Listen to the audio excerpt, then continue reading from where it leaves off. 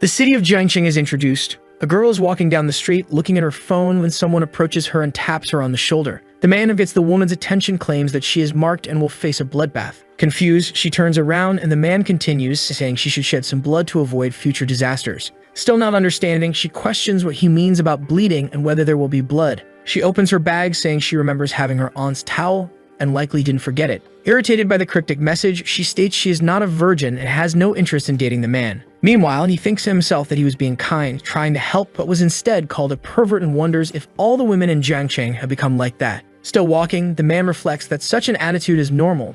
After all, mortals are everywhere, and it's natural for them not to believe. The story shifts to explain the young man's life, revealing he was born into the Yi family. Although he faced bullying from classmates, his family was very happy. However, everything changed 5 years ago. When his father tried to save a girl, he offended a man from the capital. A few days later, during a banquet at the Cloud Lake Villa, everyone in the family was annihilated, leaving him as the sole survivor. Additionally, none of the family's friends, uncles, or close associates did anything about the situation. The boy appears visibly furious and declares that he will kill someone. He is seen running toward another man, making threats to kill him. A sword is thrown at him, but it shatters into pieces. Maliciously, the other person mocks the boy, saying he doesn't even know what the Yi family is and could destroy it with his own hands. Continuing his story, the young man recounts that, if it weren't for his mother pushing him into Qian Lake, he wouldn't have survived. However, he was saved by a master and taken to Kulin. Now with the mission assigned by his master, Yi Chen is back in the city. He vows to settle all blood debts. Suddenly, something happens and many people fall to the ground, saying they can't move and feel weak. The boy realizes he accidentally affected innocent people and stops releasing his power. The nearby crowd begins questioning what just happened. They remain confused, asking if they felt some kind of strange aura.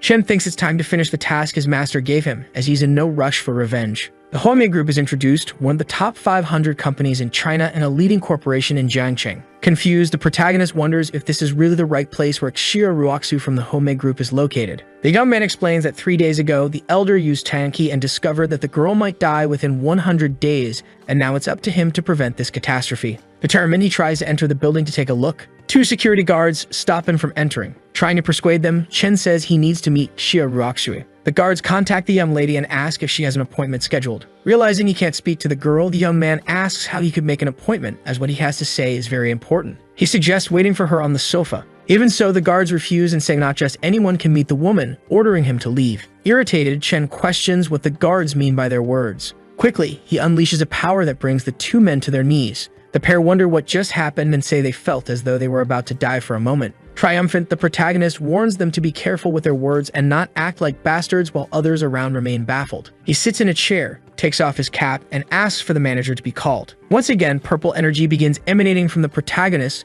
leaving people slightly shocked. Everyone wonders what is happening. Armed police approach and call for the boy. The head of the security department steps forward and asks if Chen has considered the consequences of the chaos he caused. Still very annoyed, he explains again that he is simply looking for Miss Xia and asks not to be interfered with. Frightened, the head of security wonders what's wrong with the boy as he feels the young man could easily kill them all. Wanting to resolve the issue, the man says the woman is not on the premises and asks for his contact information to be left behind. Confused, the boy realizes there's nothing he can do since the woman is not present. Even so, he decides to sit and says he will wait for the girl's return. Trying to keep his job, the security guard thinks he cannot let a dangerous person stay there. He orders the police officers to advance. A person appears, shouting and ordering them to wait. With purple hair and an imposing presence, a woman enters the scene. She states that she will handle the situation. The other employees wonder who the woman is, and she is introduced as Sun Yi, the company's director. It is mentioned that the only person who can rival her in appearance is Miss Xia Ruoxu. Trying to warn her, the head of security says it is dangerous,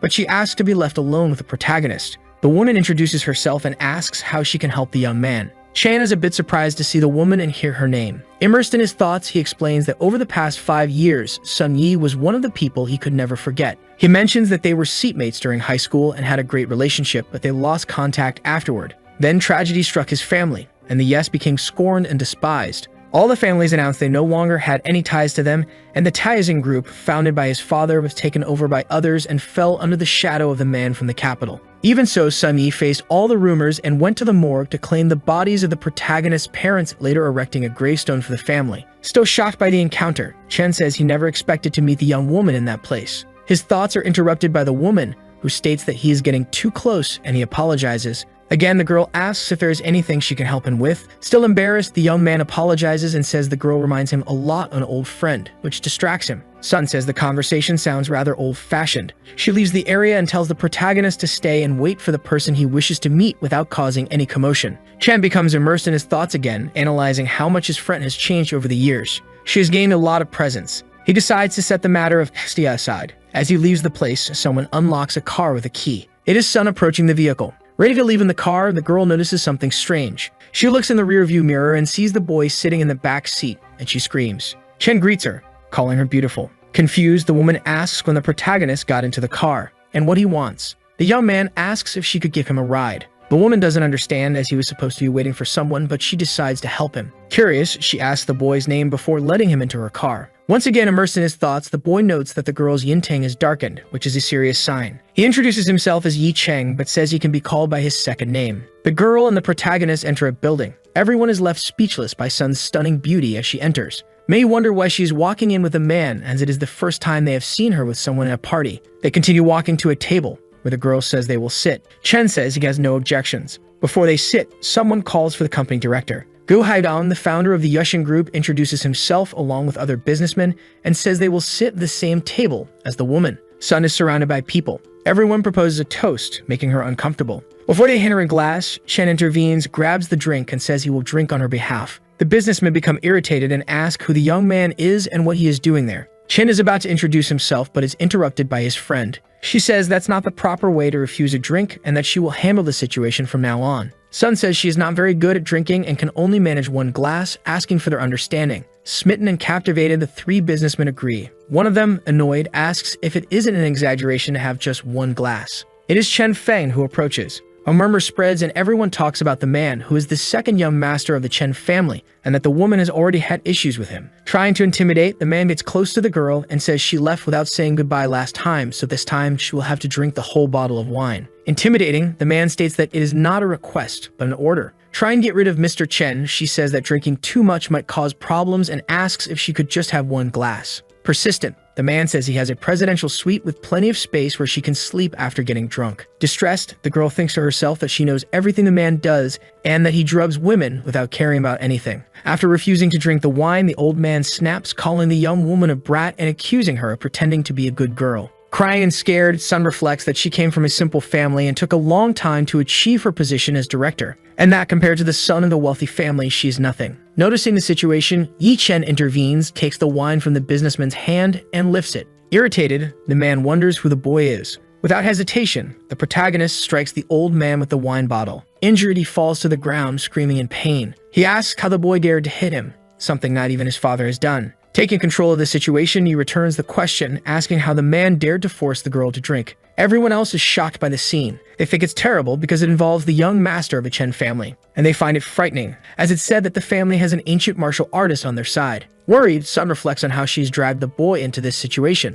She apologizes and says she will drink all the wine that night, claiming Yi is her friend and asking them to let him go. Getting up furious, the businessman Chen says the girl has no right to make conditions, that the boy is also in danger, and that he will die. Something happens that causes the old man to widen his eyes and scream about his testicles. He falls to his knees on the ground with his hands between his legs but continues screaming that he wants the boy dead. He approaches, touches the man's forehead, and asks who is supposed to die that day. Mocking, he asks which of the two will die first while pushing the man's head toward the ground. Someone steps in and orders the situation to stop. The gray-haired man says to let the other man go. Accompanied by security guards, the older man remains still observing the scene. He shouts again, ordering them to let the businessman go. Everyone comments that it's the head of the Chen family known as Zhengguo. The old man beside him exudes an immense aura, being a legendary and ancient martial artist. Sun becomes even more worried while Feng calls for his father's help. Realizing she's in trouble, the girl wonders how she could save her friend from this situation. He decides to release the man. Quickly, he observes the old man as Feng runs toward his father and their group of friends. He wonders if the bearded and mustached man is what they call an ancient Chinese martial artist. Crying to his father, the man says he was kicked in the testicles and demands revenge.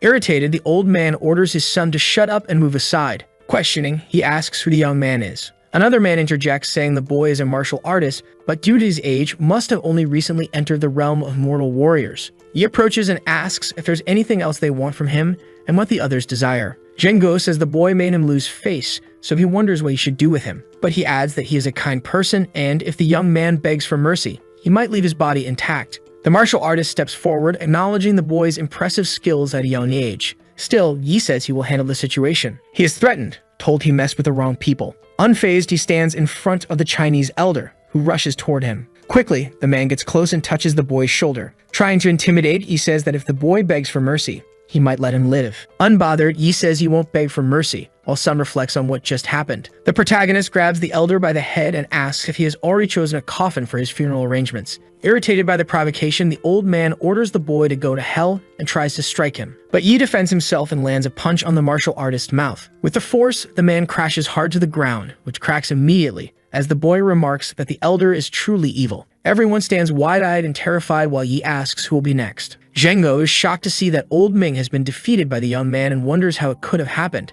Getting up from the ground, the martial artist asks who the protagonist is and makes a comment about his cultivation. Calmly, the boy considers answering who he is, but he returns the question, asking if Ming is worthy of knowing. A loud noise fills the room. People cover their ears and wonder about the source of the scream and what is happening. Approaching the leader of the Chen family, the protagonist asks if he is Zhengguo. Trembling with fear, the man cannot form a sentence while being confronted by the boy. Still staring and contemplating his next move, the boy recalls that the Chens also played a part in the tragedy that befell his family. A shot rings out, ordering someone to stop the boy. The guards approach, and the elder says the young man will not want to do this. Quickly, the men in black move to grab the protagonist. The group of men attempts to seize the boy. With a single punch, Yi disperses the group, sending them flying. Confident, he says that ordinary people cannot do anything against him. Realizing the dire situation, Zhengguo begs for forgiveness, admitting fault for failing to properly educate his son. Hearing those words, Yi says he is sorry, but it is time to collect the debt. Someone orders him to stop. Another man approaches and again commands both to step back. Analyzing the scene closely, the person notices he is dealing with Zhengguo and cannot understand why he is on his knees. Old Chen celebrates, thinking he is saved. Still confident, Yi states that even though he is a martial artist, he is worthless before the authorities. Looking more closely at the situation, the man notices that old Ming is also lying on the ground. He is astonished seeing everything the boy has been capable of doing. Yi approaches Zhengguo and grabs him by the hair. Reporting to the police officer, he explains that the man attempted to assault a woman but was fortunately stopped. Even so, the officer orders him to let go, threatening to shoot if he does not comply. It is revealed that the officer is actually a woman, and the protagonist finds it impressive. Once again, he says it is a personal matter and that it would be better if the officer stayed out of it. Still trying to control the situation, the policewoman orders him to raise his hands and says it is the final warning while pointing a gun at him. Frustrated, Yi wonders what the problem is and if they do not have anything better to do. Sun grabs her friend's hands. She apologizes and says he will stop. Approaching her friend, she gives orders for the conflict to end while the boy remains confused about her reasons. Directly, the girl says that if it does not end here, she will stop the young man herself and asks him to listen and do as she says.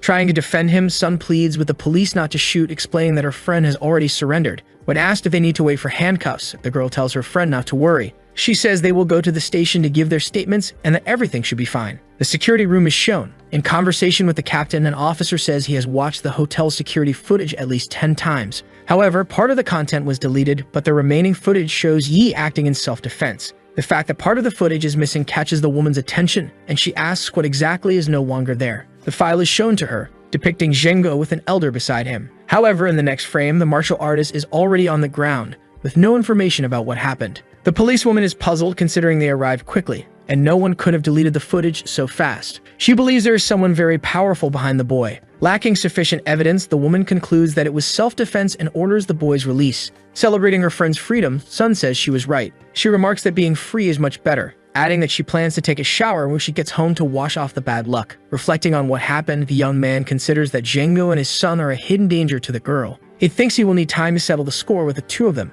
Meanwhile, Sun observes her friend and states that she feels he has a dangerous and indescribable aura. Noticing the girl's gaze, he asks why she is acting that way. Trying to disguise her thoughts, the young woman says she was thinking about taking her friend home and asks where he lives. He explains that he recently arrived in the city and, having not found a place to stay, will have to sleep in the park that night. With sympathy, she suggests that he sleep in her house and says she has an extra room. The boy's thoughts are overwhelmed with possibilities and he hesitates to accept. Impatient, Sun asks again and her friend agrees. Even though she lets the pair leave, the policewoman remains thoughtful about what happened, considering that the Chen family's bodyguards are all special forces soldiers. She can't understand how they couldn't defeat the boy. Realizing she can't handle the situation alone, the woman decides to call her older brother for help. She says she will send him a video and needs his help identifying a person. The mountains of Siberia are introduced. The policewoman's brother is working out and thinks that she is always restless about the family business and constantly needs his help to solve problems. But at least he is the captain of the Dragon's Spirit Command unit and not just a simple policeman. He grabs the tablet and decides to take a look at what his sister sent. Watching the security camera footage, he remarks that it's shameful for a group of Special Forces veterans to intimidate a boy. Looking more closely, he wonders if one of those people is an ancient martial artist. Seeing the boy up close, the brother concludes that he's not an ordinary martial artist. He quickly calls his sister and says he wants all the information about the video as soon as possible. An apartment is shown. Sun comes out of the shower, says she's finished, and tells Yi he can go wash up. Assessing the situation, the protagonist thinks that the woman is really very carefree. He goes in to take a shower. While cleaning himself, the young man reflects that he was saved 5 years ago by his master and thought it was a blessing, but it turned out to be the start of a nightmare. On the first day, without explanation, the old man locked him in a cage with a hungry tiger to fight. Surviving, he was promoted. Then the old man taught him to cultivate. After that, he was taken to dangerous places to face deadly challenges. The young man faced death head-on several occasions. Endless rage and hatred were what kept him alive until now. Finally, he explains that he will find everyone who participated in the meeting at Yunhu Villa back then. In conclusion, he threatens that they will all pay dearly. Meanwhile, in the kitchen, Sun reflects that she has no other clothes for the boy to change into. Talking about clothes, she realizes she forgot to hide the underwear she had changed out of. Panicking, she exclaims that her friend must not see them. Quickly, she opens the bathroom door, asks Yi to step out, and says she needs to grab something, but she's interrupted. Without clothes, the young man stands in the bathroom and asks what she needs. Embarrassed, the girl is left speechless, while the protagonist asks if she couldn't wait until he had something on. Blushing with shame, Sun says she's leaving and apologizes, insisting she didn't mean to take advantage of him. She lies on the bed, repeating to herself that she saw nothing. On the other side of the door, he tries to understand what happened and reflects that the girl probably won't leave her room anytime soon. But he has other matters to handle, eliminating evil at its root. The Chen family villa is introduced. Zhengo sits at the table, visibly irritated. His son asks him to stop trembling, saying it's scaring him. Harshly, the man hits his son and says that if it weren't for him, old Ming wouldn't be gravely injured. Trying to defend himself, the boy says they still have his grandfather in the family. Even so, Zhengo says he doesn't feel safe and won't rest until Yi is eliminated. But the next day, they will go to Mount Woi to ask for the old man's help. Feng celebrates, saying that once the protagonist is defeated, he will steal Sun for himself and torture the girl in front of his opponent. Someone approaches after hearing Sun's name and asks if the young man dares to touch her. Ken Fen becomes startled. It's the protagonist who declares that they need to talk more about what happened, while the man asks if he wants to kill him. Unleashing a power, he asks if they truly believe that, and trembling, the boy says yes. The purple light touches Feng's neck directly. The protagonist asks again if they think he wouldn't dare kill someone. Once more, he asks if the boy still believes that. Zhengo panics at seeing his injured son and says he holds no grudge for what happened. Mocking, Yi remarks that it's funny for the man to claim there's no grudge between them. He decides to ask the Chen family patriarch a question. Going back in time, he asks if the man remembers the banquet in Yunho village 5 years ago and the couple that was killed. Quickly, Zhengo realizes who the boy standing before him is. As he takes a hard blow to the face, the man says it is impossible, as the young man was supposed to be dead. Yi states he will reveal a secret. He is not an ancient martial artist, but cultivator. The protagonist continues, explaining that for practitioners like him,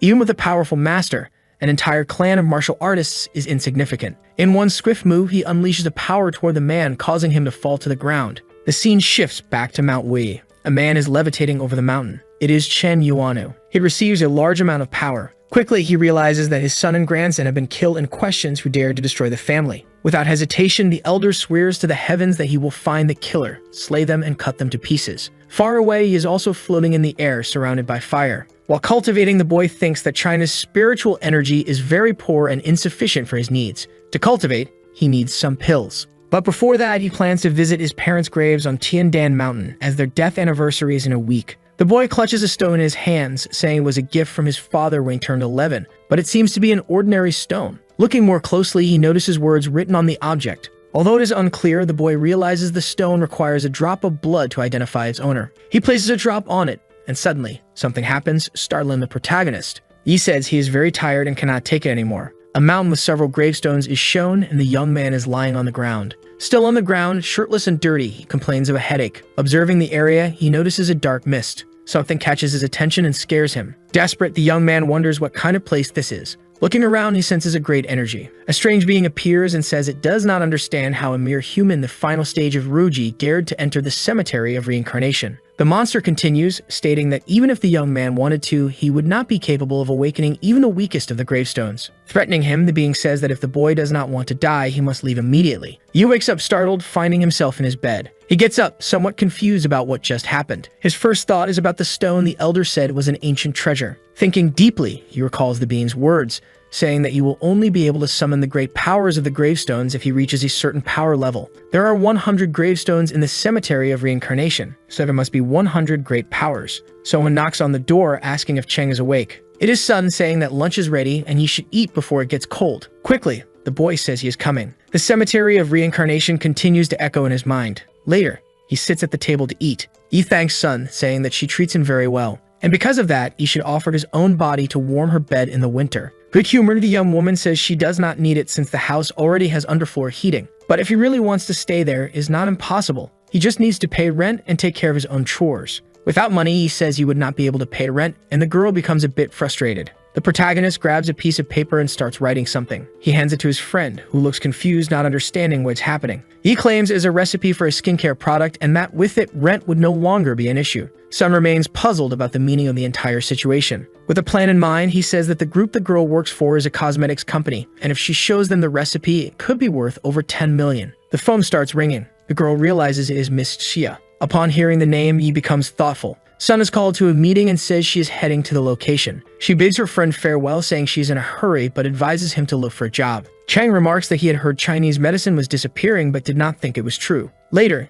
in the city center, someone is selling a marvelous bone rejuvenator, offering a 20% discount to the first buyers of the product. Additionally, the treatment promises to cure all diseases for just 100,000 yuan. It's Yi Cheng who is selling the product using a megaphone. People gather to listen but claim the young man is crazy for selling it at such an absurd price, suggesting they call the police. Realizing the risk, the boy decides it's better to move his business elsewhere and asks people to clear the way. The girl appears and asks him to follow her. A house is introduced. With pink hair, the girl says it's her house, and the boy remarks that it's very large. He assures the girl not to worry and promises to ensure her family is cured. Quickly, the girl clarifies that she didn't bring him to heal anyone. Instead, it was because of his ability to lie and deceive, to which he defends himself, saying he's neither a liar nor a fraud. Moreover, the young man explains that he doesn't have time for games and suggests the girl find someone else. However, she hands him a card with 100,000 yuan. With the money in hand, the boy agrees to do whatever the young lady wants. She explains that her father is very ill. He has only a few days to live, and she fears her mother might do something irrational if the worst happens. The girl asks the boy to take her father to a doctor and pretend they're going to the mountains before he dies, helping her mother cope with the loss. Yi thinks this isn't the proper way to use him, but since he's already there, it's a different matter. The protagonist accepts the mission and promises to complete the task successfully. Laughing, the girl says if he hadn't agreed, she would have called the police. Someone opens the door and asks if the young lady has returned. The person questions whether she brought strangers into the house, but the girl assures them there's nothing to worry about. Both head to the girl's father's room. She introduces herself as Jiojia and says she just got back. Li Cheng assesses the situation and realizes no medicine could save the old man. The girl cries as death's energy has completely filled the old man's chest, and once it reaches his head, not even an immortal could save him. Explaining the situation, Jiojia says her father was diagnosed with advanced lung cancer and Dr. Q stated he only had a few days to live. Holding the protagonist's hands, she pleads for help and promises to support him financially. A woman approaches, it's the girl's mother. She asks if it's true that the girl's father doesn't have much time left. Jia is upset, as she had agreed with the doctor not to tell her mother about her father's condition. Shen Menglong appears, saying she shouldn't have lied to their mother. The man claims he has already organized the funeral and promises a proper burial for their father. Jia revolts, saying he had no right to act that way. Coldly, Menglong says he can't stand seeing their father suffer anymore and won't mistreat his sister once he takes on the family responsibilities. Crying heavily, the mother says she can't survive without her husband and will die alongside him. Yi quickly realizes what's happening. When Haiyue dies, the inheritance will be divided and the brother intends to kill his own mother. Furious, the girl asks if her brother wants to kill their mother and accuses him of not caring about their sick father. An argument erupts between the two and the brother threatens to rip his sister's mouth off. To defend the girl, Yi punches Menglong in the mouth. The young man falls to the ground. The mother is shocked by the scene. Intervening, the butler asks who the boy is and if he knows that the man will be the head of the Shen family in a few days. Cheng raises his fingers and says he can save the patient if they pay him 100 million. Everyone is deeply saddened by the patriarch's condition. Desperate, the mother asks if the protagonist is truly the right person to save Haihua, and Jia reassures her, saying she's known the boy for a long time. Angry about the situation, Menglong doesn't believe the story and accuses his sister of hiring a fraud to divide their father's inheritance. He threatens the girl, saying it will be her fault if their father dies and that he will send Chang to jail. The protagonist observes the old man lying on the bed at death's door. With all this energy, the boy says the old man is lucky to have found him, and that the master taught him a technique that can heal the old man and bring him back from the brink of death. Activating his powers, the boy calls upon the spirits and monsters of heaven and earth, commanding them to begin healing the elder. Chang continues chanting words while Haihua is enveloped by purple energy. Quickly, the old man begins emitting power from his eyes, mouth, and nose, and the protagonist realizes the death energy has been blocked. However, there remains one vein, and if the boy can block it, he might save the elderly man's life. The immense energy continues surrounding the elder as Chang maintains his affirmations. Suddenly, the death energy completely leaves the man's body, and the protagonist commands it to shatter. With his hands extended, he releases another surge of great power. Floating in the air, the old man expels all the energy from his mouth, nose, and eyes. He collapses back onto the bed. Exhausted, the protagonist reflects that he didn't expect to expend so much energy saving the man and realizes he needs more practice. He leaves the room and informs the family that the elder should wake up soon, shocking everyone as they see he truly saved him. Chang tells them they can see for themselves what he has done and asks for the payment, which is handed to him via a card by the family matriarch. Disbelieving, Menglong tells his mother it is impossible for the elder to be healed, as he got terminal cancer and it doesn't make sense. The protagonist explains that he has saved the man and that the 10 million is his payment for the service, but the boy insists on seeing the results first. Determined, the protagonist forbids the boy from entering the room and says the elder will awaken, but only in 3 days. Gripping and pinning the boy down, Chang twists his arm and slams him to the ground. He holds up the card, declares he will take the money, and asks them to call him in 3 days. He mentions he will need to administer medicine to Haihua. Menglong grows furious, claiming that a bastard not only assaulted him but also stole his money, and threatens to call the police. Jia glances to the side and something catches her attention. Suddenly, the father rises and walks out of the room, leaving everyone in shock. Desperate, the brother cannot comprehend how this is possible. Haihua asks where the doctor who healed him is. He calls for his wife and daughter, thanking them for the miracle, and saying he feels much better. The elder remarks that his son has done many good things recently, all for the family's safety, but that he surprises everyone by saying he knows exactly what the boy has done while he was ill and declares he will not give him a single cent, and that if not for the doctor, the son would have let him die. Meanwhile, at the Home Group building, a meeting is underway and everyone is concerned as the company's shares are plummeting, which poses a major problem. They worry about the future of the company, knowing it will go bankrupt unless they launch something innovative. Sun approaches the meeting room and overhears the discussion. While everyone debates what to do, the girl remains deep in thought. Pensive, Yi continues searching for a solution for the company. Suddenly, she feels something in her bra and remembers the note left by Yi Chang earlier. She cannot understand how the note ended up there, but it mentions something about a beauty pill. Reading it, the young woman decides to dismiss it, thinking the product formula might be worth around 10 million. Someone sneaks up behind her and grabs the note from her hand. A woman in a red dress seizes the note and asks what the girl was hiding in her bra. She reads the note and questions what this beauty pill is supposed to be. Annoyed, Sun demands that Suna return the paper, but the woman mocks her, saying the note was given by a fraudster yet is being treated as a treasure. Mocking further, she asks if the girl slept with someone to get it. Sun decides to confront her, accusing Suna of being the one who sells her body and orders her again to return the paper. But Suna refuses, saying she will throw the note away and begins tearing it up. Sun is left speechless and unable to respond. After a moment of silence, she decides to yell, declaring that the woman cannot intimidate people like that. And even if it is just a piece of paper, it still belongs to her, and she slaps her opponent. The argument between the two escalates as the other executives watch, growing concerned about what is happening. Both Sun and Suna begin pulling each other's hair and shouting insults while fiercely arguing. One threatens the other with death while the remaining associates try to break up the fight. Suddenly, the door opens and someone walks in. The blonde young woman observes the scene and calls out to the two girls who were fighting. It's Shiruakshu, the company's president, who is furious about the argument.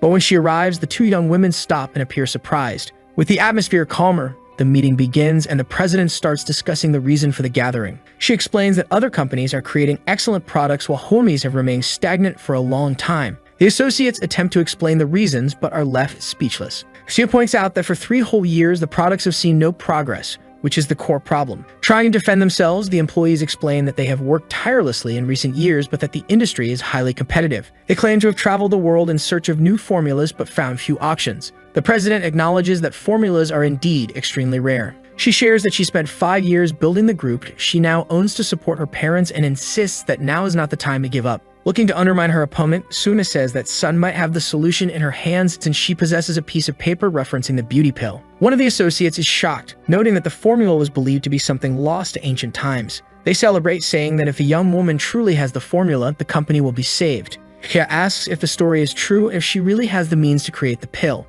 Embarrassed, the young woman says no and that it's just something someone wrote down. Even so, the president asks to see the paper. She hands it over, torn into pieces, and apologizes, saying it was just a joke from a friend. Confused, the associates question how such a valuable formula could have been written on a mere piece of paper. Suna celebrates having made the other young woman look foolish. Suddenly, one of the associates interrupts and asks everyone to wait a minute while grabbing a piece of the paper. He examines the scrap and says it's something real. The meeting continues. Completely furious, the man claims he saw Suna tear the paper and accuses her of being responsible for jeopardizing the company, as the formula was urgently needed. Beside himself, the director yells that the woman should no longer remain in the meeting room, and that, if they can't recover the formula, she will face legal consequences. Trying to defend herself, she says she didn't know it was real and didn't mean to do it. Everyone becomes desperate upon realizing that the formula was indeed genuine and that recovering it could lead to many new products. Without wasting time, Sia orders everyone to help Director Sun collect the pieces of paper to recover the recipe. Someone calls out for Suna.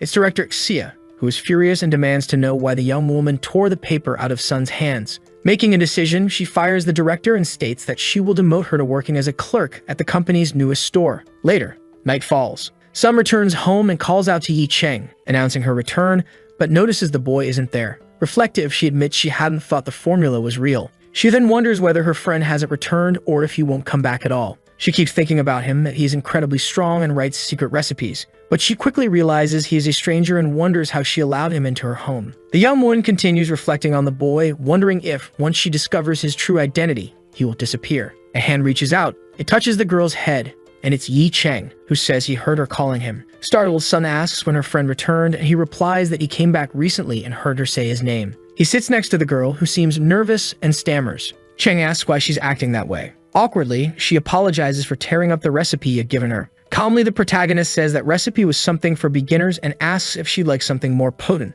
leaving her shocked by his words. Tired, Yi announces he's going to bed early, but Sun interrupts, saying she has something to ask. He decides to listen but repeats that he's very tired. Quickly, she says she remembered meeting him when he wanted to see Mr. Xia, and that, coincidentally, the woman stated after the meeting that she also wanted to see him. Disgusted, the boy says he's unavailable. Sun doesn't understand and points out that he even offended the entire security department just to see the woman. He doesn't understand and comments that he was ignored the day before, but now the woman wants to help him. The girl tries to explain, but Cheng agrees to meet Xia. However, he says he will decide at the moment whether or not to meet the company's president. Tired, he shuts the bedroom door, says he's going to sleep, and that they'll talk the next day. Elsewhere, the phone rings, and it's Sun Yi on the line. Mr. Xia answers and asks what Yi said about the matter. She is informed that she should personally go and meet the boy. She says it's not a problem and that she'll think about it. But in the meantime, she asks her friend to keep an eye on the boy. Thoughtfully, she finds it interesting that the protagonist caused a scene at the office and is now behaving this way. The next day, at dawn, a meeting hall is introduced and Yi stands before it.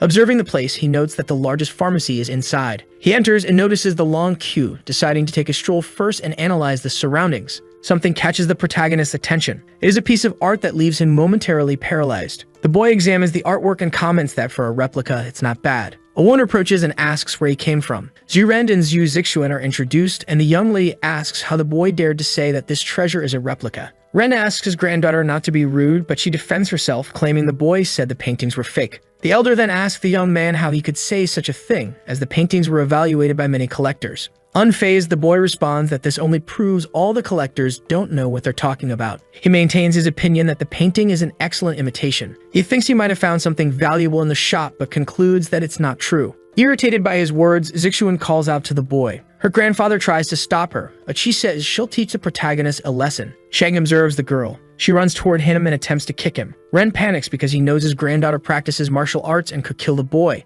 As she attempts the kick, Cheng catches her foot in midair. He mocks her, asking if that's all she can do, while Zixuan believes it's impossible that she was stopped. He continues holding the girl's foot, and she calls him a pervert for holding onto her for so long. Without hesitation, the boy throws the girl to the ground. The protagonist comments that he never expected to encounter a martial artist there and remarks that her art is more suited for men than women. Zixuan becomes even angrier and vows not to let him leave the place. Her grandfather asks her to stop. She tries to argue, but Ren interrupts, saying the boy just blocked her kick, which is astonishing. Undeterred, she tries to justify herself, claiming she was caught off guard. He decides to ask the young lady a question. He inquires if she uses true Kai in such a way as a great energy emanates from his back. With the force, the girl falls to the ground, finding it impossible to believe what she's witnessing. Quickly, she tells her grandfather to run, realizing the boy is very dangerous. But Rend apologizes and explains that his granddaughter doesn't recognize danger, adding that she's still just a child. The elder asks Zixuan to quickly apologize to the boy. He then requests that the young man explain why the painting is fake, as he sees no clues.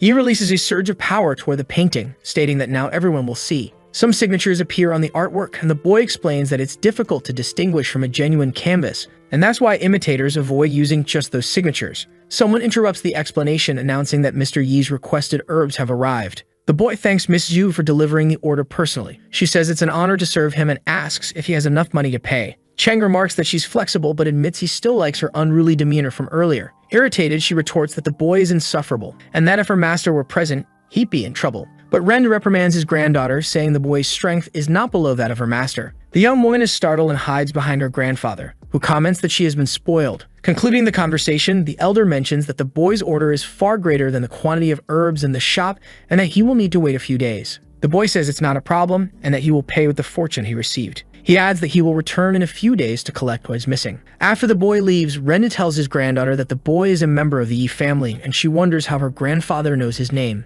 But the old man thinks that if he really is who he claims to be, the city will no longer know peace. Cheng walks through the city thinking that the anniversary of his parents' death is approaching. He decides to make some preparations. However, he believes there is a mole that needs to be dealt with first. At the pharmacy, Zixu is incredulous that the boy is stronger than her master. But her grandfather corrects her, saying that he's far stronger than the master. The young woman is even more shocked. Ren begins to explain what the boy represents and that for people like him, ordinary humans are nothing more than ants. Even so, the girl doesn't believe it and asks how someone as young as her could be a great master. Once again, her grandfather corrects her, saying that he is not a great master but something far more terrifying and that the Zhu family cannot afford to be his enemy. In the street, a man follows Yi and assumes he's the doctor Mr. Shen is looking for. He thinks that if he follows him properly, he might earn the reward. Cheng enters an alley, and the pursuer wonders if he's been discovered. Looking around, the man is confused as Yi has disappeared. As he questions where the boy went, he doesn't notice he's suddenly descending from above. The protagonist touches the pursuer's head and asks if he was looking for him. Irritated,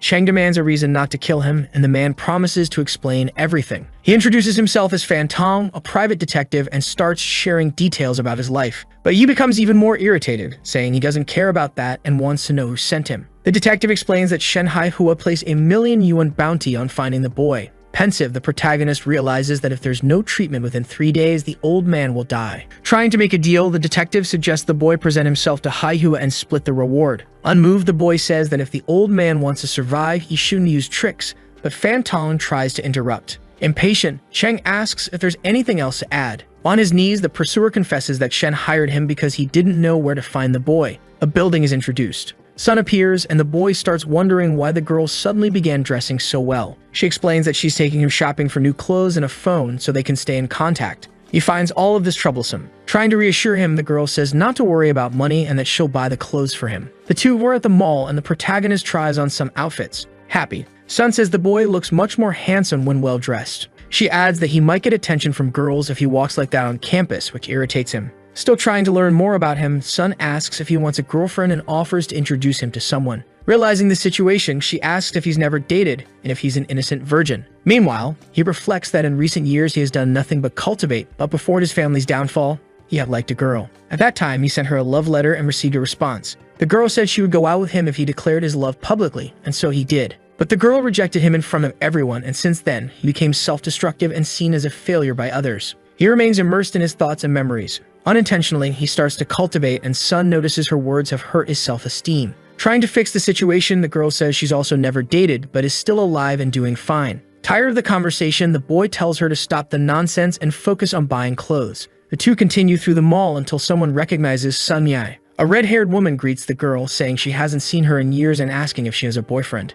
Quickly, Cheng recognizes the pair. Mockingly, the woman remarks that Sun's taste hasn't changed as she used to hang out with Yichen in school, and now her boyfriend is still poor and unsuccessful. Looking closely at the boy, the woman says he seems familiar and resembles the loser from the Yi family. The man accompanying her says he doesn't know the story and asks them to tell it to him. The girl explains, concluding that the boy never returned to school and later his family was exterminated. Those words stir Cheng's thoughts, and he begins cultivating again. Irritated, he says he'll make the woman remain silent forever. Noticing this, Sun grabs her friend by the arm. She asks him to let it go and suggests they continue shopping for clothes, but the woman doesn't give up and keeps provoking, calling the pair poppers. She then tells her companion that she also wants to buy clothes. As they leave, Yi remarks that he could have dealt with the two, but Sun reminds him of the police station incident a few days ago. The two come across a suit that seems to fit the boy perfectly. A saleswoman interrupts them, saying it's the best jacket in the store, priced at 360,000 yuan. Thoughtfully, the girl reflects that she only has 300,000 on her card, so she tells her friend the outfit doesn't suit him that well. Overhearing their conversation, he soon appears laughing, saying the young woman doesn't have the money and doesn't need to make excuses. Sun tries to defend herself, saying that if she's going to pay, it should be for something that matches. Hin continues mocking the situation and mentions the illness of the girl's brother, prompting her to step forward angrily. The woman says her best friend is Chu Shuran and that if she's attacked, her aggressor won't be able to stay in Jiangcheng. She keeps provoking, daring Sun to hit her. Before Sun could do anything, Yi intervenes and slaps the woman, causing her to fall. The boy resumes cultivating and says the woman was right in wanting to stay silent forever. Everyone is shocked by what just happened. Getting up from the ground, the woman asks how the boy dared to hit her and if he knows who her best friend and boyfriend are. Cheng says he doesn't care to know. Filming the incident, the boyfriend intervenes, claiming to be the CFO of the Baiman Group, earning 5 million a year. The protagonist simply thinks that it's extreme arrogance. At that moment, Shen Haihua enters the shopping mall, talking with his son. Noticing the situation, he intervenes, asking who is using the name of the Baiman Group to pressure Dr. Yi. Shocked, the man doesn't know what to say to the company president. Sun doesn't understand why someone so important would be there and fears that if they support Hin, the consequences could be unimaginable.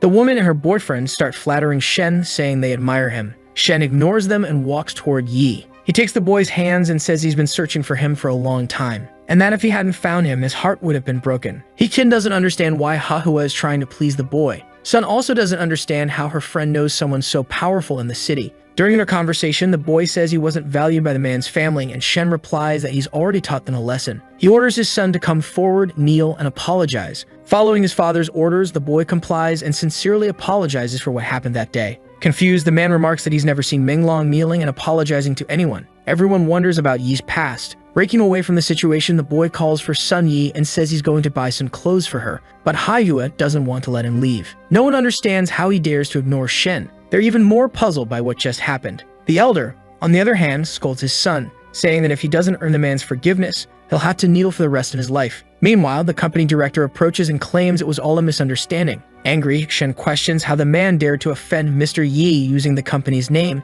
declaring that as of today, he's fired. Haihua thinks his life is in the boy's hands and fears death. Hikin realizes she has offended a great man and tries to make amends. Elsewhere, Sun celebrates the clothes the boy bought for her, wondering how he managed since he had little money. Even so, she thanks him for the gesture. He thinks the girl only chose discounted items, believing he had no money, and he concludes that she's a good woman. At the mall exit, Shen reappears and asks the pair to wait for him. Carrying many gift boxes, the elder asks if they had fun shopping. The boy asks what the man wants from him, and the elder says he's there for Sun. He says he's sorry for the insults the young woman endured and asks her to accept the gifts as an apology, leaving her embarrassed. Upon inspecting the gifts more closely, she realizes they are the clothes she liked but didn't buy because of their price. Cheng notices that the old man is trying to win over the girl to get closer to him, and he finds this interesting. Quickly, the boy calls out to Haihua. He states that he will give the man one last chance and that at exactly 9 a.m. he will be at the Shen family's house, where he can either save or end the man's life. Grateful, the old man says it will be an honor to assist the young man. A mansion is introduced.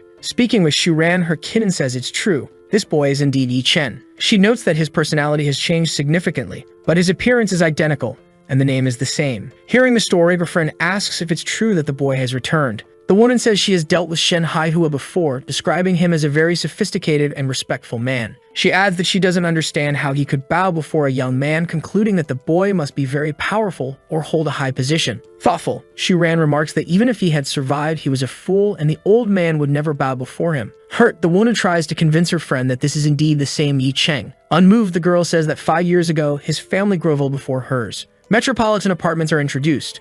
There are many gift boxes on the floor. Sun asked her friend when he met Mr. Shen, remarking on how incredible the situation is. Noticing his friend's joy, the boy smiles. The young woman asks again if Cheng is sure he doesn't want to meet Shir Roxu. To convince him, she says the woman is very beautiful and that she doesn't understand how he can resist, but he gets irritated and says he's going to watch TV. The news reports that 2 male bodies have been found in a mansion. The victims have been identified as Chen Zhengo and his son. Chen Feng and the crime is considered premeditated murder. Hearing this, Sun is surprised by the story, but Yi interrupts, saying that death is normal. The boy continues, stating that he's a great killer. Sun asks him not to say such nonsense. Turning away, the girl says she's going to try on some clothes and leaves. He becomes reflective, remarking that nowadays no one believes the truth anymore. He goes out at night, stating that he needs to get some supplies from a Chinese pharmacy to practice during the night. Something catches his attention.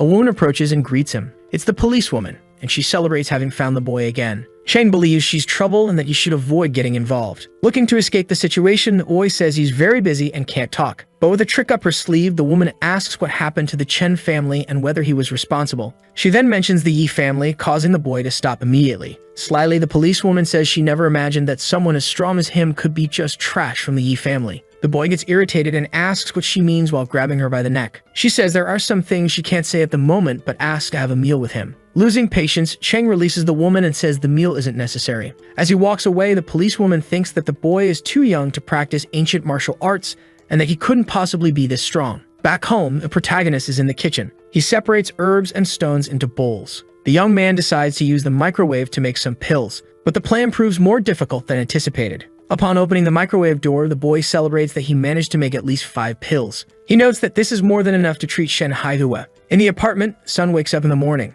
As she opens her eyes, she notices something. He is leaving the house and she asks where he's going. Quickly, the boy replies that he's going to save lives and tells her to call him if anything happens. As soon as he leaves, the girl says her friend talks a lot of nonsense, insisting he's far from being a doctor, though she admits he might actually be good at it. She reflects and recalls that the anniversary of the Yi family's death is approaching and she'll spend it alone again. Sad, the young woman begins to wonder why the family was destroyed. Uncle Yi was fair and Yi Chen was also kind. Far away, Jiojia approaches a location. 2 men exit the building, commenting on the girl and wondering if she's waiting for a man or a woman. One of them concludes that a woman like her would never lower herself to waiting for a man. He appears and tells them they're wrong, and that the girl would never be there waiting for them. Trying to defend themselves, the duo claims one is called the Little Prince, while the other boasts about having won over many girls in games. Angry, they ask who the boy is and what he's thinking. Mocking, the boy says Jujia is waiting for him. But the 2 men doubt it, believing a girl that beautiful wouldn't pay attention to a loser. Noticing a man's presence, the girl calls out to Mr. Yi. She approaches and says she's been waiting for him for a long time. The protagonist apologizes for being late, while the girl repeats that she's been waiting for him. She asks if the young men are Yi's friends. He denies it, and she warns about the danger of strangers in the area. The 2 young men feel embarrassed, realizing they've been fools.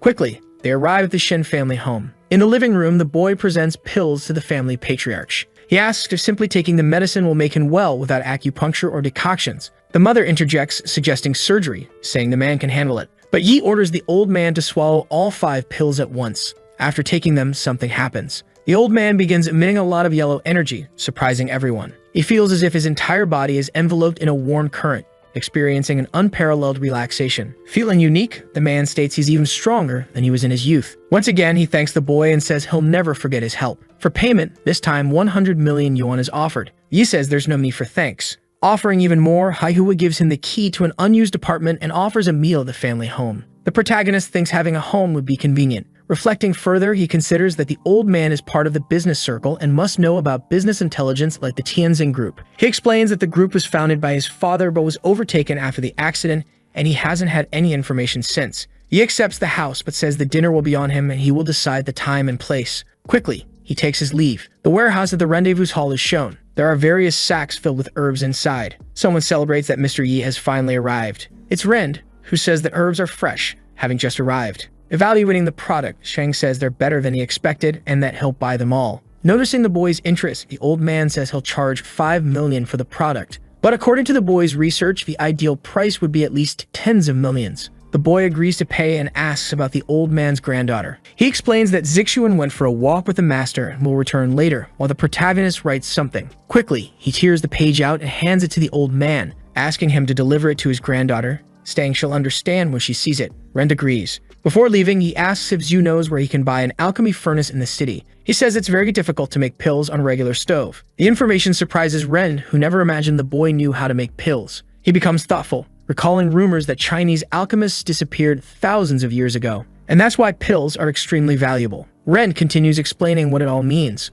Quickly, it dawns on him that the herbs purchased are for alchemy, making them worth more than he could have imagined. But brushing off the questions, Cheng claims he doesn't know how to refine pills and just likes collecting furnaces. The old man mentions an auction and the boy agrees, saying he'll go when the time comes. Hours later, Zixuan returns. Ren asks if his granddaughter caused trouble for the master. Irritated, the girl says she's not that type of person. The elder mentions he asked her to apologize to Yi Chen, but she ran away, which makes her even angrier. The master, upon hearing about greater power, corrects the girl, saying there are powerful people elsewhere in the world. Tired of the conversation, Ren says he won't argue with his granddaughter and hands her the note Yi gave him. Confused, the girl says she can't read it. She throws the paper, saying the handwriting is ugly and that she won't read it. As the paper flies, the master grabs it and wonders if it could be beneficial for Zixuan. Glancing at the sheet, he is certain the handwriting belongs to a master. Desperate, he calls for old Zhu. He asks to be introduced to Yi, whom he recognizes as a specialist. Ren grows concerned and asks what's wrong with the handwriting. Qin explains that the girl's technique is the Kaiyang heart method, which he developed in his youth, but it's incomplete. He continued practicing and improved the skill significantly. However, it affects his internal organs.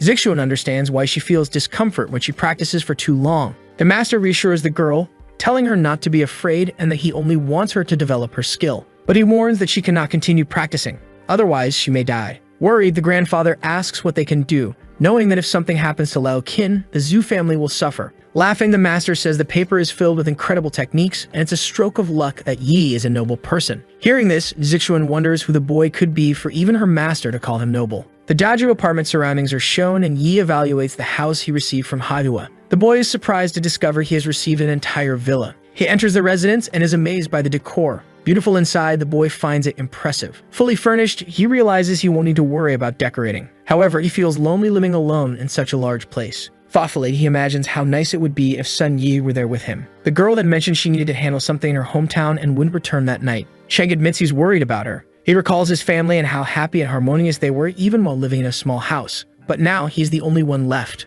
The next day marks the anniversary of his parents' death. Once again, he vows revenge for their deaths. He declares that he crawled out of darkness, reborn from suffering, and blossomed that night, all for the sole purpose of dragging their killers to the grave. The doorbell rings and he realizes the medicinal herbs have arrived. Stepping outside, he sees a large truck unloading the delivery. He celebrates being in the villa, as it provides ample space to store the herbs. Lo Zhu calls out to him, affirming that the herbs have been delivered and that the boy can contact him if he needs anything else. The master appears, and Chen quickly notices that he is an ancient martial warrior. Politely, Yi invites them all inside. But first, he asks who the master is. Without hesitation, the man drops to his knees. He thanks the master for saving his life. Zixuan is surprised by the scene and doesn't quite understand what just happened. Still kneeling, the man introduces himself as the girl's master and explains about the Kaiyang mind method. Yi grows curious about what he hears. He asks why the man addressed him as Grand Master. Confused, Lao Qin doesn't understand how such a formidable martial artist could not know what that title means. Cheng explains that he recently descended from the mountain, so he knows little about Chinese martial arts.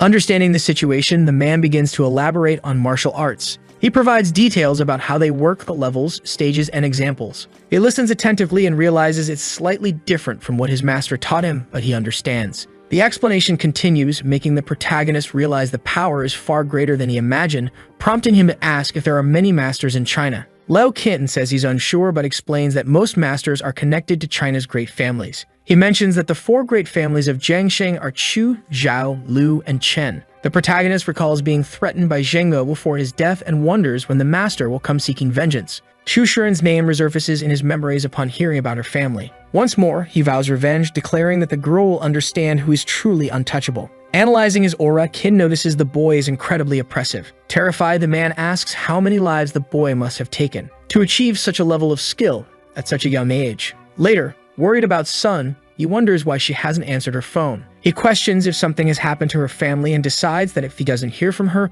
he'll go to her the next day. Feeling hungry, the boy decides to go out to eat. Looking around, he spots a restaurant owned by Wang Yuang's family, an old friend from school. With a good memory, the boy recalls that the food was incredible and that he always ate there on his way to school. He enters and notices the place is empty, though it used to be bustling with customers. Even so, the boy sits down and orders some skewers and drinks. The waitress tells him she's sorry, but they are closing and won't be able to serve him. She mentions they are moving and invites him to visit the new location. He notices the woman has a bruise on her face. A man appears, asking her not to turn away customers. He hands a plate to the boy and says he can stay. It's Uncle Wang who tells Cheng that he's their last customer, so he can eat whatever he wants. He too has visible injuries. Encouraged to eat, the boy decides to try the food. The aroma takes him back to his childhood. Suddenly, a chair is thrown in his direction, but he manages to shatter it with just his energy. He stands up and freezes in front of the broken object. Some men are standing at the door mocking the boy. However, they clarify that they are not looking for him and order him to leave. Wang realizes it's Mr. Hu. Angry, the man asks how Wang dares to serve food to customers before paying the protection fee. Afraid, Wang explains that they are closing the restaurant. He pleads for more time to pay off his debts. Without mercy, the collector accuses Wang of trying to run away, stating that he already knows the address of the new location. He threatens to destroy the restaurant if they don't pay 50,000 yuan, even warns that Wang will be killed. The collector orders Yi to leave again. Irritated, the protagonist asks if they are ordering him to leave. Noticing him, Hu asks if he's talking to him, and the young man mocks him. Confronting Yi, Hu moves toward him, but the boy slaps him across the face. The force of the blow sends him to the ground. Calmly, the boy asks if the man fell from just one slap. Enraged, Hu tells Yi to go to hell and tries to attack him. But another strike lands, sending the collector flying and leaving him stuck in the ceiling. The henchmen panic. Cheng isn't finished and calls out the other two men. He orders them to leave immediately. Otherwise, he warns he won't be so generous. Quickly, the men drop to their knees and beg for forgiveness, promising not to repeat their actions. Badly injured, Hu apologizes for the trouble and promises not to bother Uncle Wang again. Even so, Yi continues threatening them, saying he doesn't want to see their group on that street anymore. The group thanks him for sparing their lives. After the incident, the boy realizes he caused a mess in the restaurant. He regrets not making the men clean up before leaving. Mr. and Mrs. Wang recognize the boy, celebrating that he's truly alive. He is surprised that they remember him. Emotional, the couple says it's wonderful to see him again. The protagonist agrees, saying he has returned. Later, Cheng decides to go to the apartment to check if Sun is home. When he enters, he notices a young woman standing there and explains that he came because she wasn't answering his calls. Before anything else, the woman turns and he realizes it's not Sun. It's Xixia standing right in front of him, confronting him. Even so, he asks who she is. She responds that he should recognize her, as he caused quite a scene in the company's lobby. He realizes she is Miss Ruoxue and asks what she's doing there. The young woman explains that she has the key to her best friend's house, but wants to know why he's living there. The protagonist explains his situation while the girl watches him intently. Annoyed, Yi tells her to leave and discuss it with her friend at the company. But Xixia says she hasn't been able to contact her friend and mentions that Sun missed an important meeting. Cheng realizes something is wrong. Determined, he says he will go find his friend, believing she's in trouble. Ruoxu calls out to the boy, asking why he's looking for her. But he's irritated and orders her not to follow him. Outraged, the blonde says he's the first person to speak to her like that. Quickly regaining her composure, she realizes she needs to stay calm, considering the boy is strange and holds the formula. Moreover, she concludes that he could be of great help to the group. Later, he had already wandered through many streets of Jiangsheng and still couldn't find Sun on his own. He claims he doesn't want to get involved with his enemy, but will have no other choice. The Qianlong building is introduced. An unknown number calls his phone, and the man present at the location answers, asking who it is. A mysterious voice responds on the other end and asks not to be tracked. He is the one speaking and says he will destroy the man if he finds out he's being followed and demands that Sun Yi be found. The boy gives orders for the information to be delivered within 5 minutes. On the other end, the man reflects that he has kept the phone for 3 years, waiting for this call from the boy. He is referred to as the Temple Master. A few minutes later, he responds to the young man with information about Sun, stating that she was at the hospital with her brother and had to sell her car to pay the bills. Cheng feels relieved to know where she is but understands the situation is delicate. At the city's public hospital, Sun is distressed, pacing back and forth. She claims to have withdrawn all her savings and sold her car, but still needs 300,000 for her brother's operation. Crying, her parents say they can't afford it and suggest borrowing from her uncle. The young woman says she doesn't want to beg her uncles, but they are the wealthiest in the family. Someone appears shouting at the hospital. It's her uncles, and the girl thanks them for coming. They are shocked to see their niece again and comment on how beautiful she looks. Sun's father explains the situation and pleads with them to save his son, promising to repay the money. But Yangfu quickly says he has no money, claiming his business didn't prosper. This is a lie, as the man thinks it would be a waste to lend the family money. Sun tries to persuade her uncle, saying her brother will die. His wife has a plan, reminds him that he promised something to Mr. Lai. That favor would be introducing someone to the magnate. She suggests offering their niece to marry the man so she can have all the money she needs. Yangfu says he hadn't thought of that, but it's a good idea. Yan asks if Sun has a boyfriend. The girl quickly says no. Dong Kai explains there's a way to get the money and outlines the plan to introduce her to Mr. Lai. Attentively, the girl listens to everything her aunt says, but she seems completely against it. Upon hearing the word marriage, the young woman becomes nervous. The woman tries to convince her, speaking of the bright future she would have. Sun's father intervenes, saying they are suggesting he sell his daughter. Even so, Dawn doesn't give up and continues listing the pros of arranging the girl's marriage. She even uses the boy's health and the fact that he's only 14 years old to try to convince them. Saddened by the situation, the father blames himself for not having taken better care of the family and becoming wealthy earlier.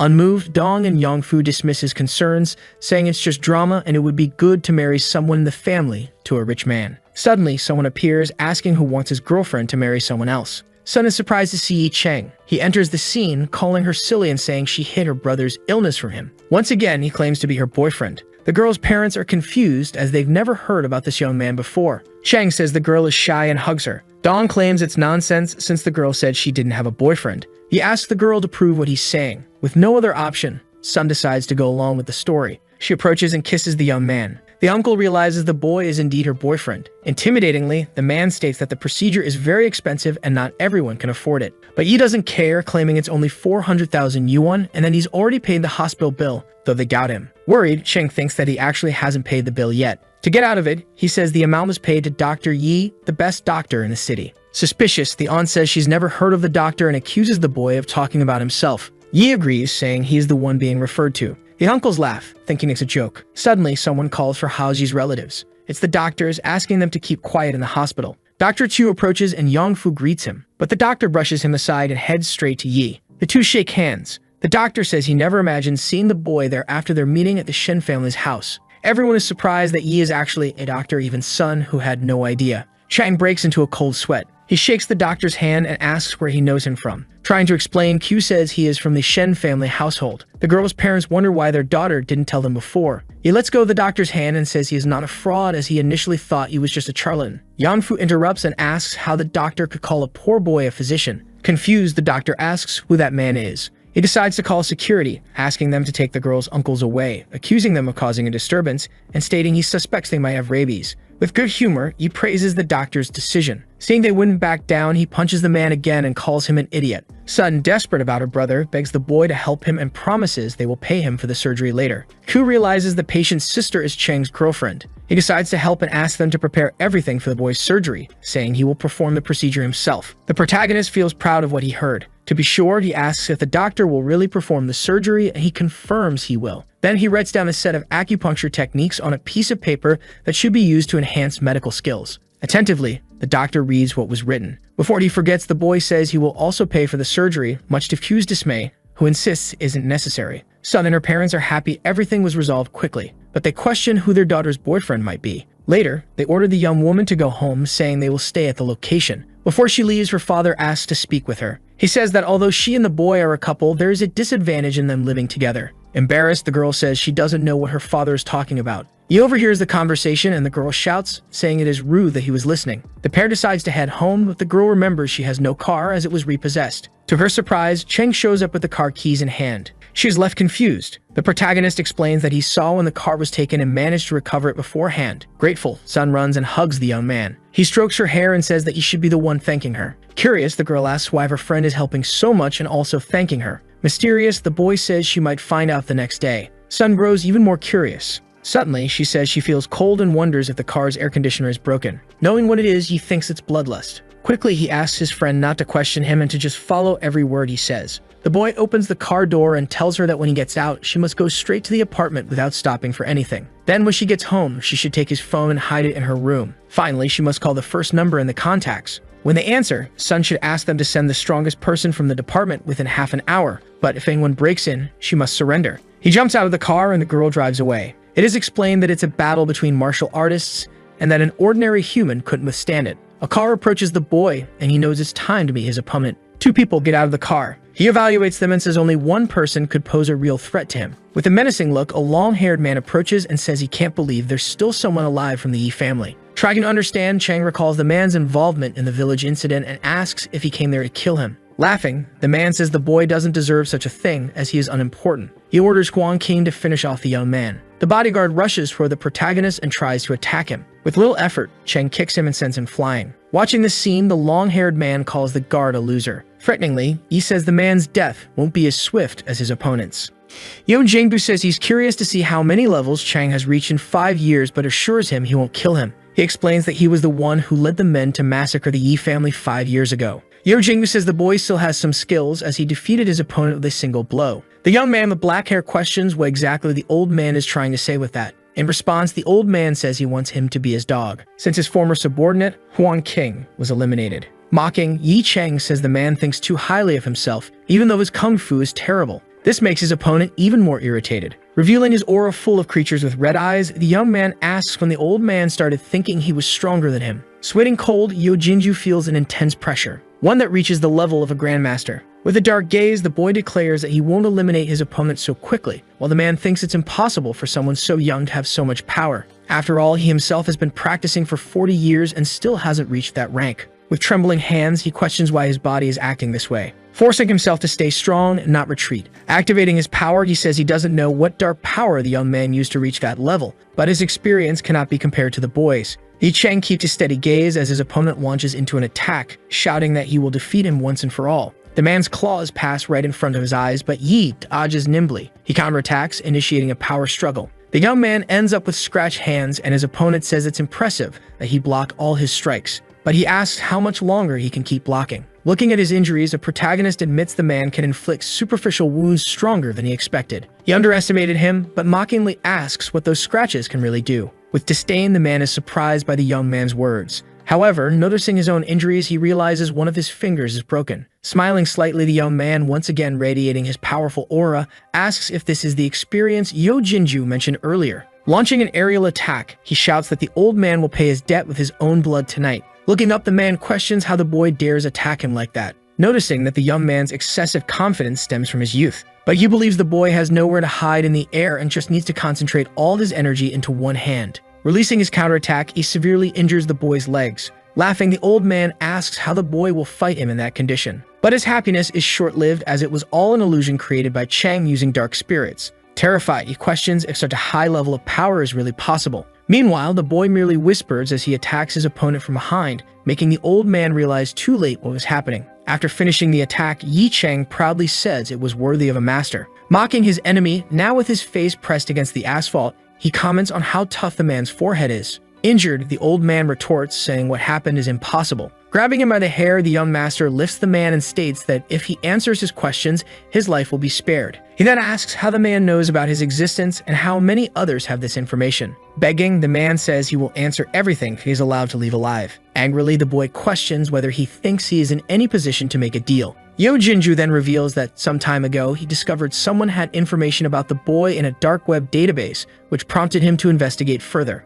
Upon checking, he noticed the resemblance between the boy and the deceased Yi Chang was remarkably high, which led him to confront the young man, as he doesn't like leaving threats unchecked. Especially because the Dragon Master said the Yi family could not remain alive. With his foot pressing against his opponent's back, the boy then asks for the Dragon Master's name, where to find him, and whether he knows he is alive. The man lets out a small laugh, but he responds, claiming not to know the Master's name and that all families, including those in the capital, must refer to him by that title, not knowing his location either. Yi Chang then asks if the man lacks the authority to speak directly to the Dragon Master. The man confirms this. Reflecting, the boy then asks if the master wanted to destroy his family because his father offended him. In response, his opponent says the only thing he knows is that the master was looking for something and the trail led directly to the Yi family. Thinking to himself, the young man wonders if what the master is looking for could be the stone his father gave him. Fearing that what the Dragon Master truly desires is the cemetery of reincarnations, which lies within the stone. Letting out a laugh, Yo Jingu, still on the ground, says that his henchmen are at Sun Yi's apartment so he cannot harm him if he wants to save her. Pressing harder on the man's head and eliminating him, the boy repeats that he is in no position to negotiate with him. The young woman, meanwhile, finds herself running breathlessly home as Cheng instructed. Suspicious, she feels someone is following her. She decides to quicken her pace to get into the apartment. Closing the door, sweaty and exhausted, she says she cannot rest yet, because she must quickly go to the boy's room and use his phone to make a call. A man answers, and the young woman introduces herself, gives her address, and says that Yi Chang instructed him to send the strongest people to the location within half an hour. Outside the building, a group of men prepares to enter, and one of them, wearing a black and red mask, says they need to be quick, adding that any witnesses spotted must be eliminated immediately. In the room, the purple-haired young woman asks if someone is on the line. Repeating what she said earlier, she urges the person to hurry because someone is coming. The man on the line responds with a simple okay and ends the call. Sun Yi then wonders if she called the police, praying that whoever is will help her.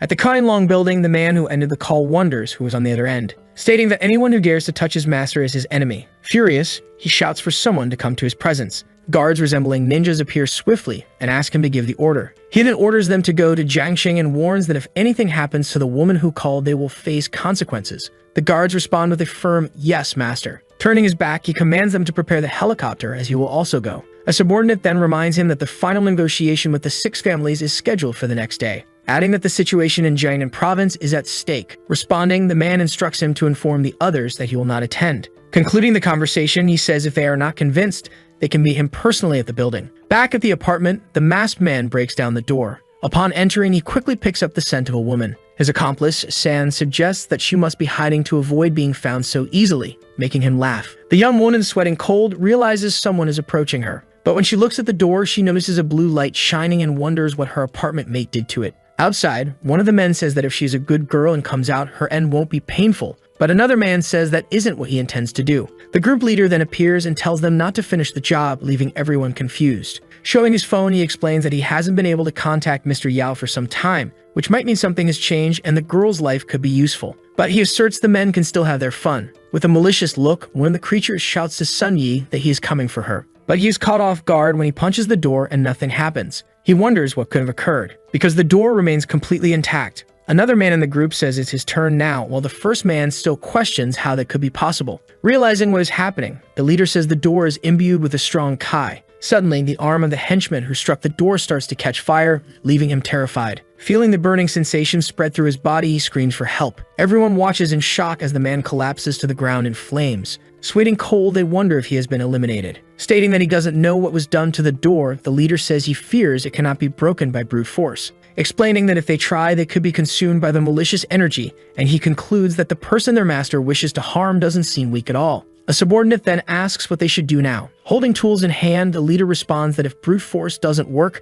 they must use tools to unlock the door. Everyone is astonished and agrees that, as professional assassins, they should carry tools like that to open doors more easily. Inside the room, someone wonders what the noise was and whether someone was actually eliminated. Crying, she hears another sound and notices the door is opening. The man peeks through the gap and in a sinister tone says he's coming in. Once inside the room, he is mesmerized by how beautiful the young woman is. One of the men then says that because of her, he lost one of his brothers, so she must compensate them. She pleads with him not to come closer. Behind him, the group's leader tells him not to go too far as they need her alive. Recalling Yi Cheng's advice, the young woman decides to surrender while waiting for rescue. Suddenly, a dagger flies in and strikes the man directly. At the window, one of the ninjas under Yi Lingshan's command appears, asking how they dare lay a hand on their king. Screaming, another man shouts angrily, questioning how the ninja could do that to his brother, while their leader is shocked by what was said. Unbothered by who the ninja is, the masked man repeats the same question and claims the ninja lacks virtue. But suddenly, he is attacked from behind by another ninja.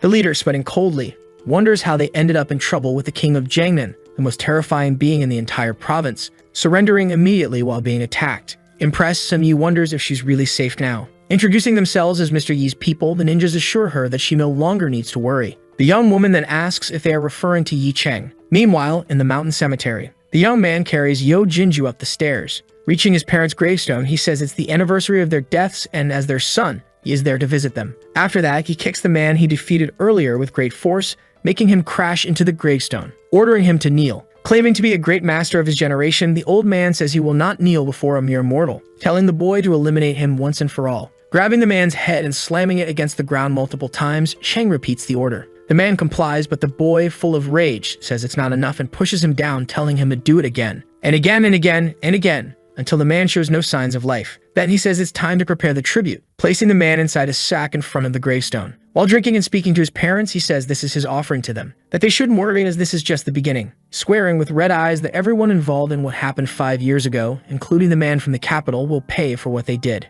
At dawn, Sun Yi arrives at the cemetery carrying a bouquet of white flowers. Thinking to herself, she says the previous night was too much for her, and that she can't understand her roommate, revealing that if he didn't resemble her former schoolmate who passed away, she wouldn't have accepted him. Suddenly, she notices bottles on the ground. Looking down, she finds Yi Cheng sleeping in front of his parents' gravestone. He is dreaming, softly calling out for his father and mother. The young woman then realizes that he really is who she thought he was. With tears in her eyes, she says it's no wonder he's been so close to her, protecting her and helping her solve all her problems. Feeling foolish for not realizing it sooner and wondering how he spent the past years and what caused him to change so much. As she embraces him, she imagines that everything he went through must have been very painful. But she says that now he doesn't have to go through anything alone anymore. Turning to the gravestone, she tells his parents that it's been so long and that she can't believe the boy has truly returned, promising that she will take care of him, that he will grow and become a very good man. Still on the ground, the young man opens his eyes and blushing asks what she's doing there. Grabbing a bottle, he says he still wants to drink, but the young woman tells him to stop so they can go home.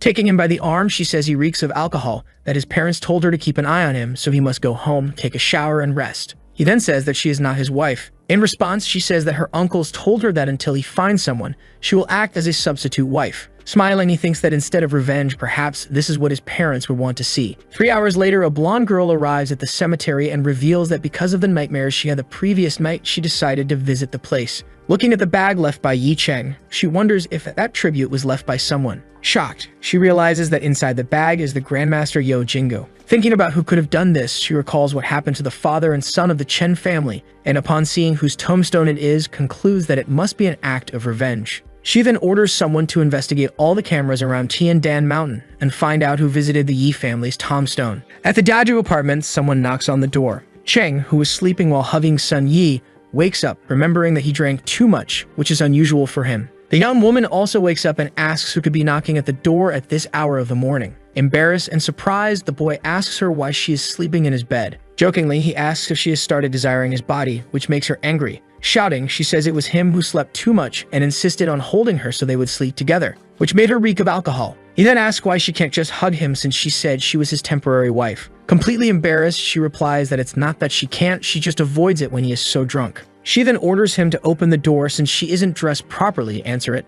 Opening the door, the boy comes face to face with Shen Mengjia, quickly questioning why she is at the apartment. In response, she reminds him that he invited her father for dinner, and that since they couldn't reach him by phone, they decided to come in person. In her thoughts, the young woman notices how attractive his body still is. Confirming the dinner, he says the restaurant is at number 14, Zilun Lane, and they will meet at 7 o'clock. In the car, the man asks if the address is correct, and Jia admits she has never heard of the place either. The driver then says he knows the place. Relaxed, Mr. Shen says it's fine as long as the driver knows where it is and asks if it's expensive, adding that it's worth inviting Mr. Yi for a meal. His employee then says the place is not expensive, located on a snack street with small shops, where the per capita consumption doesn't exceed 30 yuan. The man and his daughter are not pleased by what they hear. The young woman then asks why a man who charges hundreds of millions of dollars per consultation would want them to eat cheap snacks. In response, the man says maybe he simply likes it. They then arrive at the restaurant. Inside, a man and a woman wonder why someone with such an expensive car would go to a small restaurant.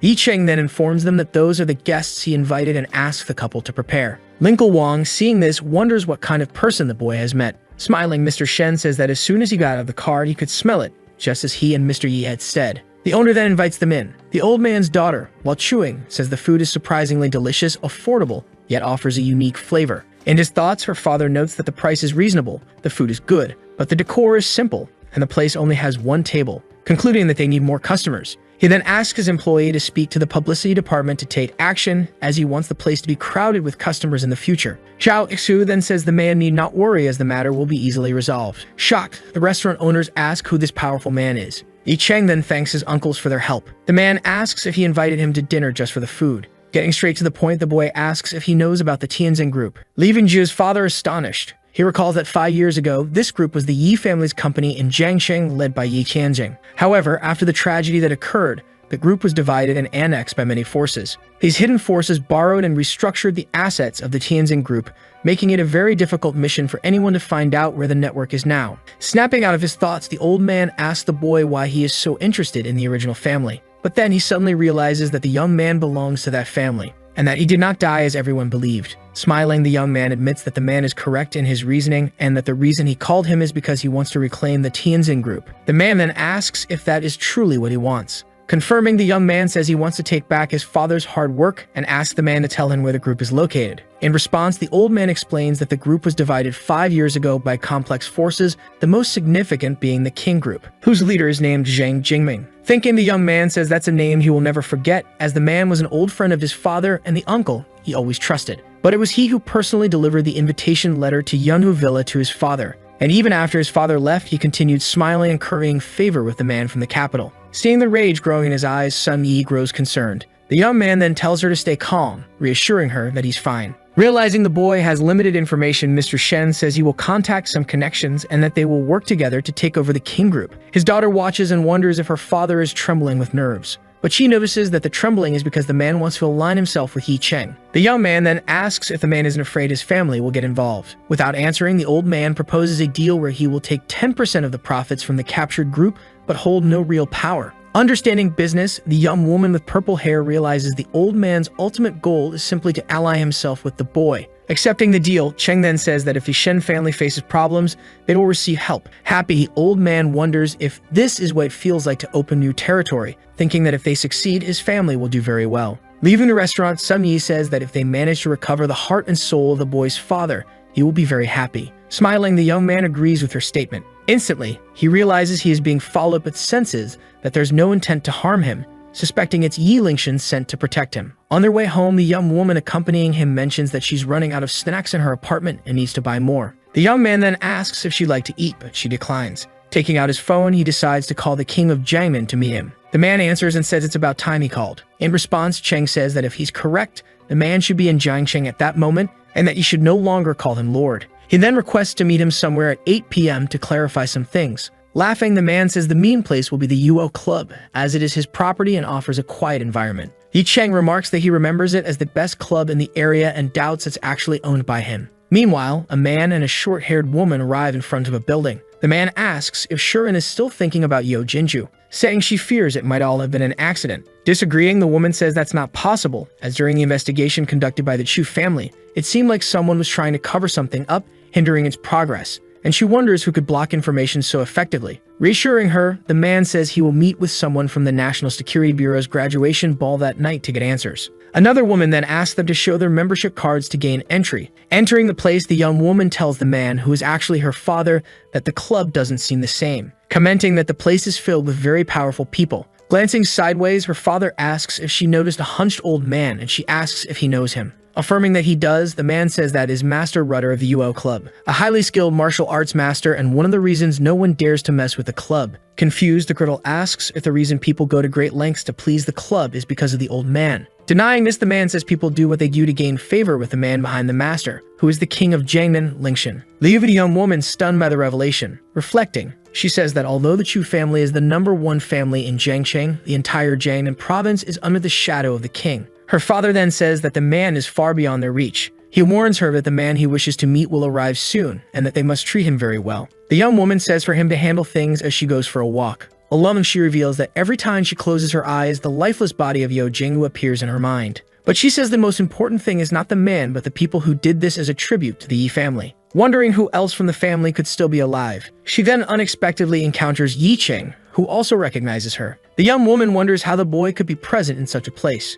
but she decides to be polite and asks him how he is, despite his resemblance to the young man from the Yi family who had passed away. Confused, the boy asks if he can help her with something. She then apologizes and says he resembles an old classmate of hers from the past. Introducing herself, she hands him her business card and says he can ask for help if he needs it. The young man then throws the card away, irritating the girl. With one foot, he steps on the card, repeating the name of the family she belongs to, and says that to him, the Chu family is nothing. The girl scolds him, asking if he doesn't realize he's throwing away a great future. Yi Cheng, with a dark gaze, tells her to leave and says he won't repeat himself. Shouting that no matter what power he comes from, it will never compare to her family's, Shu Shuren raises her hand to slap him. But she is stopped by Master Rudder, who orders her to stop and asks what is going on. Trying to cover up, the young woman introduces herself and says she has admired him for many years. Snarling, the old man says he doesn't care about the Chu family and that if she doesn't leave now, she will never set foot in Yahoo Club again. Apologizing, she complies and leaves, muttering under her breath that the boy is lucky. Watching her leave, he feels relieved. With the old man in front of him, he sits on the sofa and asks where Yi Lingshan is, as it is time for their meeting. Master Rudder says something must have delayed him on the way, but assures him he will arrive soon. Impatient, the boy says he will wait only 3 minutes. Repeating what he said earlier, the old man wonders in his thoughts who this boy is to dare be so disrespectful to the king, and that if it weren't for the king's orders, he wouldn't have come to meet him. The king arrives accompanied by a bodyguard, leaving the old man surprised. He says it has been a year since they last met, but the king still looks as strong as ever. Yi Cheng then remarks that the man is 2 minutes late. Mocking, the boy says that if he had taken any longer, he would have left. The sycophantic old man says the king has many business dealings, which is why he was delayed. Shocking everyone, Lingshan kneels and pleads with the young man to stop being angry. Wide-eyed, the other 2 men observe the situation. One of them, sweating profusely, wonders what on earth could be happening for the king to act this way. The other, also sweating, thinks about how a man feared throughout Jiangcheng and all Jiangnan provinces could kneel before someone else. Looking at the man on the ground, the boy asks what he meant by his earlier statement. In response, the king calls him Sir and says he's finally calm. His subordinates then realize that the young man is actually the legendary lord of the palace. It is revealed that the most powerful underground force in Jiangnan province is controlled by the king, who also governs all the rules and is the most terrifying entity in the region. But only a few people know that the one truly in control of everything is the master of the temple, whose identity is unknown to most. Master Rudder thinks the mystery is finally solved. Kneeling, the other two men recognize the young man as the master of the palace. Seeing their actions, Yi Cheng says he is no lord and orders them to leave the room, leaving him alone with the king. Lingxia then tells the guard to stay outside the door and that if anyone dares to interrupt the meeting, they should be eliminated. The men accept the order and quickly leave, closing the door behind them. Now standing, the king says that with them at the door, no one will interfere. Annoyed by the man constantly calling him master, the young man asks if it's because he saved him in Cloud Demon Valley years ago. Responding to the inquiry, he says that it happened a long time ago. At that time, he and his brothers were attacked by a large number of martial artists, leaving them severely injured. But the young man, upon realizing they were from the Jiangnan province like him, felt compassion and decided to use the formation talisman his master had given him to eliminate them. This act alone earned the young man's respect and admiration. The medal he brought was the true reason he invited him to the meeting. Taking the object, the young man wonders what could be so special about it. Observing it more closely, he notices that the young man engraved on the medal resembles him, leaving him surprised. Questioning who the king hired to create the gift and place his face on it, the man replies that his assumption is wrong, because the medallion is 100 years old, existing long before the boy saved him. Intrigued, Cheng asks where he got it. In response, the king explains that it is a family heirloom passed down from his great-grandfather, a grand master of physiognomy and the finest feng shui master of his time. He foresaw that his family would disappear in 100 years and used a secret method to transcend the heavens and find an emperor with the purple Huai of Wolong, leaving a message that the emperor depicted on the medal would be named Yi and that he would appear in 100 years. Reflecting to himself, the young man questions what kind of emperor he could be talking about. He recalls that the master who rescued him mentioned he possessed the special purple dragon power capable of breaking the Tao of heaven and altering others' fates. Speaking again, the king states that in recent years he has controlled a powerful force in the Jiangnan province and given more time could defeat the capital. Angry, the young man says he doesn't need anyone to avenge his family and warns that if the king dares to interfere, they will become enemies. Apologizing, the man says he won't interfere and doesn't know how he could have thought the young man needed his help. With a dark look, the boy declares that if the king wants him as his master, he must agree to 3 conditions. The first is not to interfere in his life, the second is to send someone to protect Sun Yi, and the third is to do his utmost to locate the man from the capital. Agreeing, the king says he can fulfill all of these. As he's about to leave, the young man says that's all and that he will get in touch if needed, but the king says he has something to add. He reveals that several forces seem to be investigating the boy, with the first being the Chu family in Jiangsheng, the second the Xia family, and the third being the national security. Unconcerned with the first two, the young man wonders why National Security and Dragon Soul, which are public, would be investigating him. The king then says he will find someone to take responsibility for what happened to the Chen family's father and son in Yojingu, but warns him to be careful. Waving his hand, the boy thanks him. As he leaves, he wonders if the Chu family's investigation is related to the tribute he left at his parents' gravestone. Bumping into Chu Shuren, she says that if he kneels and apologizes, she will let him live. With disdain, he decides to ignore her, saying it's time for him to buy a car for situations like this. Furious, the young woman prepares to attack, declaring she will make him suffer. With her claws, she tries to wound him from behind, but the young man quickly dodges. Grabbing one of her hands, he slams her forcefully to the ground. In her thoughts, she asserts that she is not weak in martial arts, so how could this happen? Under the young man's dark gaze, she declares that whoever he is, he will not insult her family, and that if he refuses to stay at the club, he will face consequences. Grabbing the young woman by her mouth, Yi Cheng orders her to shut up. Struggling, she says she will eliminate him, while he responds that she deserves to be recycled. Realizing what is about to happen, she pleads for him to stop. With just one hand, he throws her into a trash can, saying that is the best place for her. Covered in garbage, she calls him a bastard and wishes for him to meet a very painful end. The young man then arrives at his apartment, thinking that although Chu Shuren was hated, she had nothing to do with what happened to his parents and was thus blameless. In his memory, the Chu family was not present at Yanhu Villa, but he is gravely mistaken. Entering the place, he assumes that Sun Yi must already be asleep and decides not to disturb her. In his room, he finds a woman lying on his bed and assumes she is the young woman with purple hair, deciding to just lie down and sleep as well. The next morning, he wakes up and asks the person beside him what time it is. To his surprise, the young woman next to him isn't who he thought, and startled, she asks what he is doing there. In response, he asks her the same question, pointing out that this is his room. Sun Yi appears and questions why he is there if he said he wouldn't come home the previous night. Shocked upon seeing the two of them, she wonders if she is interpreting the situation correctly. Embarrassed, she asks if something happened between them. The young man thinks to himself that he lied to her, assuming she would wait for him late into the night, while the girl clarifies that it's all a misunderstanding. Reflecting on her situation, the young woman, a member of the Xia family, says that if she goes back home, she'll be forced to marry a man. So to drown her troubles, she sought out Sun Yai, drinking heavily, which led to her falling asleep. Yi Cheng realizes he forgot that she would be staying there. He takes responsibility for the incident, even though nothing happened and all he did was hug someone for a night. The young woman then says he isn't responsible for anything and remarks that the prescription he bought won't make a difference in the world, implying they come from different worlds. He agrees with her and leaves the room, slamming the door behind him. His phone rings, and answering it, he asks Shen Haihua what the issue is. The man asks if he's not disturbing him, but the young man quickly inquires about updates regarding the Kinch group. In response, the man says he asked his team to draft plans which have a 90% feasibility rate and would like to send them over to him. Yi Cheng says he trusts the man and doesn't need explanations. Mr. Shen then mentions there are some documents that need Zhang Jingming's signature. Adding, he reveals that he discovered the group is controlled by a malicious force called Cayman, which needs to be eradicated. The young man agrees, but he asks if it would be possible to reclaim the group within 3 days if both issues are resolved, and the man confirms that it is. The young man then asks him to send the documents so he can secure the signature that very night. After the call ends, the man thinks that if the young man can truly execute these tasks, his abilities are far beyond what he could imagine, wondering what kind of person he is following. At night in the building complex, Chang arrives with the documents at the building, which is also the headquarters of the King Group. He says, based on the information he received from Yi Lingshan, that Zhang Jingming is currently at the location discussing internal affairs. The time has come to make him talk about what he knows. In the elevator, he recalls that the king mentioned the building has 33 floors, but the elevator only goes up to the 29th floor, requiring a special pass to access the rest. On the 32nd floor are some of Kingman's villains who gather there to carry out illegal transactions. And on the 33rd floor is where the group's leader resides, making him realize he will need to use some special methods to get in. Placing his hand on a glass panel, the young man considers breaking it, but the shards might harm innocent people, so he decides it's better to use Kai to dissolve it. As the process takes place, men on the 32nd floor hear a noise and wonder if someone is breaking in. One of them orders the others to quickly check what's going on. Inside the room, the young man appears and says the search isn't necessary because he is right there. The men shout, asking who he is and if he knows what kind of place this is. In response, with a dark look, the young man says he is the last person they will ever see.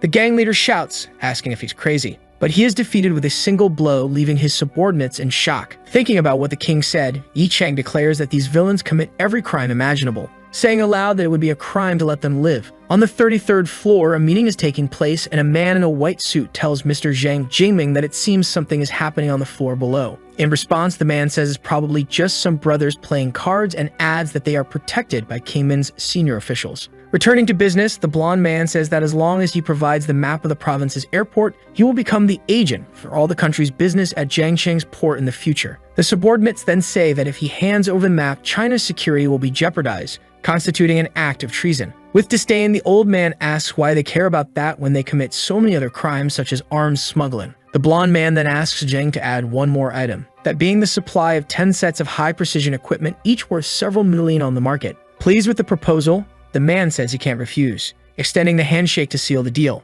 Suddenly, the door explodes, catching everyone off guard. Yi Cheng storms in, shouting that they've truly become the dogs of Country M, and even ending them 1,000 times wouldn't be enough punishment for such an act. The group's leader, distressed, notices a resemblance in the boy, but insists it's impossible that he is who he thinks he is. Shouting, he asks where his guards are. The boy responds that they are sleeping, a sleep from which they'll never wake. Aghast, the old man asks how that's possible when so many top-tier specialists were among them. Throwing an envelope at the man's face, the boy demands that he sign it. Realizing it's an unconditional capital transfer contract, the group leader asks if he's insane to demand such a thing. The man in the white suit snaps his fingers and orders his bodyguard to eliminate the young man. Obeying, the bodyguard grabs what looks like a high-powered machine gun, declaring that the mission will be completed. With just one finger, the boy stops the bullets and sends them back, completely annihilating his opponent, who stood no chance. Two more men rush to attack, questioning how he dares to come there like this. Observing their power, the boy acknowledges that their attack is strong by Jiang Cheng's standards, but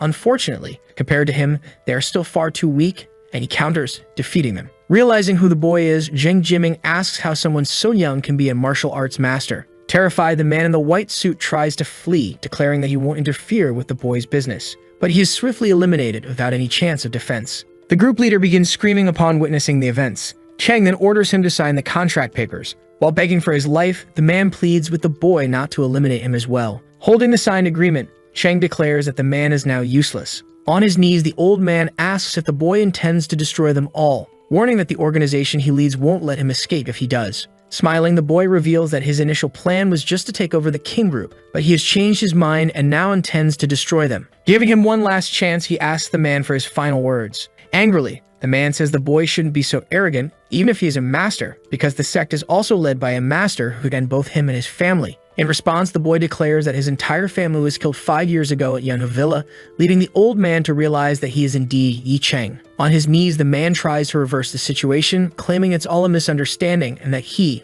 from the group, was the best friend of the boy's father and would never harm him. Irritated, the boy kicks him in the face and demands how he dares to talk about his father and claim to be his uncle. Holding his nose, the man begs the boy to let him go. But the boy only laughs maniacally as he activates his power. He questions why he should let him go when the man spared no mercy for his family back then. While beating him, he screams, demanding to know what his parents did to him and why he betrayed them. He confesses that he never wanted to be this way, that he wished to study and live a normal life, and that in the past he would tremble just at the sight of a chicken being killed. But now, the only thing keeping him alive is hatred, and he declares that he will continue until all those bastards meet the King of Hell. Outside the building, the young man reflects on how considerate the king was in sending cleaners to handle the scene and bringing him new clothes. He states that now it's time to deal with Kingman. A young woman approaches and, addressing him by name, asks what he is doing there. The woman is none other than Officer Bailey Bing. Without answering her, the young man asks if there are any criminals nearby. She simply replies that it's a confidential mission. He then says that, in that case, he's not obligated to answer her question either. Suddenly, they hear a noise and a massive rock begins falling toward the officer, making her wonder if this will be her end. But quickly, Yi Cheng pulls her out of harm's way, asking if she's okay, while she can only thank him. Accepting her gratitude, he remembers he's involved in what happened. Watching an explosion occur, he wonders if the entire floor will blow up, even if the goal is to erase evidence. Other people run out of the building terrified, as tattooed men pass by them. The officer notices they are from Kingman, possibly the ones responsible for the explosion. The group is the focus of her investigation, as they are like a cancer to the city. Realizing this is her chance to finally obtain evidence, she informs Yi Cheng that she needs to handle something. In response, the boy says it's none of his business, but he decides to follow her to join forces and solve the problem. Following the tattooed men, the woman notices they are heading to a Cayman fortress hidden in an abandoned factory. Determined, she thinks she just needs evidence to call for reinforcements and eliminate everyone inside. Climbing onto containers to reach a window, she realizes she's on the right track. But as she takes out her phone, she notices the signal is blocked, making it difficult to call for help. Seeing the box the men are carrying, she thinks she needs to open it to take pictures as evidence. But suddenly, someone starts shouting, grabbing her attention. Inside the factory, a man begs his master for help, saying he doesn't know what happened, but the quillowing simply exploded. In response, the master asks if, out of so many people, only those 2 losers survived. And spotting the officer, he says the men didn't even notice they were being followed. Surprised, the woman cannot believe the man is a former martial artist more powerful than her, deciding to run to save herself. But the man behind her catches her with one hand, throwing her violently to the ground. Holding her by the head, he says she is very beautiful and worth admiring. In response, she reveals she is a police officer and that her colleagues already know about his fortress. Thus, if anything happens, his gang will be destroyed. Throwing her again, the man says he has already been shot enough and asks how she dares to threaten him, asserting they are going to have fun. Claiming that her father is Bailey Hun from the Southwest Military Region, the officer warns that if anything happens to her, the group will face severe consequences. Hearing this, the man considers how powerful her father must be and wonders why his daughter is a police officer in such a place. But looking at her on the ground, he says they will deal with that later. Injured, she thinks she should not have come to this place alone, nor should she have become an officer in this small town, preferring to eliminate herself rather than be humiliated by the men surrounding her. With a malicious smile, the man says he won't be gentle. Then her voice asks why he is forcing the woman to do something she doesn't want to do, and if he doesn't find it shameful. Snarling, the man asks who the boy is and how he dares to enter Kingman territory. In response, the boy says he not only entered but will also eliminate everyone there. Standing on top of the containers, Yi Cheng asks if everyone understood. The master of the helm asks if he really said he would kill them all. After that, all the men with him start laughing, mocking his words about people and martial arts. Smiling, the man orders them to take him down to show how skilled they are. They all start shooting at the boy. However, the bullets don't hit him and he leaps off the container. Charging toward them, Cheng begins disarming the men. One of them comments on how incredible the boy is, while another asks how he managed to dodge all the bullets. Ji, adjusting his glasses, remarks that it's a martial artist's trick, saying someone with internal strength could do that, and calls him brave for entering Kingman alone. To see for himself, he charges at the boy.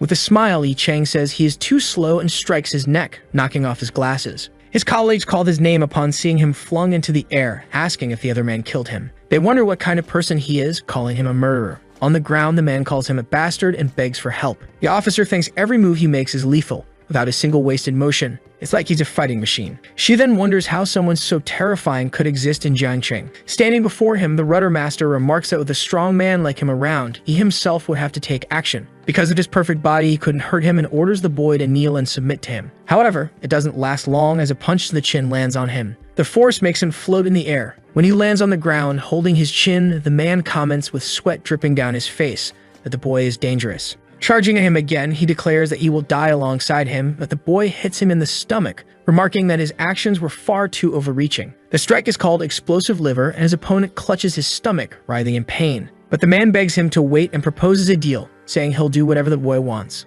Looking at him seriously, Chen remarks that the man talks too much and delivers a final blow, ending all the men in the room. Bailey Bing watches the scene, thinking that the boy defeated Kingman's giant all by himself. Now looking at her on the ground, he comments that she is next, leaving her scared as she asks what he wants. He places his hands on her, terrifying her as tears well up in her eyes. When she opens them, the boy has only adjusted her legs, leaving her confused. Pulling her legs back and covering herself, the girl asks how he could take advantage of someone, saying she thought he was a good person. Touching her again, he remarks that her legs were fractured and asks if she wants to be incapacitated, leaving her stunned. He begins transferring energy to her, healing her injuries. The officer comments that she feels comfortable, noting the flow of Thai in her body. She thanks him, adding that he could be a famous doctor, but he's uninterested and asks her to check the phones for evidence. Intrigued, Bing asks where he's going. Somberly, Chen remarks that there are still remnants to be cleaned up. After that night, she fears there will no longer be a kingman in Jiangcheng. At the scene, several bodies lie on the ground. Among them is the martial arts master. His expression seems to show he witnessed something terrifying before dying.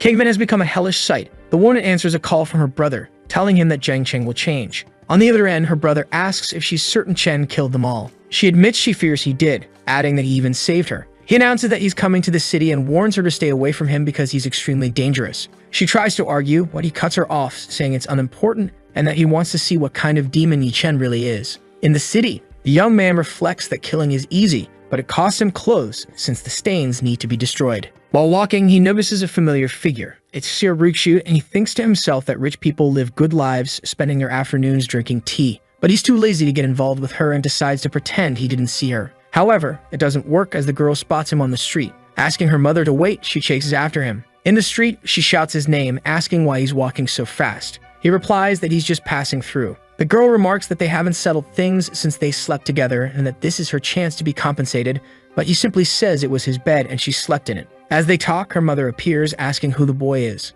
Embarrassed, her daughter admits she's too ashamed to say. Angry, her mother asks if she realizes the consequences, if he knows she's with another man, and that the Xia family's reputation is at stake. Frightened, Ruzri tries to justify herself, but falls silent. Her mother demands she return to the Xia family, saying the Huai family will take over and decrees that she's no longer allowed to leave Xia. Desperate, the girl pleads, saying she's a human being, not a bargaining chip. Unmoved, the mother asks if she intends to disobey her father. At that moment, fear overwhelms her. Trembling, she pulls away from the boy, apologizing. She walks toward her mother with a grim expression. However, Chen grabs her by the arm, telling the woman that she cannot take her because she's pregnant with his child and he will take responsibility for her. The mother looks confused, unable to grasp what's happening. Suspicious and embarrassed, she asks if it's true and Yi responds that she knows her body, so it's a lie. To support the lie, Ruji places her hand on her stomach, claiming the baby just kicked. The boy thinks she's overacting. Her mother is left speechless by the news. He doesn't care about Xia and doesn't like her, but the girl had asked for his help. A trace of blood appeared on her forehead when she said she would return to the Xia family, and the old man told her that the blood trace would increase until she died. Looking at her mother, the girl said it was true, and that if the man knew about it, he would give up. Angrily, the mother commented that her sheltered daughter had been contaminated, and shaking her, she demanded that she return and get rid of the baby. She insisted that she would never leave the house again, but the girl responded that she didn't want to. The woman screamed that it was an order. Chen grabbed her arm, saying that wasn't right. She then asked who he was, saying he wasn't worthy of her daughter, that he was far beyond her reach and undeserving of even looking at her, adding that even the Chu family kneels before the Xia family. With a demonic aura, the young man asked if he truly wasn't worthy of looking at her. Frightened, the woman wondered what was happening, feeling a terrible aura. Yi remarked that he knew nothing about the families and didn't care to, but if they waited 6 months, they would understand what truly was unattainable. Taking the girl, he told her they were leaving. She then watched the two young people walking away. Taking out her phone, she asked for help investigating who Yi Chen was, as he and her daughter seemed very close. Now away, Xia apologized for what her mother had said. She commented that although her mother was concerned about her own interests, she didn't have a bad heart. He told her not to think about it, as he hadn't done it for her, but considered it a task given by the old man. Next to him, embarrassed, the girl thought he was becoming more handsome. Stopping at a certain point, Chen hailed a taxi and said goodbye to the girl, leaving her confused. As the taxi drove away, she was left alone. The Xia family has a 100-year-old legacy. The young man didn't know its strength, so he couldn't harm it. Taking out his phone, he thought about quelling his burning anxiety first. In the car, the young man thought that his strength alone wasn't enough against others. At that moment, he already had Yi Lingshan's support, but the king of Jiangnan was suited to the shadows. Still, he needed a power that could become the light. He then asked the driver to head to Lanyu. The man remarked that it was a rare visit. He asked if he was seeking him because he was in trouble. Yi threw an envelope on the table, saying it was finished, surprising the man when he picked up the documents. Shocked, he wondered how Yi had managed to get Zhang Jiangming to sign. Looking at the young man, he wondered if he had killed him and if that was even possible, as the other man, protected by Kingman, was a specialist. Interrupting his thoughts, Chen commented that he had destroyed the place the night before. Faced with the confession, the man promised that the Tianjin group would be resurrected in 3 days. Without much attention, he asked what he thought of the Xia family. Mr. Shen explained that the family was enormous, with terrifying assets, far beyond comparison to the King group. Then he asked if he intended to destroy them too. Smiling, the young man said Shen was afraid of a casual question, and the man asked to explain how it might be possible. With a threatening gaze, Yi asked if Shen could rule China if he were given a sword. Frightened, the man thought it was terrifying. Looking at the documents, Shen commented that the sword was the Tianjin group and his own group was stronger than that. He asked if, given a power greater than Kingman, Shen could use it to end Xia within half a year. Shen replied that it wouldn't be enough but required public support, and his old age made him fear he didn't have enough time. Bailey Bing's father had great strength, so he might be able to achieve it. With determination, he told the man he would handle public support and offered him a pill that could extend his life by 50 years, leaving him stunned. They reached an agreement, and Shen commented that he could make the Tianjin group an unshakable force. Chen said goodbye, saying he would see him in 3 days, and Shen told him to be careful on his way. His destiny was about to change. Previously, he could only hide in Xiaojing City, but now he might be followed across Jiangnan, China, and even the world. In one of the apartments, the young man announced that he was back. Seeing Sun and Xia, the latter asked why he was there. Sun called his name as the young man asked why the blonde was there. He asked if she couldn't stay alone and had come to his home to argue. However, the blondes said that the house was hers. The Huimu group had been taken over by her family, so she couldn't stay in the villa and her card had been blocked, leaving her with no other place to go. Without patience, Chen asks where he is supposed to sleep, making it clear he won't share a bed with her, and suggests she think about who might be blackmailing her. To ease the tension, the other girls suggest they could sleep together. Shortly after, another argument arises about the rice they'll eat, as the girl insists she won't eat for free. She asks if she could work with Chen, and he responds that it would be a good idea. The blonde recalls she almost forgot about the precious recipe he brought. She wonders if he's a man hiding his wealth. Convinced, she remarks that she's never served anyone before, but as long as they work together, she guarantees the business will thrive. She then asks him to promise to hire her, adding that if her family finds out, they'll try to suppress and retaliate against the business. Smiling, he says he's willing to take that risk. Excited by his response, she starts asking all sorts of questions about the company. A bit nervous, he admits that nothing has been decided yet. She responds that she might be foolish, but she believes in his words. She thinks to herself that unfortunately, this man dares to promise and hope for half a year to prove himself, but he knows very little about the world. Even if Tang Lei and Jiang Yan are sent to help him, it's impossible to surpass her family financially. The true major consortia in China are all hidden in the shadows. With a glass of wine in hand, another woman asks how the situation is progressing. A man comments that according to the tests, her daughter cannot be pregnant. But the girl invited Sum Yi to drink and stayed in the same house as the boy, so it's possible something happened. Throwing the glass to the ground in anger, she declares that if something did happen, she wants the boy dead. She then asks where he came from. Her subordinate comments that Yi Chen's origins are very strange as he couldn't find any information. It's as if he appeared out of nowhere. However, he suspects that he is the young man who survived the incident at Yunhu Villa 5 years ago. The woman reflects that although it happened in Jiangcheng, it shook the entire province because the Yi family offended powerful men from the capital. She realizes the boy likely refuses to accept the destruction of his family and wants to rise in power to avenge his parents. It's actually a good plan. If that's the case, she shouldn't offer a half-year contract. The man suggests he may lack support, and she agrees. Indifferently, she states she'll give him half a year to see how he plans to make her family kneel. Meanwhile, Chen is on the balcony, reflecting that more people in the house will bring trouble. Even simple tasks like taking a bath or using the bathroom could lead to accidents. He recalls an incident where the girl barged in on him, unaware he was bathing. She threw toilet paper at him, calling him a pervert, while he defended himself, claiming he couldn't have known someone was entering. He thinks he should focus on business. He agrees with Shen that the power behind the scenes is easy to identify. LinkedIn is enough, and his recipe is worthwhile. The problem is public support, as he doesn't know Bailey well enough to count on her help. Ling Tin might be connected to it. As he ponders, he senses someone might be watching him. Turning around, he decides to go back inside the apartment. If they want to play hunter and prey, he's curious to see who will become the prey. From above, someone observes him entering. The observer is stationed in the building across from him. Up there, the man comments that the boy doesn't seem special. The woman must have been deceived since he's rumored to be a former martial artist. He wonders if it's really true as he grabs his binoculars. But when he points them at the balcony, he realizes the boy has vanished. Turning around, he notices Chen closing in on him. The man wonders how the boy scaled an 80-meter building so quickly. He is truly a master. Chen charges at him with incredible speed. The man prepares his punch, running directly at him. The two collide, generating an explosion of energy. The man thinks the boy's strength is terrifying as he wants to crush his arm. Dodging, he realizes he can't fight head-on and opts for evasive maneuvers. Noticing this, he grows irritated. Jumping, he decides to attack with his leg, challenging the man to dodge that. As he lands, dust rises along with a loud noise. However, there's no one there except a mark on the concrete. Chen realizes the man has several tricks. The man reappears behind him, ready to strike, but Chen remarks that it's not enough to land a hit on him. The punch is aimed at his nape. However, a shield blocks it, surprising the attacker. The information he had was wrong. Yi Chen isn't an ancient martial arts master. He's clearly a cultivator. Now standing face to face, the man acknowledges that it's no wonder Yi is so powerful. He easily destroyed many ancient warriors. His sister's limited experience prevented her from seeing the truth. That person was not a martial arts cultivator, but an immortal arts cultivator. Cultivators weren't necessarily stronger than ancient warriors.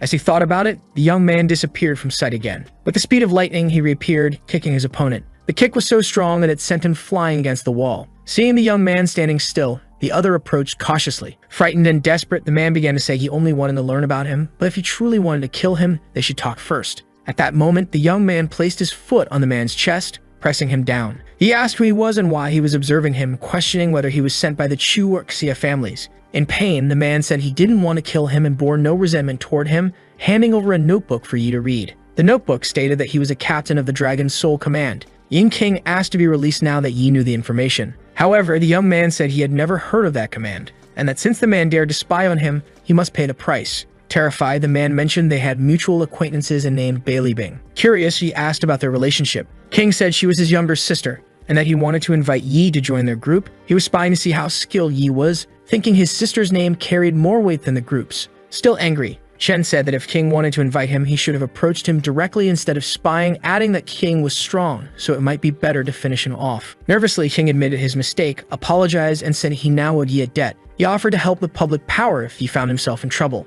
Considering the matter, he concluded that he needed influential allies. While Bing was his first choice, he could also use King. Getting closer, he asked about the Dragon Soul Command's status in Huaxia. King said they opposed mysterious forces and obeyed only their chief. He thought there might be someone stronger, but it was enough for the Tianjin group. He said he could let Xing go if he established an agreement with a company in the city. Xing asked if his command was to be used as a shield for a company. Ying questioned if he was sure, thinking it was both humiliating and overkill, like using a sledgehammer to kill a mosquito. He confirmed, and Xing commented that the company Yi referred to must be Tianjin, and whether they agreed or not, he would help. Chen acknowledged the offer and gave Xing a pill to heal his injuries. Impressed, King wondered about Yi's origins, as he not only cultivated but also possessed medicinal pills, something he had only heard of before and was now seeing for the first time. He asked if he had more pills. Throwing several into King's hands, he said he had plenty of them. King asked how many pills he had and suggested he could bring them to the country or military, but Yi replied they weren't relics and had no reason to hand them over. As he walked away, he said that if King truly wanted to negotiate,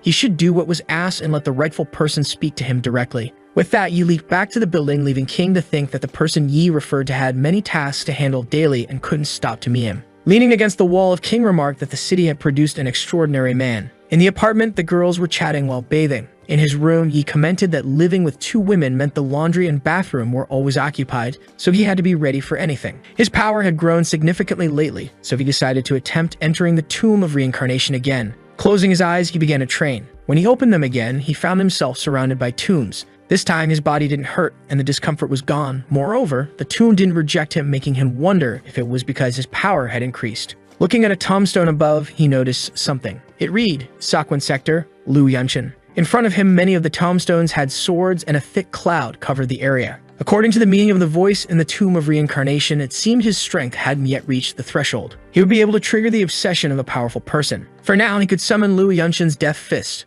Touching the blade, he used his ability and wondered how he could summon him. With a smile, he commented that he would have to try every method. In the metropolitan apartments, Roos told her friend she had business to attend to, so there was no need to bother cooking for her. Bai said goodbye and asked her to buy something for them to eat, leaving Yi intrigued. This one sits with his phone in hand. While drinking coffee, he thinks that over the last 2 days he tried every method, but Tombstone couldn't be added, and he wonders if he wasn't good enough. If he wanted to increase his strength now, he would need to use pills, which meant he needed an alchemy furnace. Yoon had told him the auction would be that day, but hadn't given him any further updates. At that moment, his phone rings and he wonders if it was Shen with a report. When he answers, the man informs him that all King employees have been replaced. He was working on renaming the group, and the ribbon-cutting ceremony would take place in 2 days. Cheerful, Chen remarks that he had kept his promise. Getting up from the sofa, he says it was time for Jiang Sheng to know that the TMZ group was back. Then he wonders about Ying King, who hadn't contacted him, and whether she had run away. At that moment, someone knocks on the door. Both are startled. It was Zhu, saying he had finally found him.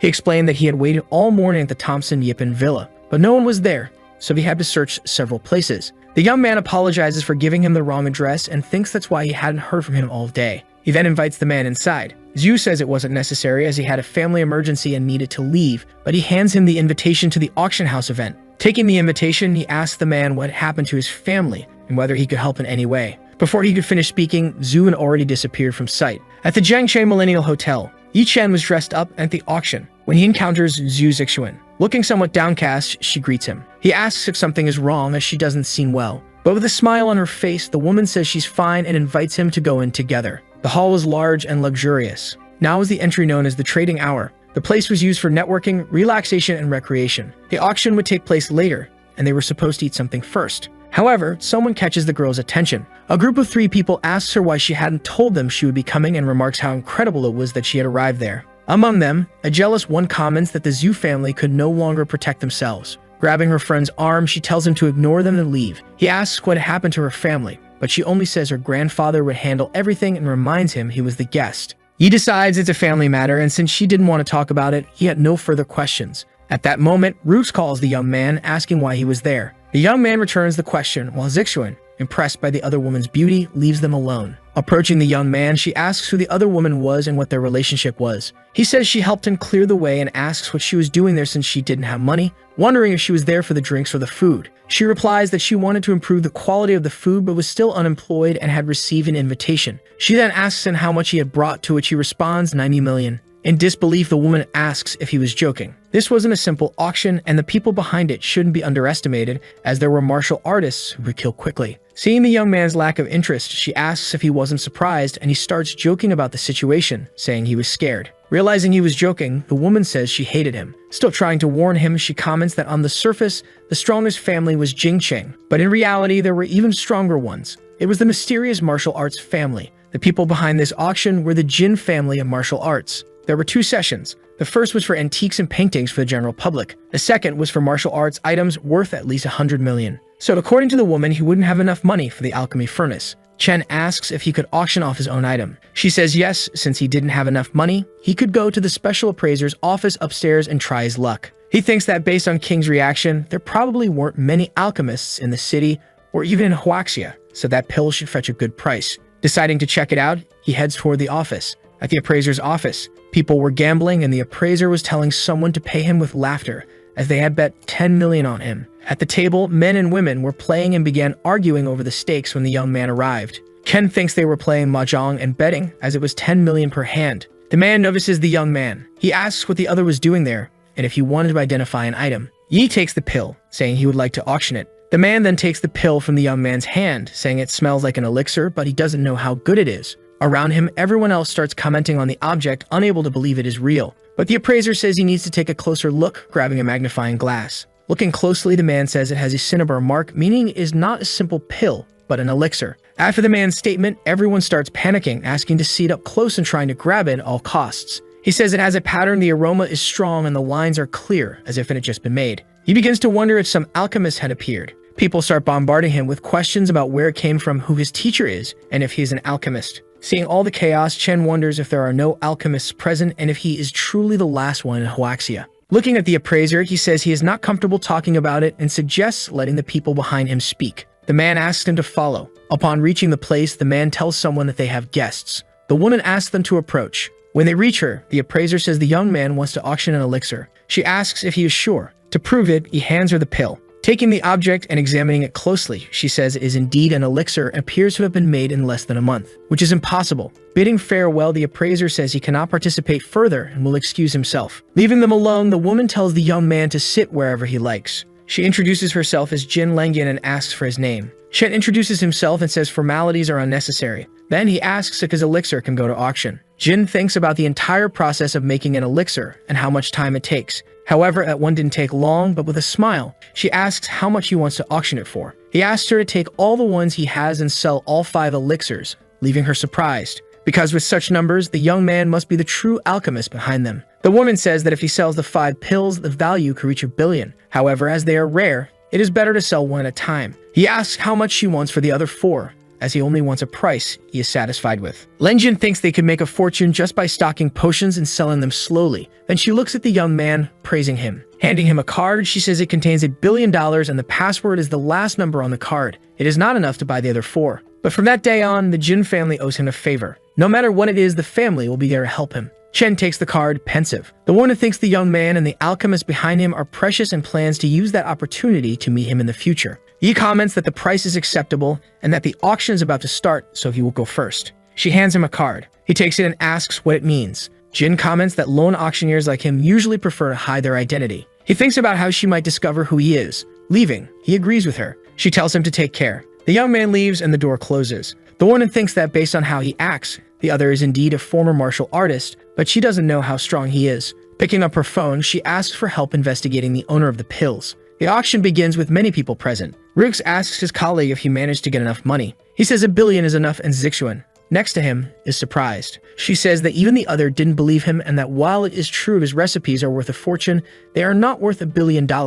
As she speaks, the auctioneer starts announcing the first item, a jewel called Tears of Stars. The jewel is a necklace with a green stone, which enchants Xia. It was the last work of a jeweler from Jiangsheng City, but it was only half finished. It is said Dame wanted to complete it and give it to his granddaughter but couldn't. After its theft, the jewel passed through several countries until arriving there. The starting bid is 60 million, and each bid cannot exceed 2 million. Around the girl, everyone starts bidding, from 65 to 71 million. Rose laments finding her grandfather's necklace at that moment and apologizes for not being able to buy it. She explains that unless she cuts ties with her family, even if the Huami group were sold, she would sell it, but she has nothing now and apologizes to her grandfather. The young man notices her despair and looks at the identity card he received. On the other side, Jin wonders if the young man is crazy for paying so much for a necklace without any aura. If he doesn't have money, he shouldn't be extravagant. He believes the man wants to gift it to a woman, but he doesn't care since it's not his money. The prices around the necklace begin to rise, reaching 90 million. One of the men bids 96 million to get the necklace. Others may not know, but he knows that the woman is the granddaughter of the Xia family and has influence linked to the necklace.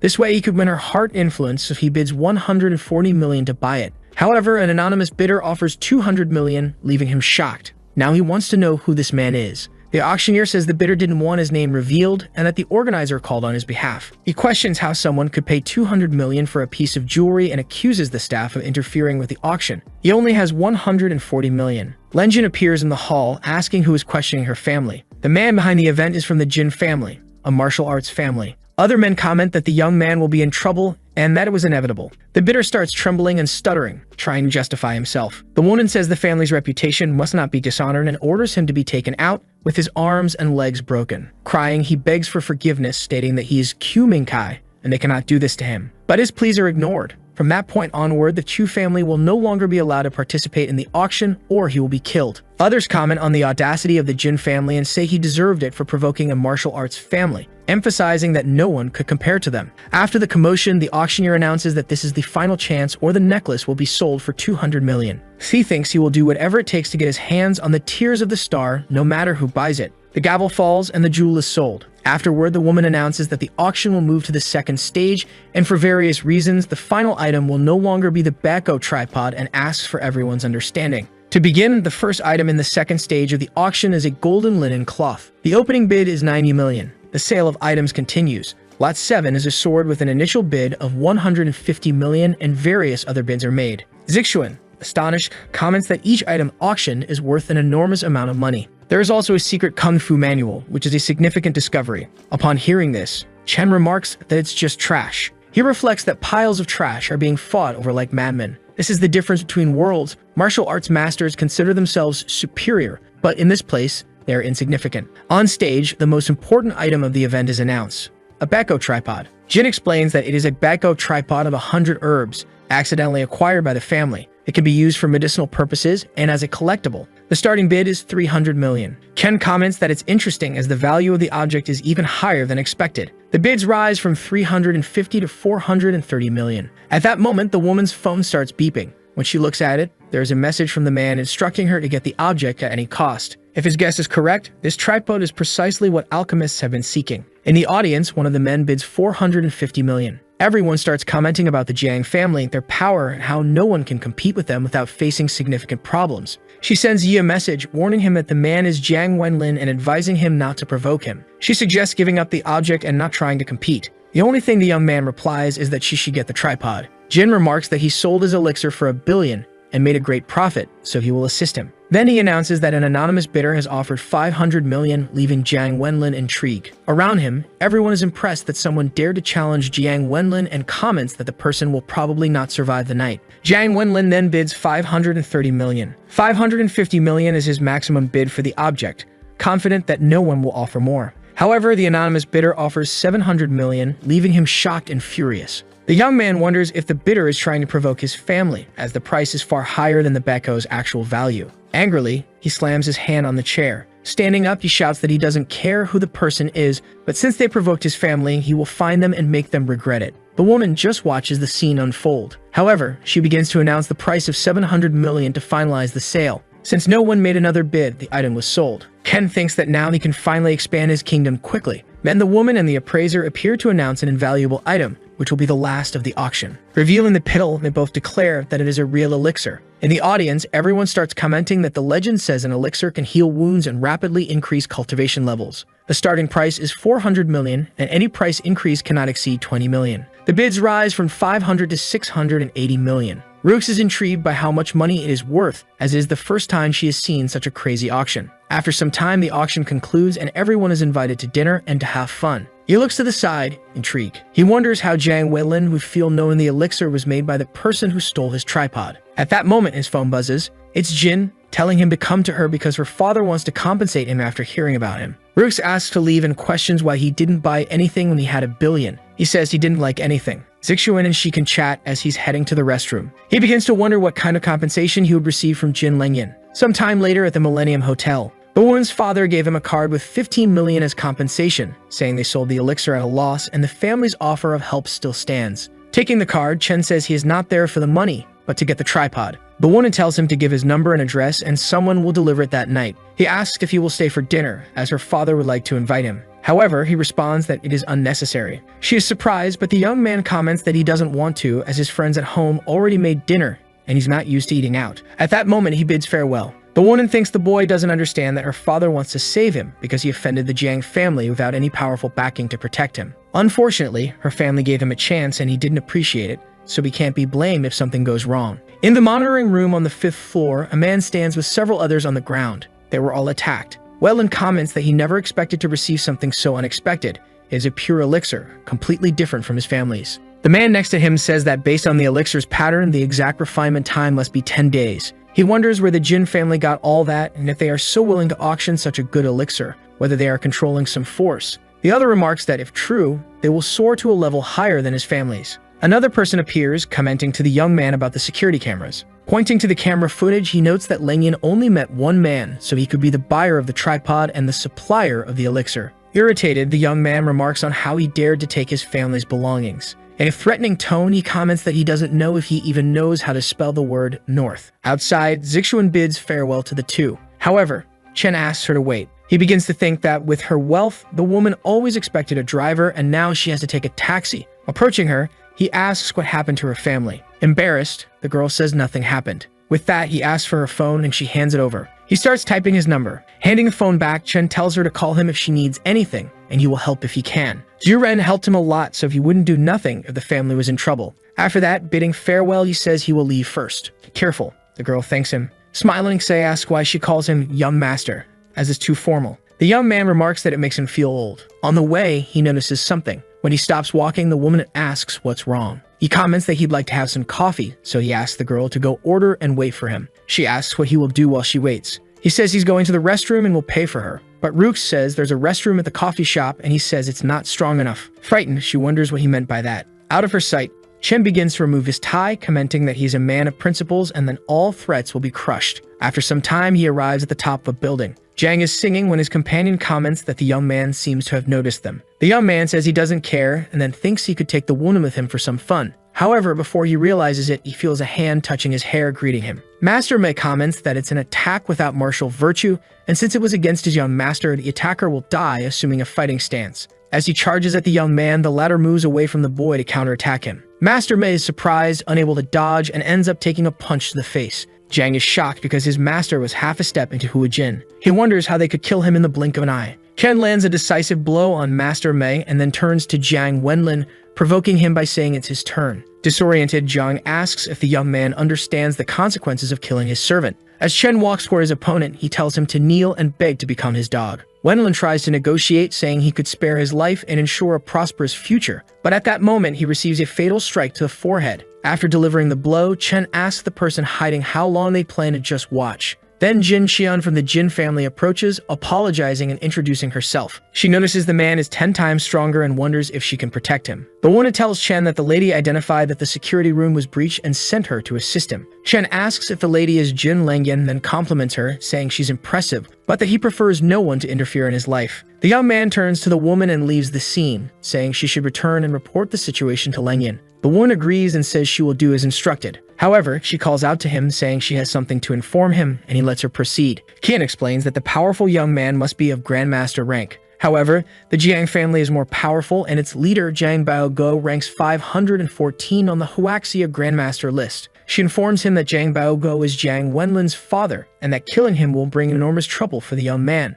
Ken wonders what this list is and how there are over 500 people more powerful than Jiang Baogo. In his mind, he realizes that the ancient martial arts of Huaxia are not as simple as he imagined. He then turns to leave again, thanking the young woman for the information. The young man believes that for the safety of Sun Yi and Xia Ruoxia, Wenlin cannot remain alive. The woman receives a call from the lady who informs her that Jiang Wenlin is dead. Shortly after, in the dead of night, the lady goes to the battle site and finds the bodies and the woman. At that moment, she confirms that Jiang Wenlin is indeed dead. Lengjin thinks that the boy's death will make Baogo furious and asks if all of them were killed by Yi Chen without any resistance. The woman responds affirmatively, adding that the servant was close to Hua Jin, confirming that only a grandmaster could cause such destruction. The lady reflects that Chen, working alongside an alchemist, killing Wenlin could bring drastic changes to Jiancheng. She orders her support team to make the bodies disappear and clean the entire battle area. Additionally, she instructs that all evidence must be erased and that whoever disposes of the bodies should be eliminated. Still panicked, she considers that the situation could spiral out of control and that if the Jiang family learns about Chen, she will no longer be able to take any action. Meanwhile, in the Metropolis apartments, a seafood delicacy dinner is served to Chen,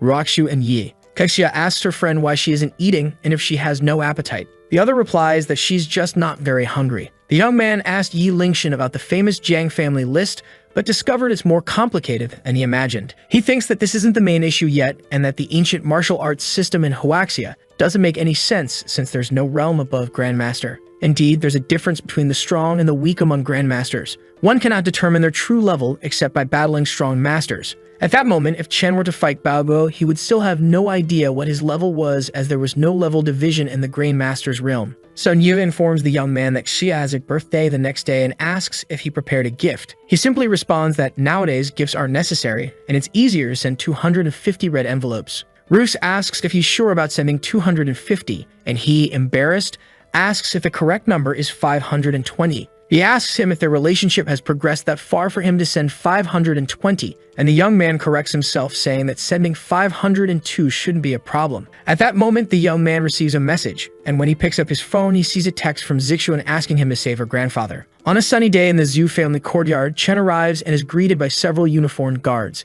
He notices that even just at the entrance, he can see 3 long-distance shooters ready to fire. The young man wonders what happened to the Zhu family and how they got involved with the military. Chen starts reasoning and realizes that the only way to enter is through connections. So he pulls out his phone and calls Bailey Bing. Inside, several men were gathered. He wondered why no one had shown up yet. At that moment, Lu Zhengo approaches, saying that Bailey informed him he would be coming. Ken apologizes for troubling him. Taking his wallet out of his pocket, he presents it to the officer, asking if his rank is sufficient to enter. They confirm it is, saluting him. Sometime later, inside the headquarters, Zhu Zixuan, worried, tells her grandfather that she had to ask for help, but he says that wasn't the issue. He tells her to spare herself as it's already over and there's no need to call anyone. Chen appears at that moment, saying that's not necessarily true. The old man asks his granddaughter why she called the young man wasting his time. She says he's the most powerful person she knows. He asks the man what happened. He apologizes for the trouble and says he'll handle it himself. The woman explains that a few days ago, someone asked her grandfather for medicine, but it was poisoned. Her granddaughter insists that her grandfather selects all the medicines and checks them multiple times. There's no way they were poisoned. Yi says there's no reason for her family to poison anyone, so someone else might have swapped it, and he asks how the poisoned person is. Zhu says the person is in the hospital, and that if anything happens to him, not only will their family be destroyed, but the province will also be implicated. The young man asks to be taken there as long as the person is breathing. He can save them. Shocked, the man asks if he can save him as martial arts masters are good at killing, not saving lives. He comments that this is their last chance, so he will take him there. At a certain hospital, the light in the operating room is on. The soldiers are waiting at the door. Suddenly, the commander appears, telling everyone to step aside. Noticing the commotion, the man with the others realizes Zhu Ren is there and is startled. He rushes toward him, asking how he could be there after what he did to his father and saying he will kill him right there. Before he can land a hit, a hand stops him. Chen says that until the person in the operating room wakes up, he has no right to do anything. With just one move, he pushes the man aside. The commander, nursing his injured hand, says the man is there because he has a specialist on his side, but he won't be able to protect his family. At that moment, the operating room door opens. Two doctors come out with somber expressions. He asks them how his father is. Sadly, the doctor says the poison spread through the man's body, and they did everything they could. Getting close to him and grabbing him by the collar, the man starts calling him garbage. He walks past them, entering the operating room saying that the other does nothing but yell and is complete garbage. He yells at the young man, telling him to stop. Liu tells them to let the boy try to save his father, and that if it doesn't work, he will go to court-martial himself. The other agrees, but thinks that if it goes wrong, Bailey won't be able to protect him and believes the man has always been careful, so it's a possibility he has some skill. Sometime later inside the room, the old man's body is on the stretcher, the purple spots all over. This man has a strong will to live. If it were anyone else, they would have died, but this old man is still breathing. Ken thinks he is lucky they met. Taking a pill, the young man crushes it in his hand. Using his power, he begins to manipulate it. As it breaks apart, the young man throws it to heal the old man. The power flows directly to the marks on his body. 5 minutes pass. Pleased, the young man thinks the poison has disappeared, and soon he will wake up. But it was still the body of an old man. Turning to leave, he comments that he has done a good deed for the country. Before leaving, he hears someone calling for the doctor and turns around, startled. The old man is awake, looking at him. Chen thinks it happened quickly. Rising from the stretcher, the old man asks the young man to tell him his name. Yi replies that he only saved him for someone else and not for him, and asks him to remember 2 things. The first is that the poisoning was not the Zhu family's fault and he should resolve that matter. The second is that the poison he suffered from was chronic and consuming it for another month would make it impossible for outsiders to have caused it. It was time to clean up internal issues. After the man thanks him, Chen leaves, leaving everyone surprised. The old man's son appears, saying he believed Chen was a good person but accuses him of playing around as he was only inside for 8 minutes. At that moment, his father appears at the door, telling him to stop, leaving his son stunned. The doctors are also shocked to see him, and one asks if they are dreaming when they see their patient standing. Smiling, the man comments that if it weren't for the young man, they could have prepared his coffin, and concludes that he unexpectedly met a miraculous doctor. His son moved begins to apologize and call it a miracle. However, the young man had disappeared without them noticing. The man calls Zhu Ren, apologizing and saying that his family was innocent and that his son made a mistake. He apologizes for the confusion caused to everyone. Yu responds that everything is fine and there's no need to apologize as he doesn't deserve it.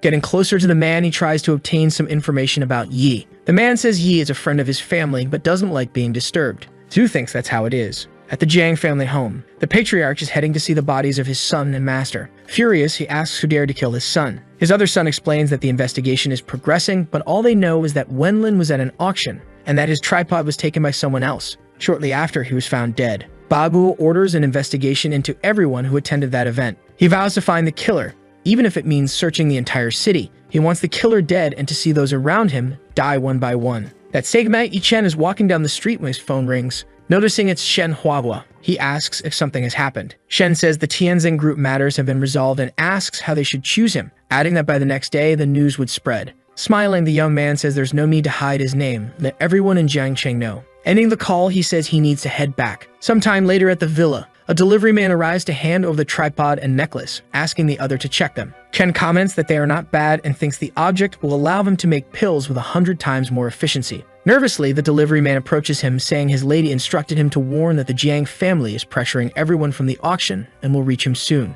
The lady arranged a private jet to take him to Sanya, to a property they own, but the young man thanks him and says he won't go. Instead, he will face them. The delivery man is shocked by his words, wondering how he plans to confront the family directly. Chen tells him to leave as he has his own plans for the Jiang family. Looking at the tripod, he decides to create the blue spirit pill and see how it works. Taking the herbs beside him, he prepares to use them. He throws them into the tripod, channeling his powers. Using fire, he burns them. There are 9 levels of elixirs, each divided into 9 tiers. The higher the level, the more patterns, and the better the elixir's effect. The Blue Spirit Pill is a 3rd-level elixir used to refine spiritual energy and accelerate cultivation, but he's unsure if he can achieve the patterns using that baiko. At that moment, a strong light emerges from the tripod. Shielding himself, the young man thinks he succeeded. A Blue Spirit Pill spirit appears, leaving him excited. He calls it to himself, taking it in his hand. It is a level 3 pill with 7 patterns of excellent quality. At first, he thought he could only make a level 3 pill with 3 patterns, but it exceeded his expectations as the herbs he used weren't of high quality, so he hadn't expected much.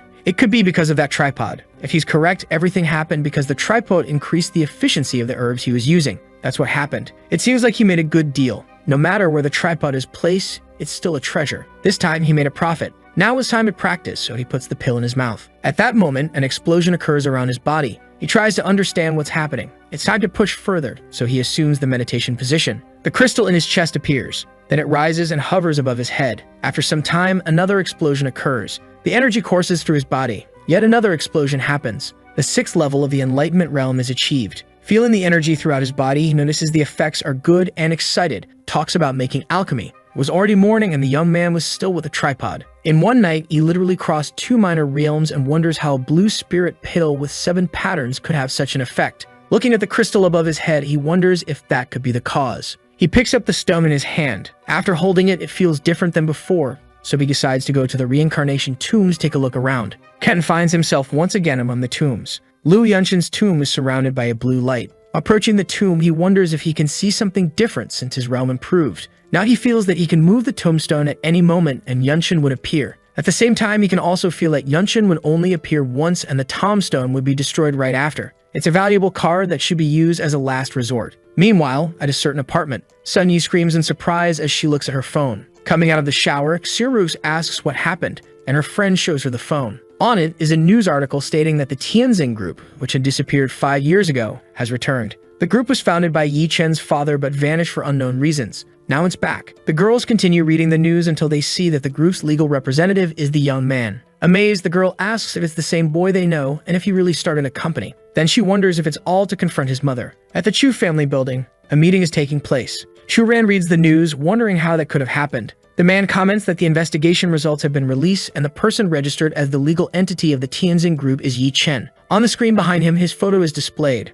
The woman is shocked to recognize him, saying he turned the Yi family's scum into ancient martial artists. He explains that the group's appearance isn't terrifying. What's terrifying is that it was built on Qing. The leader of the group died a few days ago, as did everyone in his sect. Angrily, he stands up, saying that the Tianjin group was built on a pile of corpses. Such strength represents a threat to the Chu family. They need to identify the leader. She is completely speechless. The man tells the girl he almost forgot that the boy was interested in her back then, but he wasn't worthy of the Chu family. He suspects someone is controlling him. Another person arrives, saying that according to recent news, Shen Huahua is behind Yi. The entire family was built by him, but he had cancer and somehow survived. Someone else comments that it seems absurd for him to dare use the Tianjin group's name. They don't want to see how he plans to start a business since no one in their right mind would support it. At the Xir residence, a woman comments that the young man is dreaming if he thinks this will shake her family. It seems he needs to be informed about reality. She then instructs Xiajun to send a message to the other families, stating that anyone who supports Tianjin will become an enemy of the Xia family. He thinks his mistress is trying to destroy the group with her authority. The other group would be in a state of flux, and even the Ming and Haihua groups would be involved. Ken is inside a house and training room, practicing when he's interrupted by a call from Shen Haihua. Answering the phone, he asks what happened, and the man informs him that the Xia and Chu families have released statements to block the group. He adds that the Jiangqing, Zhao, and Wan families encouraged it, and no one dares to attend the opening the next day because it would offend those families. He responds that this was expected, and the other says that if things continue this way, no one will work for them. He suggests opening at another time. The young man asks why they should change and says they can boycott all they want. He'll take care of things, and the Tianjin group's opening will be fantastic. In his thoughts, Chen reflects that the initial steps have been taken and that Yi Lingshan is eager to show off, but he is more useful working in the shadows. Rove asks the alchemist where he has been for the past 2 days, and Yai questions him about owning the Tianjin group. Ken replies that the company belonged to his father, so he is the heir. The girl approaches him and apologizes for not knowing her mother would use the Xia family to try to stop the group. She explains that she called several times to negotiate but was unsuccessful, and acknowledges that Chen worked hard to elevate his business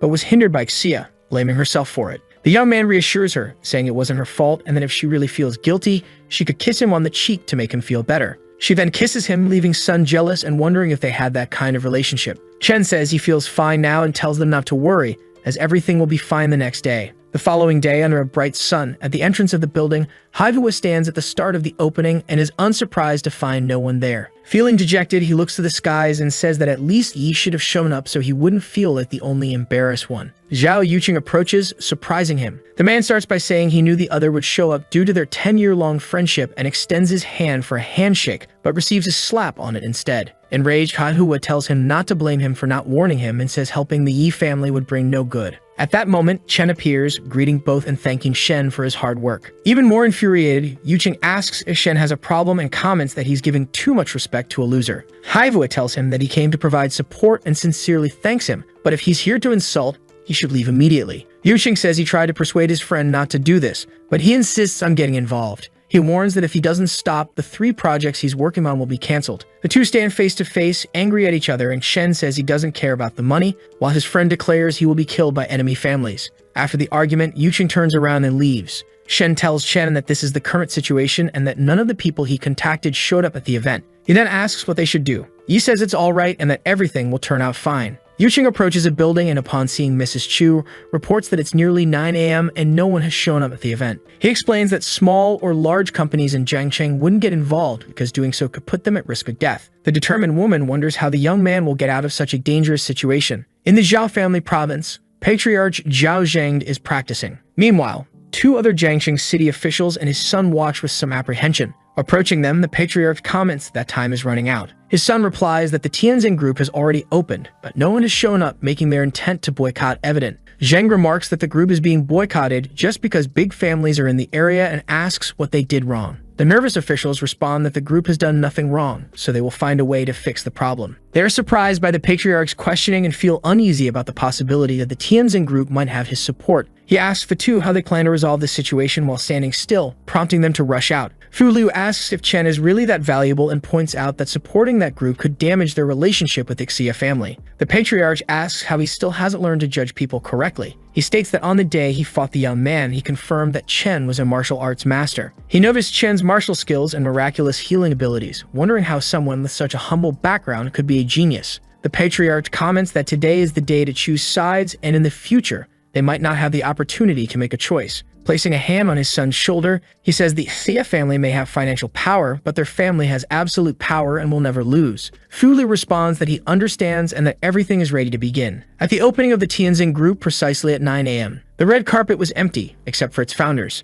Several reporters mocked the group's situation, noting that no one had appeared, while imagining funny headlines about the incident. Mrs. Chu, from a distance, said it made no sense to stay there since no one would show up, and she told Yuqing they should leave. At that moment, Sun Yi and Xiaorux from the Xia family arrived and walked down the red carpet. The woman became furious, wondering why the two were present given that her family was trying to bring down the Tianjin group. The reporters began praising the two women, taking numerous photos. The two approached Chen, and the blonde said she risked being fired for being there, while Yi asked him if he wasn't impressed. The young man replied that he felt grateful. In his thoughts, he wondered why they had come, thinking they would only draw attention, but he still felt appreciative. They walked past Chen, and Yi said they would stay in the back because more people were coming. At that moment, a black Audi arrived. Du Yi, the #1 in Jiangcheng and the person in charge of the royal club, stepped out. The reporters, shocked, wondered if the gentleman was there to support the event. They speculated that if someone as influential as Du Yi supported the Tianjin group, no one would dare oppose it. Haihua was stunned that Du Yi had come in person and wondered what Chen had done to achieve this.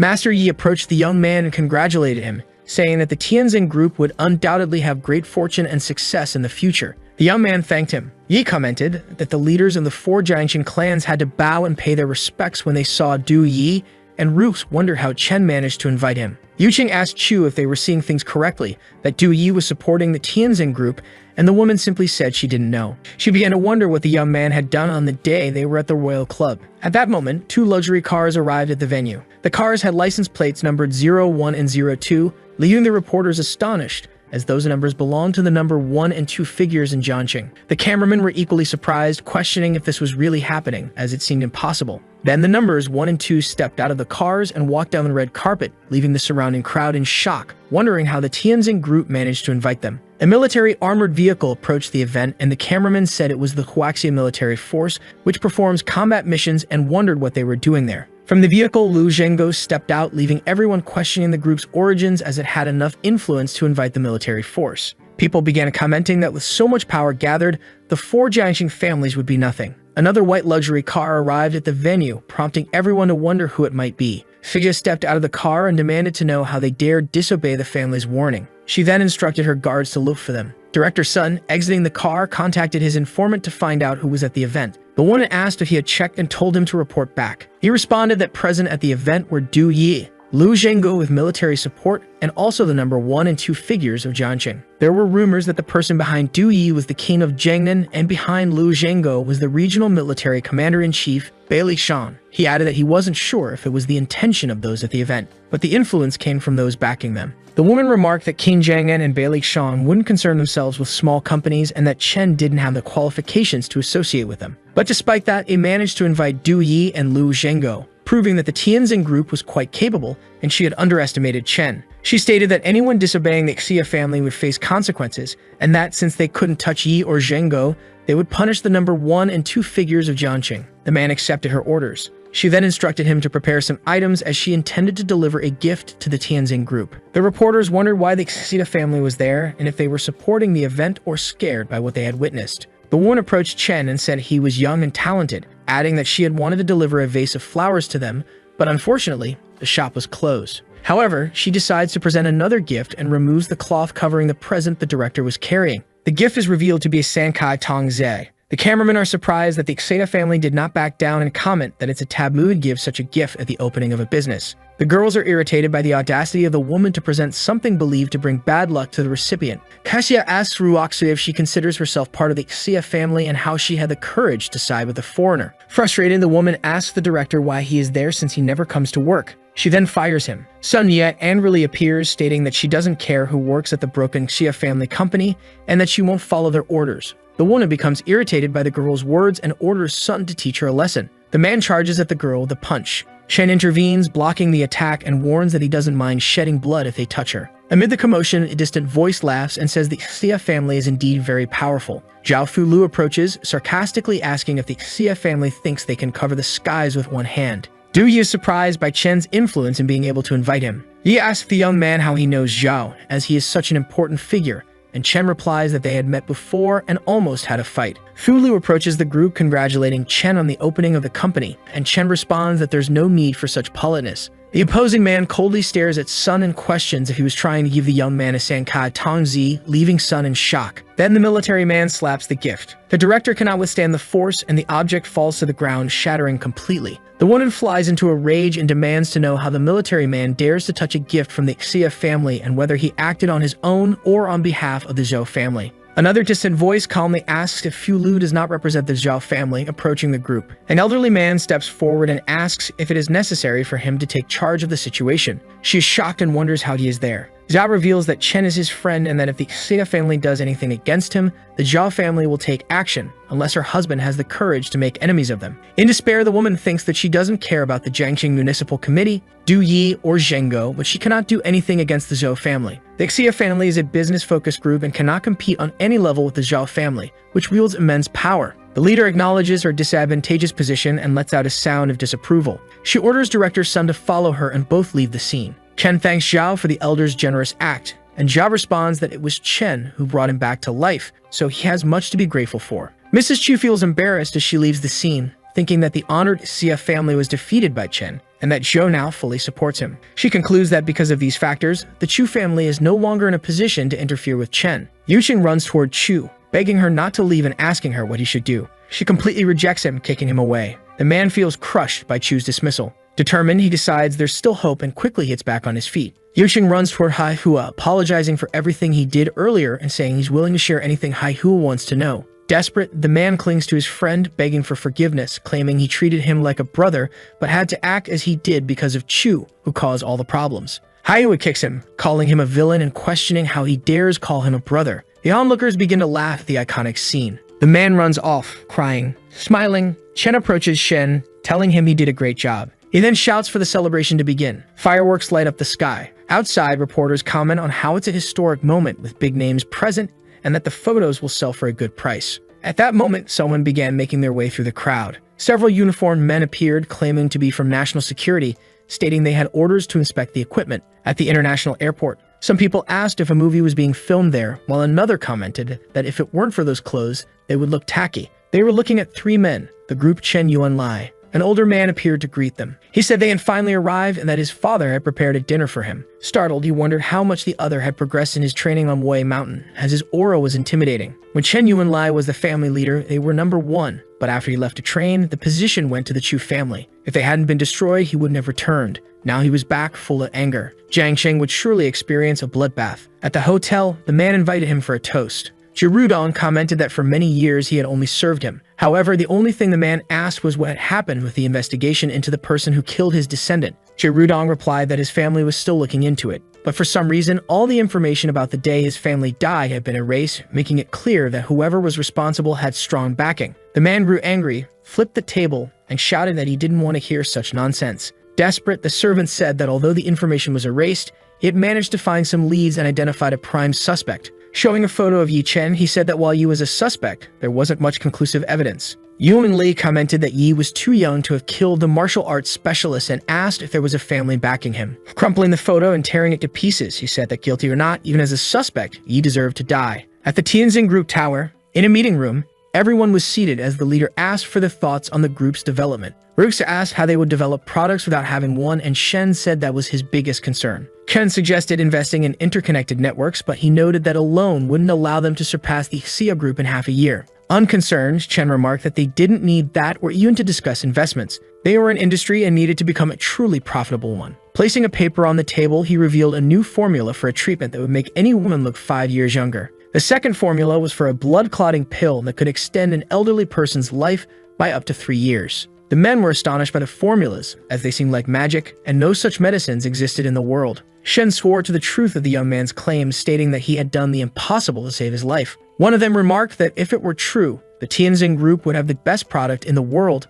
surpassing the Xia group. He stated that he had provided the formulas with 2 requests: mass production and absolute secrecy. If anyone dared leak information, he guaranteed that no one in Jiangsheng would be left alive. Standing up, Shen asked for a 1-month deadline, promising to position the group as a city-shaking force. The young man said he believed in him and urged them to start assigning positions. Sun Yi said she could control the market, and Si thought that with her skills, it wasn't much to ask to be a director. He agreed and entrusted marketing to her. At that moment, the blonde received a message. She was startled to see it was from her father. Chen asked what it was about. She replied that she didn't need a position, only a temporary salary of 10,000 per hour, and that she would try her best for the company. Alone in the room, the young man asked what she meant by temporary employment. He noted that it wasn't unreasonable for her to demand that salary since she was a former CEO of Honmai. Then he asked why she didn't want a role. Embarrassed, she apologized and said she wanted to stay by his side and help him. But she didn't have much time, so she showed him a message from her father saying she couldn't reject the marriage as it would bring dishonor. That night, the girl was in her room, deep in thought. He wondered why she couldn't refuse, as she was a human and not an object. In the morning, Shen and Yi were eating fruit. The young man asked what was going on with her friend. Yi replied that she didn't know since the girl had locked herself in her room since arriving and said nothing when asked. At that moment, her phone rang. It was her aunt, so she asked why the woman was calling her. She grew nervous, telling the woman to calm down and speak more slowly. Standing up, she told the young man it was bad news and asked if he remembered Wang Yuing. Ken confirms, saying yes, because Wang is the son of his uncles. When he was rejected by everyone, Wang was the only one who played with him. Although kind and straightforward, it wasn't an exaggeration to say he was Chen's best friend. His uncle had told him that Wang was studying at Jiangbei University, so he asked the girl if something happened to him. Sun explains that someone beat him and broke one of his hands. The school was locked down and even the ambulance couldn't get in because the person who attacked him was very strong. Ken is surprised but soon becomes furious, declaring that they were asking for death. That same night, the two of them stand in front of the university. The girl approaches the guards and says they are students but forgot their IDs. The guards explain that the school has ordered no one to enter without a student ID. At that moment, Chen touches the fence. Both guards ask him what he is doing. Instantly, the fence begins to bend. Chen throws the fence aside, leaving them terrified. Frightened, they wonder if the young man is even human. Radiating a murderous aura, Chen declares that if anyone touches his wife and son, they will see hell. He promises to save Wang, and if anyone tries to stop him, their legs will be broken. Kneeling on the ground, the guards promise not to interfere and allow him to enter. At Jiangbei University, male dormitory, Block E2. A group of students watches a fight unfold inside the dorm. One boy holds a piece of wood, warning others not to approach, while another is kneeling on the ground being comforted. A crying woman comments that they are animals. Laughing, one of the boys mocks her, saying she called one of them an animal and questioning who she thinks the director is. Another man retorts to Xu that his son's arm is broken, making him an animal incapable of taking care of himself. Enraged, the young man yells that Yu Chidong is nothing but a dog. He then challenges Yu to insult them again, even if it costs his life. Yu taunts him, asking if the boy would kill him even if it meant his own death. Approaching with a bat, Yu threatens to beat him until he's done and see how he retaliates. As Yu charges with the bat, another man steps in to intercept the blow. Already injured, the man begs Yu not to make things worse, offering to call the police. Yu mocks them, gripping his bat tightly. He claims that the other boy's bastard son molested his girlfriend, and even if the police come, he will do the same to the boy. The woman confirms this accusation. The boy protests, saying he didn't commit such an act and that 3 days ago, the madman attempted something against a female student, which he stopped. He accuses Yu of making false accusations against him. Laughing mockingly, Yu asks rhetorically if he would need to force a woman to do anything. Still laughing, the spiky-haired man points to the girl and tells the accuser to ask her if he forced her to do anything. Injured, she replies that he did not. Everyone laughs at the boy's response, with someone pointing out that the girl looks clearly distressed. No one pays attention to the boy's arguments. Yu swings the bat to attack, but Chen with black hair arrives and punches him, breaking the bat and sending Yu's companion flying. Wang thanks Chen and asks how he came. Holding a powerful pill, Chen tells Wang to eat it, saying it will reward him. Wang feels stronger after consuming it, and Chen tells him to leave the rest to him. Some try to stop Chen, but he activates his power. Frightened, the woman is forced to confess the truth, admitting it was all Yu's idea. Chen slaps her and orders her to apologize, which she does. He then proceeds to beat Yu mercilessly. Yu apologizes while being beaten, but Chen does not accept and continues the assault. Yu calls his father and companions, who arrive in a fury and retaliate. Meanwhile, the Supreme Elders discuss Master Zhang and decide to send 4 of their strongest to discipline him and test his strength. After speaking with the purple-haired woman, Chen returns to confront Yu's crew. The men are stunned by his strength and flee in fear. 2 victims rejoice, happy that no one will bully them anymore. Chen hands his notebook to Wang, but before explaining, an urgent call interrupts, and he runs off. A blonde woman is furious with Chen, who retreats to his room to think. He prepares his power, determined to end the men once and for all. Meanwhile, a woman was kidnapped, and luckily, our hero arrived just in time to save her. He grabbed a man by the neck and asked if he was yet another one standing before him. Those watching the scene believed it to be impossible. The girl remarked that although Chen Yuanli's 4 disciples were new masters, they were still at the level of Grand Masters. She said it was impossible for them to have been killed so quickly. The woman decided to run away, but Yi caught up to her and said that she too had to die. Quickly, he touched her face and she was thrown forcefully to the ground. Begging for her life, the woman pleaded with him not to kill her, saying it would bring consequences. Ken said he recognized her as the one who called in by name and gave her a chance to survive, but she didn't value it. And now, she had no choice. Afterward, the young man approached the girl and said he had come to save her. The girl was happy to see Ye. He untied her arms, which had been bound. Relieved, she ran toward him, saying she never imagined he would save her. Checking if she could walk, he gave instructions for them to head home. Before leaving, the girl noticed Yi's hand was bleeding and asked what happened. Chen explained that all the kidnappers were dead. The girl was shocked since she had seen the kidnappers' auras and couldn't understand how Yi Chen had defeated them all so easily. She remembered her father saying that the prodigy she would marry would be a martial arts specialist, and if Yi was strong enough, her father might change his mind. Quickly, she wondered why she wanted her father to change his mind and if she wanted to marry Yi Chen. Cassia grabbed the young man's arm, but something caught her attention. Suddenly, he picked her up onto his back and said he would carry her away like that. The girl thanked him, saying she was too lazy to walk on her own. Deep in thought, she reflected on how safe she felt with him. Later, the Jiang family residence was introduced. 2 men observed the painting on the wall. They found it outrageous that the masters couldn't handle a young man, calling it disgraceful. To find a solution, they contemplated Yi Chen's strength, noting he had only been training for 5 years. The bald man asked Chen if they would stick to the plan of summoning the young man for a duel, and the old man confirmed they would. Looking at the painting again, the man said it made him feel uneasy. But he quickly returned to reality when Chen stated they could never lose to the young man. Ruoxu arrived at Sun's house and they asked if she was okay. Desperate, they questioned why she had arrived being carried and if she was hurt. Trying to calm them, she assured them it was just a misunderstanding. Her mother, worried, said that as long as she couldn't defend herself, she should return home immediately. She added that her father was concerned about her situation, but Ruoxu resisted, saying she didn't want to go. Yi intervened, saying he wouldn't allow them to force her into anything. The woman sensed the young man's aura and tried to calm the situation, suggesting that after the birthday celebration, the girl could return home. She tried to convince her daughter, mentioning her grandmother who was old and wanted to spend more time with her. Concerned about her grandmother, Xia considered going back. Quickly, she called for Yi, who told her she could return home and that he would visit her on her birthday. Roxy felt more at ease and said she wouldn't be upset if he couldn't visit her. Reassuring her, he gave her his word.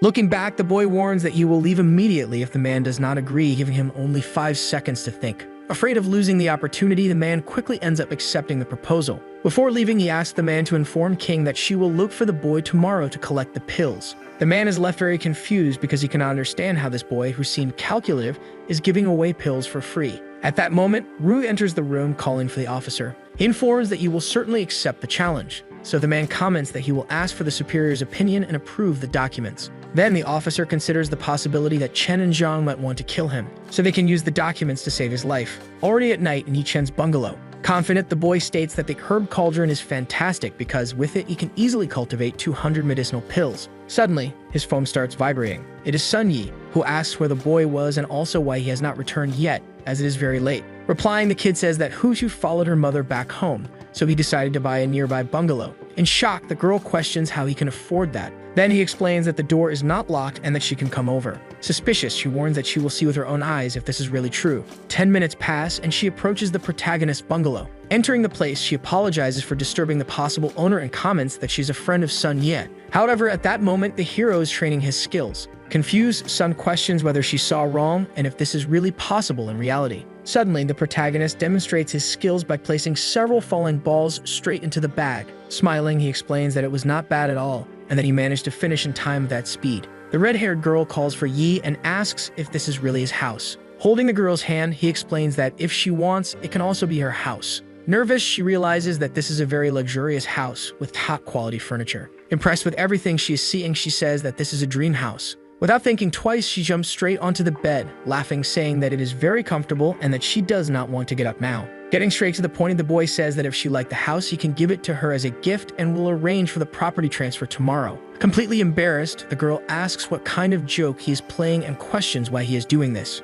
Changing her expression entirely, the girl explains that what he owes her is much more than the house. She wonders if he is doing this because of the incident 5 years ago, but feels uncomfortable, thinking she does not need reimbursement. Grabbing his arms, she warns that she is very angry because he has been secretly living in such a luxurious house. Blushing, she says that being selfish is not allowed and that for the sake of fairness, she will also stay here with him. Laughing uncontrollably, she says that there are many rooms in the place and that she will not have to share the bed with Siarux. Leaving the room, the protagonist explains that this is great and that she can do whatever she wants as long as she is happy. After he closes the door, the girl just remains silent, embarrassed by what she just heard. While hugging the pillow, she says that if he is trying to get closer just to repay her, it will not work. Already in the morning on a sunny day, completely exhausted, the boy sighs in relief because he is finally finished. Sun approaches the breakfast and decides to ask what he will give Xia for her birthday, which is the day after tomorrow. Quickly, the protagonist gets up and warns that apparently a certain person is here. It is the redhead, who says he came to pick up the medicinal pills.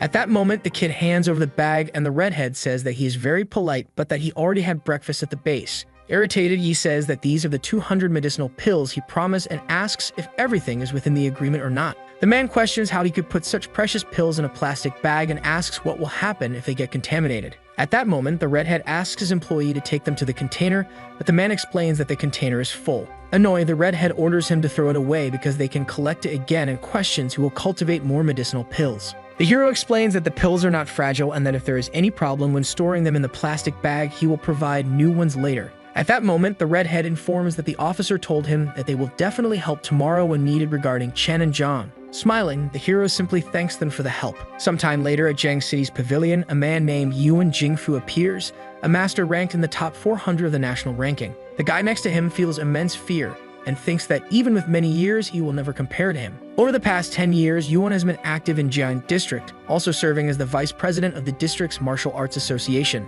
Getting straight to the point, the man comments that he believes the two old men did not invite him just for tea. One of the old men comments that they are merely juniors compared to him and then decides to present him with a gift as a sign of respect. Upon opening the box, he says that it can stabilize the martial arts cultivation realm, so he believes it will be useful to him. The man recognizes the item, saying that it is a 1,000-year-old spiritual blood ginseng and then thanks them for the expensive and generous gift. Laughing, he tells the old man that he might try applying to enter the Martial Arts Association after training for a few more years. At that moment, the bald man mentions that Chen will fight a teenager named Yi Chen in the combat arena tomorrow and asks if Yuan has any advice. Confused, the man comments that he is just a teenager and questions why they lack confidence. Then the old man explains that although the boy is not very strong, he bought a forbidden pill at an auction a few days ago. Changing his expression, the man states that if he wins the forbidden pill, he will undoubtedly make the boy kneel before the old men and punish him with death. However, the bald man says that Yi is very bold as he announced that he will kill Master Chen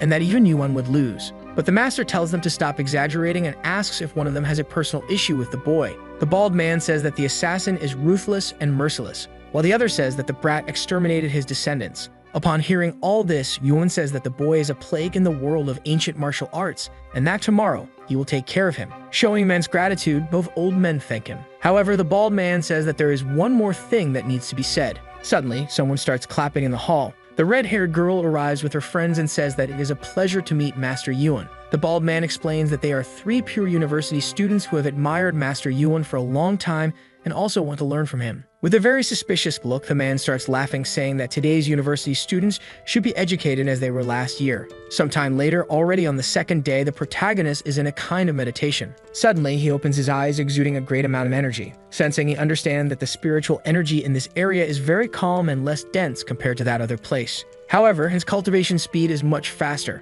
He starts questioning if it is because of this stone, and suddenly, it begins to move. Confused, he wonders if, by any chance, it is alive and responding to him. Without understanding anything, the kid simply approaches the crazy magic stone. He says that it is very mysterious and that he feels confident about accepting the challenge because of the incarnation cemetery in this stone. However, he decides to forget about it, as thinking about this kind of thing does not help at all. He says that this is his first time participating in a deathmatch, and that he should make a prediction beforehand. Sweating nervously, he sees that the turtle shell is standing upright and wonders how he is supposed to interpret such a thing. With a serious expression, he realizes that he still cannot predict his fortune as he did before. Suddenly, someone starts knocking on his door. It is the red-haired girl who says that she came to pick him up, and he simply thanks her. Sometime later, already at the arena. Looking around, the hero thinks that he did not expect so many ancient martial artists to be present. Besides them, there are also some familiar faces. Among them are Zhu Heng, Zai Yuan, Bing Lu, Zhu Fulu, and others. He soon also identifies Wei Li Qian and wonders why he is pretending to be the Lord's lackey to hide his identity.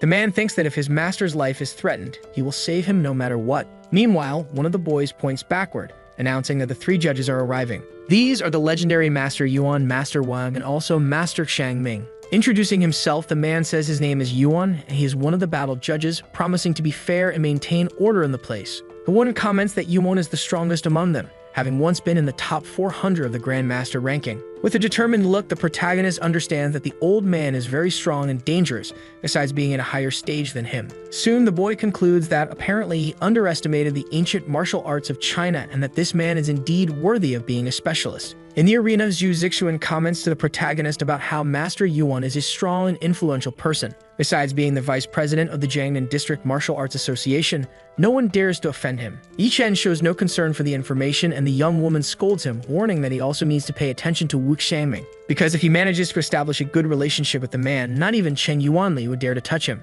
The drums begin to play, and Master Yuan asks the young man and his opponent to enter the battlefield. Master Chen, with a dark expression, says he will finish off the dark-haired boy, who simply laughs. In the audience, everyone wonders how someone from the Yi family dares to face a man with white hair. Irritated by the murmurs, Wu Xiangming turns around and tells everyone that if they keep talking nonsense, he will be hostile. Looking at the arena, the man sighs while saying that the young man must be very talented to achieve such a title at such a young age. Emphasizing that the fight should continue until someone is eliminated, the judge also states that both must restrain themselves to avoid harming innocent people. Then he announces that the competition has begun. Master Chen asks the boy how his descendants offended him and why he did what he did to all of them. Smiling, Yi Chen says that they deserve what happened and that if he manages to defeat him, the Chen family will be nothing but history. Furious, the old man attacks with all his strength, shouting that he wants to see who this so-called son of Yi Zhengxian is. The young man, in turn, jumps, successfully dodging the blow. and in the air, he asks if the man really thinks he can hit him with such poor punches.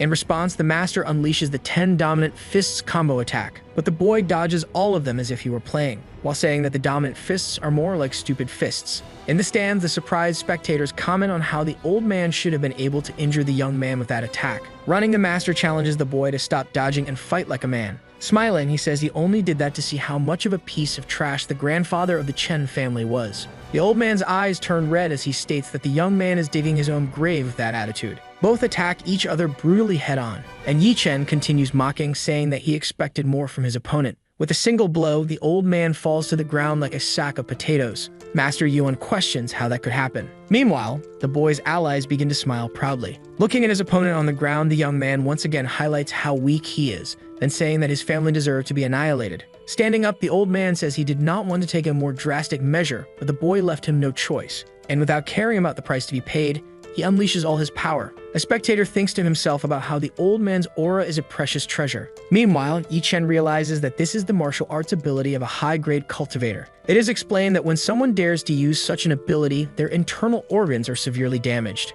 That is why Master Chen mentioned having to pay a high price. Lightning begins to appear in the sky as he prepares to attack using the ability. With their mouths open, the judge and his companions comment on how the boy will turn to dust if he is hit. Looking at his opponent coming toward him, the young man wonders if the man might actually be a helicopter. Then, making a small movement, he activates his power to protect himself. His friends watch everything anxiously. Meanwhile, Chu Shuren smiles, saying that this is finally the end of the line for the boy. But shocking everyone when the lights fade, he is standing smiling while his opponent is face down on the ground. Master Yuan reflects on how the young man did not even use a powerful strike, raising only his fists slowly at his opponent, then questioning himself about how he managed to counterattack and withstand the strong shockwave at the same time. Taking action, the man steps into the fight to defend Master Chen. Intrigued, the young man wonders if he is trying to eliminate him. Standing, the man says that he should know when to stop in a duel between martial artists. Then warning that if he wants to finish off the old man, he will have to go through him first. Thinking to himself, the young man questions why the man used a lethal strike if his intention was only to end the fight. Thus, activating his power again, he says that Yuan will accompany Chen on the road to hell. Taking advantage of the young man's distraction, another man advances to attack him cowardly from behind. Yi Lingshan shouts to try to alert his master while fearing there is no way out. Smiling, the man successfully lands his strike, then deciding to punch the boy in the head to finish the job. However, to his misfortune, the young man counterattacks, elbowing him in the stomach, then stating that he will give him his final sentence. With a single blow, the boy strikes his third opponent, who cannot even move, and explodes. Two spectators wonder if the head of the Jiang family, ranked 514 in the national grandmaster ranking, was truly defeated. Meanwhile, the judge wonders what kind of demonic art Yi Chen used to do that. On the ground, Master Chen begs Yuan to save him. In response, he says that he will not allow the worst to happen to him. But before he can do anything, his friend is hit by a fatal strike. Smiling, the boy says that he warned them that not even Jesus could save the man from his end. Then asking what Jingfu was saying earlier. In the audience, two men talk about how the young man is arrogant and provocative. Outraged, the judge asks why he did that if he had already been declared the winner of the fight.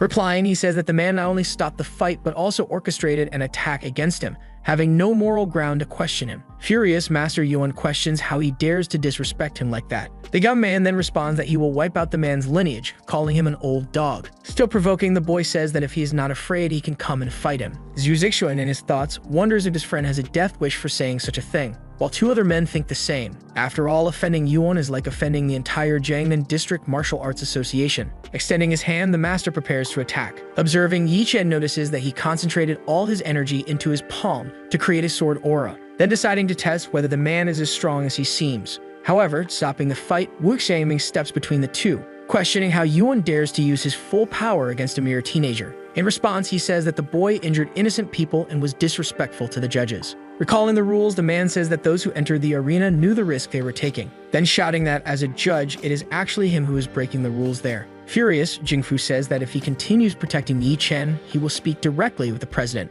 So he better understand the situation once and for all, especially since the young man has no connection to the Wu family. Reflecting, Xiangming concludes that he cannot go against the man as he is not above the president. But he decides to ask the young man if he would be willing to join his family. The audience starts shouting, saying that the young man should accept the offer to become stronger. Observing everything, Chu Shuren regrets not having noticed the boy's potential when she had the chance. Angrily, Yuan asks how the man can invite a murderer like Yi to join the Wu family, while thinking that if that happens, he will no longer be able to do anything against the boy. However, surprising everyone, the young man declines the offer, stating that he does not need to be saved. and apologizing, he says that he cannot leave while the old dog is still breathing. Shocked, the young woman from the Chu family wonders if he is crazy, as all martial artists dream of joining the Wu family. Then, feeling relieved that she rejected him in the past, stepping away, Wu Xiangming says that, in that case, the young man will have to face the consequences of his choices. With a malicious smile, Yuan says that Yi Chen just threw away the only chance he had to leave there alive. In response, the young man tells him to shut up while stating that he is only still breathing because of the man's interference.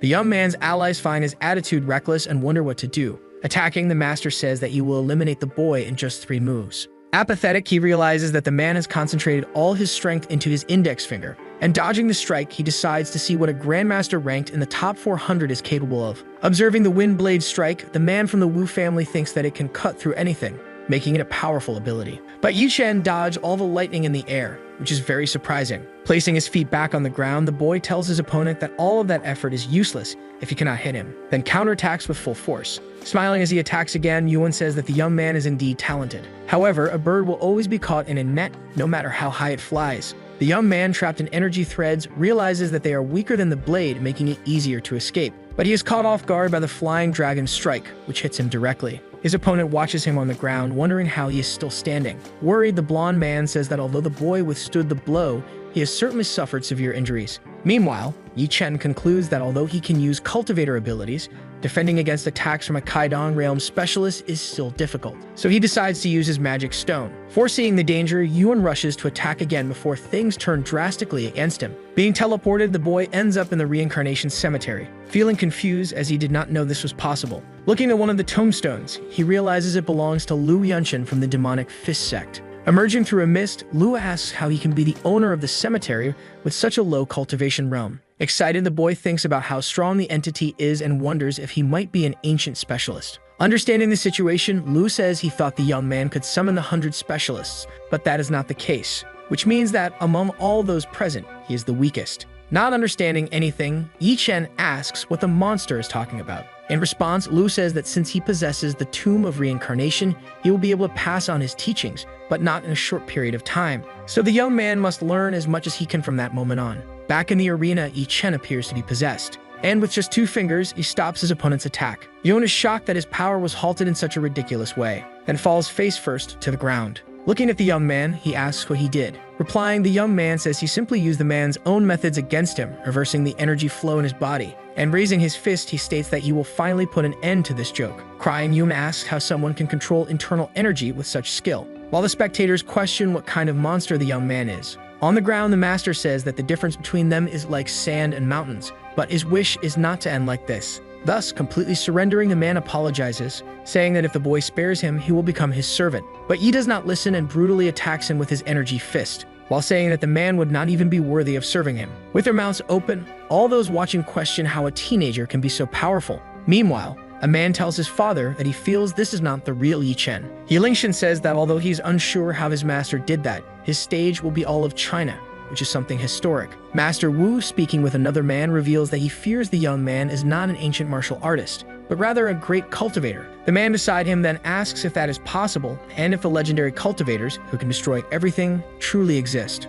Without answering, Sammy simply says that Yi committed such a shocking act that if the news spreads, he will be considered an enemy. For that, it is enough for the specialist disguised in the crowd to talk about what happened. A man wearing some kind of mask reveals himself as the specialist and says that the boy will not escape. However, Lu Yunshin senses the man's presence. Stating that he has been discovered, the man tries to leave, but he is attacked by the entity's energy fist. 2 men notice the specialist on the ground and ask if he is okay, as he suddenly fell. Observing from the arena, Yi Chen says that his ally is strong. Beside him, the entity thanks him, saying that he is glad the young man recognizes the extent of his power, which can eliminate someone from a distance. Worried, the young man says that now many people will come after him, and the monster asks for permission to alter the memories of everyone present, using internal energy to gently tap people's heads. Staring at Lu, the boy asks him not to send everyone there to their demise. Lu replies that he will not do that, then reveals that even if he erases their memories, one day someone will remember. Agreeing, the young man only asks that he not touch Yi Lingshan. Satisfied, the entity accepts. Thus, rays of blue light begin to spread toward everyone present, while the man in the suit watches in confusion. Lu Yunshin decides to speak with Wu Xiangming and giving him 2 options, says that the man can either become his servant or have his memory erased like the others. Not understanding, the man realizes that the one speaking is someone from a superior dimension. And recognizing the great opportunity to serve someone as powerful as Yi Chen, he decides to accept becoming a servant. The entity warns that it will place its internal energy into the man's head, and that if he ever dares to betray him, he will suffer grave consequences. Then he asks the young man to find a quiet place so that he can complete his final mission. Yi Chen agrees and begins to leave the arena. In his secret room in the village, the young man speaks with Lu, who says that he knows he has many doubts, but there is not enough time to answer them all. Being direct, the young man says he only has 2 questions. The first is how the monster became trapped in the stone, and the second is why he wants to help him. Replying, Lu says that he is not trapped in the stone, but rather in the cemetery, which chose him as its master. Therefore, it is his duty to help him, to overcome all obstacles until he becomes an immortal specialist. He only needs to be powerful enough to be recognized by the other specialists in the cemetery, or do things that force them to acknowledge him. Reflecting to himself, the young man wonders what the others are capable of if Lu is the weakest among them. Remembering how his existence reminds him of the Kunlun Void located in the depths of Mount Kunlun. So if the others have been in the deepest part for years, how terrifying must they be? Pulling the young man out of his thoughts, the entity says that it only has 2 hours to teach him everything it knows, and that whether he understands or not is another matter. The young man agrees as he starts to feel an overwhelming amount of information flooding into his brain, realizing how difficult it is to absorb everything. Finishing his work, Lu says that as the master of reincarnation, the boy has earned the right to be taught by the 100 specialists. Thus, he asks the young man to call him teacher, and to never let his teachings be erased from this world. The young man obeys, and the entity laughs as it completely disappears, saying that he hopes they will meet again another time. Placing his hand on his head, Yi Chen concludes that if the specialist's tombstone was broken, then he must have reincarnated into a new life. Now he must move forward to put everything he has learned into practice.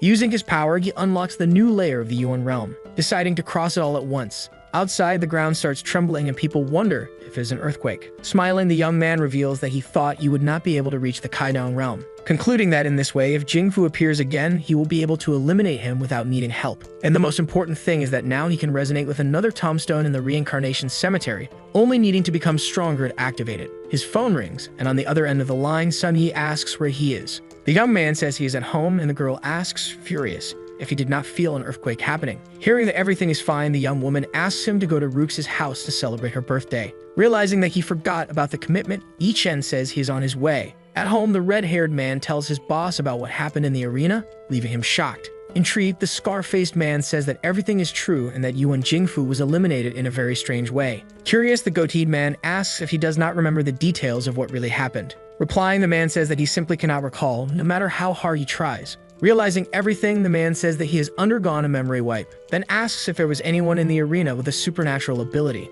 and if the clothes he is wearing are the same as on the day of the event. The man, still confused, confirms. The man then asks him to hand over the belt he is wearing on his pants, revealing that inside the object was a camera. Sitting and looking at the computer screen, the goateed man says that this is his secret backup to maintain national security. Then he asks his soldier to come and check the video. Shocked, the chief questions whether Yi Chen is really human to be able to do that, since only the top 50 ranked grandmasters in the national ranking could achieve such a feat, which is not the young man's case. Beside him, Yinking says that not even the entire Dragon Soul attack squad could contain such power. Closing the laptop, the man tells him not to tell anyone about what he saw, otherwise he will be considered a traitor. And since it is possible that other people have footage of the event, the soldier must investigate everyone who was present in the martial arena, and if anyone has any evidence of what happened, it must be destroyed. Meanwhile, he will go to Zhongnanhai to report the matter to the number 1. At Xiaorux's house, a party is underway. Sun Yi notices that all the richest and most powerful people in Jiang City are present. Wearing a red dress, the birthday girl approaches her friend and asks where Yi Chen is.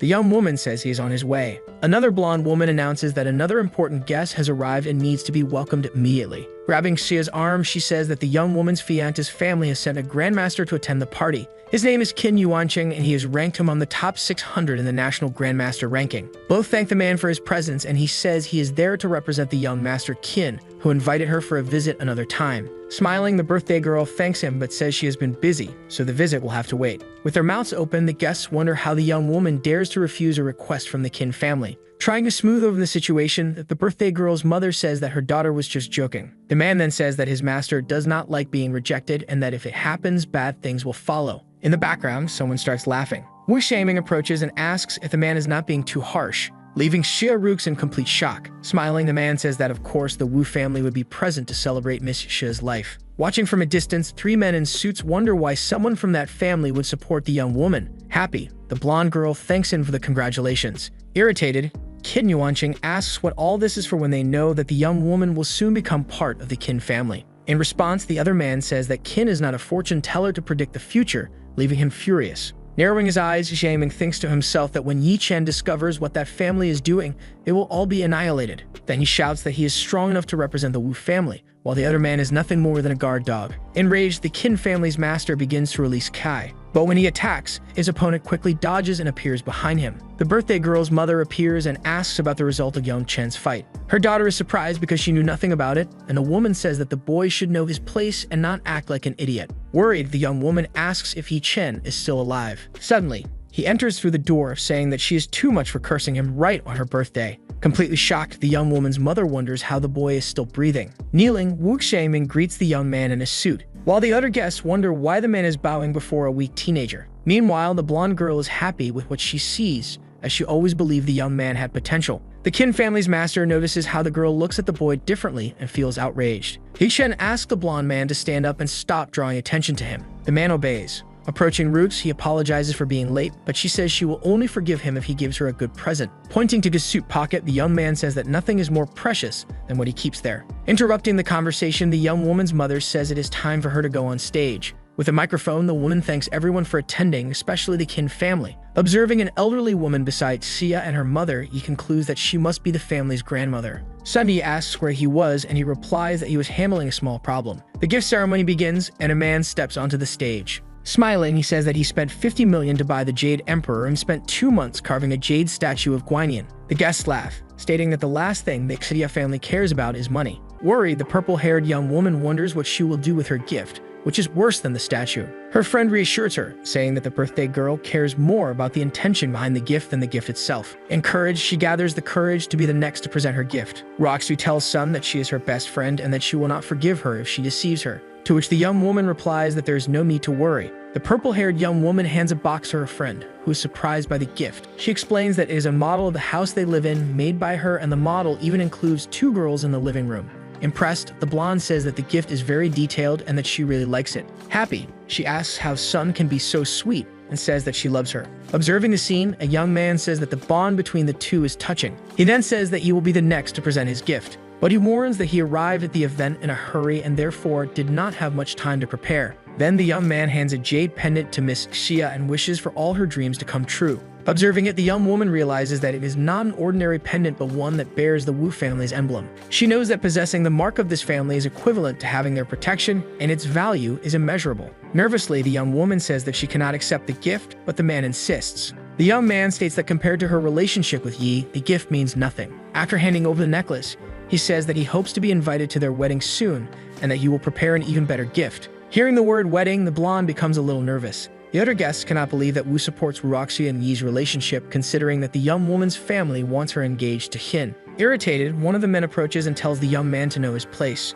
Otherwise, no one will be able to save him. Angry, the man takes out the Qin family's pendant and tells the young woman to accept that gift, calling the Wu family's gift useless. And he claims that he has also prepared another gift for the blonde. He hands her the soul refinement pill and warns that if someone without training consumes it, they will become a martial artist. Everyone is shocked by the gift and believes that the Qin family is extremely generous. Roxy thanks Mr. Win and says that she will accept the gift and that, at some point, she will give him something in return. As she takes it, the gifts fall to the ground and the pill rolls out of the box. Yi appears, steps on what is on the ground, and asks how the young man could give such trash to the blonde. Desperate, the young woman asks what the protagonist is doing. Win loses his temper and questions how the boy dares to destroy the gifts he gave. But Yi says that the pill is expired and that, at best, it would give the young woman a stomachache, while he, on the other hand, has some that are safe. People are astonished by the number of pills the boy possesses and enchanted by the fragrance of the product. Roxy does not understand why the boy has so many of those pills. He insists that the young woman take what he is offering and not hesitate. However, he says that the pills were just a bonus and that his real gift is something else, handing her a box. The young woman opens it and is surprised by what is inside. It is a necklace with a large, precious gemstone. The men nearby mock the gift, saying they expected more from the boy. Emotional, the blonde exclaims that the gift is the tear of the stars and celebrates that the young man found her grandfather's necklace.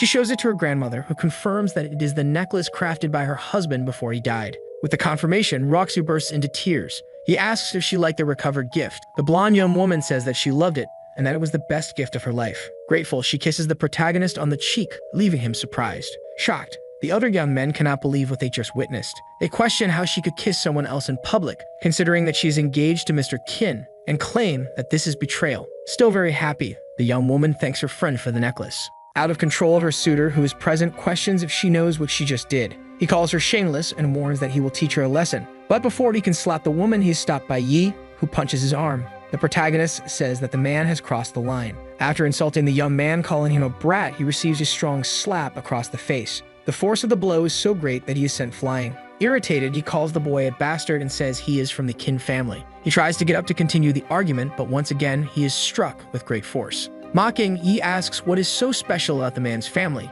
saying that even if all the members were there, the result would be the same. Shocked by what they see, other guests cannot believe that the young man dared to speak that way about the Kins. The protagonist says that the man was lucky because since Ruoxu's birthday, he had wanted to kill him. Finishing him off, he launches another powerful strike, sending the man flying once again. On the ground, the man threatens to report the young man to the head of the family. But he doesn't care, asks Shaming to get rid of the dogs outside and clean up the blood so that Ruoxu won't see it. Suddenly, a loud scream fills the room, startling everyone present. They are shocked that the protagonist truly has no fear of the Kin family. A woman is astonished by the amount of power the boy possesses despite being so young. She approaches her friend and asks him to accompany her. Sitting in a room, she asks if he wants tea, and he says he didn't expect her to serve it. Wasting no time, the woman admits that the young man is full of surprises and that she misjudged him in the past. The lady says that Roxu is engaged to the young man from the Kin family, and the protagonist says he had never heard about it before. She explains that the Ayas have a great reputation, being the most powerful economically, but they are weak in martial arts. Because of this weakness, the young woman's father sought families skilled in martial arts to secure the family's future. However, the young woman's mother says that if they cancel the engagement, she may allow Yi to marry her daughter. But you must understand that the Kins will definitely seek revenge in the future, so he will need the support of the Zhu and Wu families. The lady says she is telling him this for his own good, and that perhaps the best thing would be for him to stay away from her daughter. Curious, she asks if the Kins are more powerful than the martial arts society. She explains that the two are completely different and details the aspects that set them apart. The protagonist says his farewell while the woman offers to lend him a private jet, but he states that no one will force him to bow before his opponents, and if they dare provoke him, he will kill them one by one. Terrified, the lady is left speechless. Later, the young man is sitting on his bed, deep in thought. He says he is extremely tired and needs a good night's sleep. However, he is interrupted by Sun Yi, who asks if he is still awake. She sits beside him on the bed and says that Roxu told her she wouldn't be coming home that night. Taking the opportunity to chat, the girl asks what the young man thought when the blonde kissed him. He says it wasn't bad, but he didn't feel anything special. Then Sun moves closer and presses her lips against the protagonist's. She then asks if her kiss was better than Roxu's. The young man feels a bit confused about how to respond. He says he can't decide as both kissed him in different places and asks his friend to give him a kiss on the cheek. But she is eager and keeps insisting that he say who is better, and he finally admits that Sun wins. With that answer, the purple-haired young woman says she doesn't know if it's a lie, but she is very happy to hear those words. Hugging Ye, she declares that she has decided to win him over that night. Without wasting time, he pushes the young woman onto the bed and says he won't let her lie on top of him. And he states that she will have to use her own strength if she wants to win him over. Suddenly, his phone starts ringing, making the young man completely irritated. He questions who is interrupting him and hangs up the call. Then he tells the girl to continue from where they left off. Again, the phone starts ringing. The young man shouts that he will smash the device into pieces, but Sun says it's her phone. Looking at the screen, she realizes that it is CDO Shen calling. She believes it must be something important since the man called both of them at the same time. Yi agrees, but laments having lost that opportunity. He calls Shen Haikua back and asks what's happening. On the other end of the line, the man says that something bad has happened, and mourns that someone has stolen their medicine formula. Later, the two meet and he asks his friend to explain what happened. The man says that around 8 p.m., a group broke into the company and some guards were killed. Then they stole a formula and other important materials. Thoughtful, the protagonist tries to analyze the situation and understands that no one could have forced the door open. Haihua says that Lu Zuan disappeared after the robbery and that the man must have been a spy. Yi is furious at the information and thinks that these were not ordinary thieves. After all, the guards were Lingshen's subordinates, specialists in combat, and could not have been killed easily. The man says he is very sorry and insists that he will take full responsibility for what happened. But the protagonist says that now is not the time to find someone to blame. He decides to go to the location to see what really happened. The group of men lies on the ground as the protagonist observes the scene. Opening the eyes of one of the fallen men, he realizes that they were all tortured to death. He even comments that the method used was quite cruel, and that whoever did this enjoys torturing people. Worried, the man accompanying Yi asks what they should do now that the formula has been stolen, but the boy assures him that he can rewrite the formula. However, the deaths of these people cannot be undone. The man apologizes for his statement and tries to explain that he hadn't considered that. They ask if the security camera footage has been checked, but they are informed that the surveillance system was destroyed and the chances of recovery are low. Yi says he will search for clues elsewhere and suggests that the man pay 10 million to the families of the deceased. Thoughtful, the elder reflects that the young man treats his subordinates properly by offering such compensation. Looking at one of the fallen men, the protagonist notices something that catches his attention and moves closer. There is a family crest inside the hand of one of the deceased, and he begins to question it. Showing what he found, he believes that his employees left clues until their last moment, and that they will find out who was responsible. A phone rings and Yingqing answers, asking how the person on the other end got his number. Yi Chen introduces himself and says that he borrowed Haigua's phone because his own is broken. He asks the young man for help in investigating the crest and sends him a picture of the object. Upon seeing the image, the young man quickly wonders if it might be the emblem of the Wu Wang family. He explains that the Wu Wang Club is a mafia organization from another continent, but they want to expand into many countries and even gain a foothold in China. The group's leader is Bai Yi, who claims to be invulnerable and to have 100,000 disciples. In the mafia's country, this man is treated as a god. Yinqing says that he has fought against them before and lost 7 subordinates, reinforcing that the group is no joke. Quickly, the young man says that he has received information that some members of the group are in China and are currently staying in the Gangri Hotel in Jiang City. Without hesitation, he asks for the hotel's address to be sent to him. Worried, Haiguo asks if the boy is really going after the Wu Wang Club, and the boy says yes, stating that this nation is an anchor for the peace of civilians and that because of that, he will send them all back to hell. At the hotel, one of the men celebrates that the operation was a success and says that this must be due to divine protection. Chanjun says that the young man is wrong since God only protects ordinary people and that they should be grateful to Lord Bai Ye. Yuanjun agrees and says that he will personally thank the boss.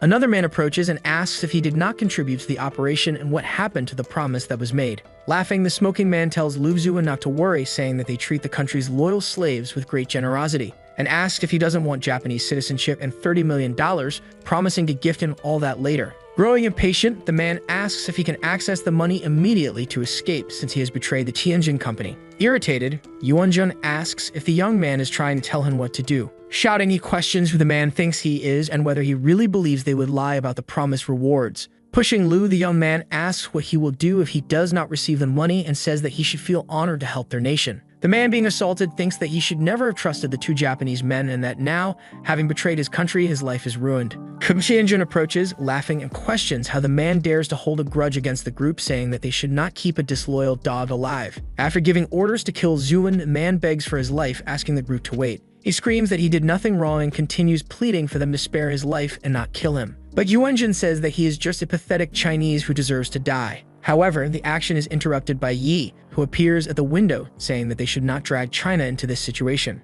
And he adds that the group present is nothing more than a bunch of insects. Without fear, the protagonist asks how they dared to come to China and cause trouble.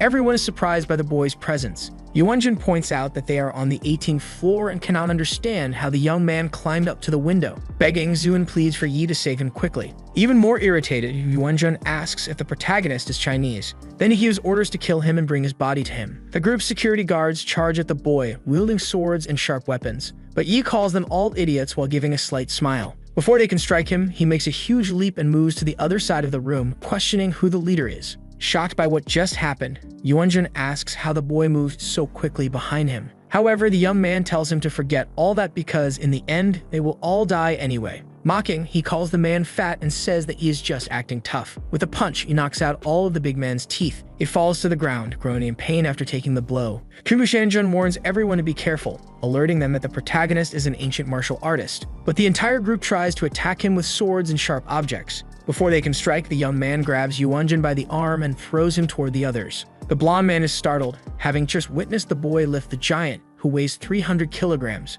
with just one hand, something he finds incredible. He says that before coming to China, he had only encountered small fighters, never having had the opportunity to see a true grandmaster. Analyzing the boy, he realizes that he is different and that, without a doubt, he deserves to be called a grandmaster. Then Hyunjin approaches, calls out to the protagonist, and says that his subordinates have disappointed him. But he is one of the successors of Japan's Akita-style sword arts and is impressed by the young man. However, he states that he will send him to hell. He tells him to shut up and asks if he was the one who stole a formula and killed his soldiers. Laughing, the blonde man says that it was Lord Kawasaki who killed the men and that he is addicted to torturing people. Before he can finish speaking, the young man kicks him in the head, sending him flying. Giving orders, the protagonist says that he wants Kawasaki to come immediately, or he will push Hyunjin to the very limit of his pain. The blonde man asks how the boy dared to attack him like that and says that the only reason he was not hurt more was because he was on alert. But Yi touches the man's hair, pushing it back, which makes him nervous. Without thinking twice, the young man rips out a lock of the blonde's hair, making him scream. A bald man appears, complaining that everything is too noisy and that they have disturbed his sleep. On the ground, Hyunjin calls for Kawasaki and begs to be saved, but Yi asks if he is the man he was looking for. Replying, the man says that the boy is correct and that it was indeed him who killed the soldiers, and goes on to say that he has something interesting to tell the protagonist. He claims that before killing them, he asked about Yi, but none of them spoke, so he broke all their bones because of it. Laughing maniacally, he states that the soldiers protected the young man to the death, but in the end, he came straight to him of his own free will. Calmly, Hyunjin says that their boss is here now, which means the Chinese boy is as good as dead. It is explained that Kawasaki is a giant, standing 2.4 meters tall, with monstrous strength and high speed, in addition to having a wild personality. At Muwang Club, no one can stop him. Irritated and unconcerned with his opponent, Yi strikes the man with a knee to the face and asks if he enjoys torturing people. He says he will break the man's bones one by one so that he pays for what he has done. With the giant on the ground, the protagonist keeps urging him to get up and fight, and he adds that he also wants to play with origami. Losing his composure, the boy says that his opponent is very persistent and that he wants to play with him for a while. Once again, an extremely powerful strike lands on his adversary. Hyunjin is in shock at what he sees, convinced that it cannot be possible. After eliminating the giant, he approaches the blonde man and says that now it is his turn. Terrified, the man tries to defend himself and says that he will compensate the protagonist for his losses. Hearing those words, the young man questions whether they will really compensate him, and the man confirms. Then, without hesitation, the boy says that he will repay him with his own life. He quickly destroys the man as well, leaving him dead on the ground. Crying, Lu Zuan realizes that everyone is lifeless and asks if this power is the reason Shen Haihua follows the boy. But the protagonist does not respond and approaches the man, who remains kneeling on the ground. He begs for the protagonist's forgiveness and says that he will work at the company for the rest of his life to make up for his mistakes, even if he does not receive a salary. He listens to his words but strikes the man with a kick to the stomach. The protagonist says that he played with human lives and demands to know how he will compensate for that. However, he states that he will not kill the man,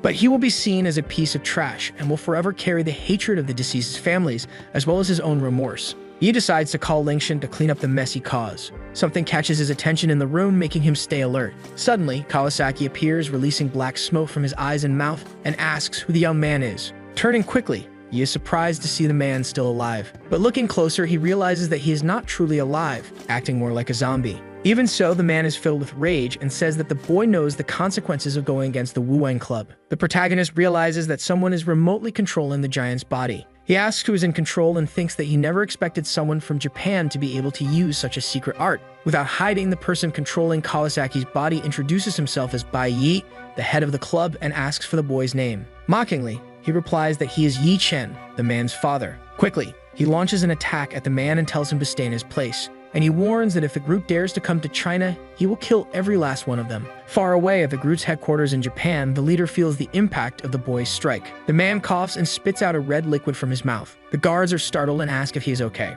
Furious, Bai Yi vows that he will make Yi Chen pay for all his arrogance. Elsewhere, in a building, a group of men is in a meeting, discussing that the case has been closed. He asks if they have anything else to say. A woman asks if the boy managed to recover the documents in such a short time. The protagonist stands up and says that everyone will be free to leave the company in the future if they do not like him. What if anyone dares to betray him? He promises that the consequences will be severe. Everyone agrees and says yes. Later, at Sun Yi's house, the girl asks if her friend is still angry and tells him that he should forget everything that happened. Yi says that if he had chosen his employees more carefully, the incident would never have occurred. The girl asks him to stop thinking about what happened and asks if he is feeling better. He replies that it is not enough and asks her to give him more as he kisses her. After making love to the girl, the young man asks if she still feels pain, but she says that she no longer does after being healed by her lover. Caressing her, he tells her that she does not need to try so hard and that next time he will be the one to take the lead. But Sum gets annoyed and says that she is the one who will take control. Lying on the boy's chest, she says that she wants to tell him the secret, but he has to share one with her in return. She says that she likes the boy, but that she has been in love with him for 5 years, and that is why she is happy he has returned. The boy says that he feels the same way. Sun states that she found out what happened to the boy's family a few days later, got angry, but could not do anything. The girl says she would like to cook dinner for him, that she feels good cooking for him, and moreover, wants to be his first woman. Hugging and comforting the young woman, Yi says that she does not need to worry. After all, no one will replace her in his life. He says that since she is asking, he wants to know if there is anything else she would like to ask at that moment. Bai says that her friend has many secrets and that she does not want to ask, but he must choose one to reveal. Without thinking twice, the boy says that he will tell her where he has been for the last 5 years. The young man begins to explain that he was at a pond when a man saved him. He took him to a place called Kunlun Void, located deep in the Kunlun Mountains. In that place, there are many specialists who do whatever they want, and no law can restrain them. The only rule for survival is being the fittest, and the protagonist spent 5 years there, facing many hardships. Curious, Sun asks if her beloved can take her there someday because she wants to know more. But Yi thinks that Kunlun Void is too dangerous, and that he cannot even guarantee his own safety there, though that is in the past. So he tells her that when he is free, he will take her to visit the place. After the conversation, the two get out of bed and leave the room. The Jiangnan Martial Artists Association is introduced. Several men are seated in chairs with a leader standing in front of them. This man asks who is responsible for the deaths of Yuan Jingfu and Jian Luxian. He is Tang Ao, the president of the association. The other men remain silent, pondering what they should say. Irritated, Tang asks if they are all deaf and says that he wants to know who will take responsibility for the incident. Standing up, one of the association members says that the president should be blaming Yi Chen, as he is connected to the deaths. But the man says that the boy is just trash from the Yi family and does not understand how he became a grandmaster. Trying to explain, the man says that the witness reported that Jingfu exploded on his own, and that if he had been possessed, the martial arena would have exploded as well. Hearing those words, Tang becomes furious and questions the supposed self-detonation. He says that the man had a bright future and no reason to take such an action,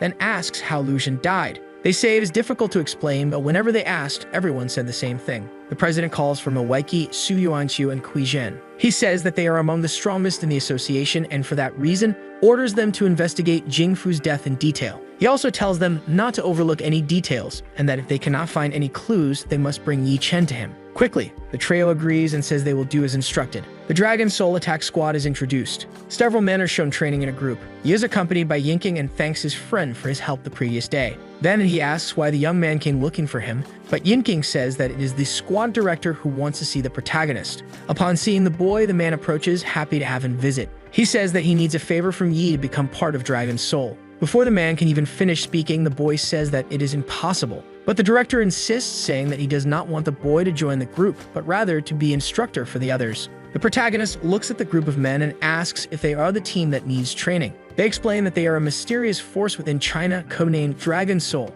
Meanwhile, Yinking's attack squad is just a branch of this force, as Dragon Soul follows orders only from China's top commander. They are used to maintain and protect the pride and security of the country, resolving all special conflicts in the region. Doubtful, he asks if the young man is sure that one of the most important forces in the region should be trained by a stranger. Without hesitation, the director says yes and guarantees that no one in the entire territory is more qualified than the boy. To convince him, he says that the young man can come train the group whenever he is free and assures that everyone around him will be protected by the military. Before accepting, he asks to what extent the protection will be maintained. They explain that there will be a hidden sniper near Sun Yi and Xie Ruoxue. In case of any danger, the soldier will immediately eliminate the threat. The director says that the protection goes beyond that and that specialists will be reporting any occurrences to the system. He is confused as only some politicians receive that level of security, but he believes it could be useful in some way. Being frank, the director says that the young man has made many enemies recently and that he needs to be protected in some way. Convinced, the protagonist asks what the job of an instructor would entail.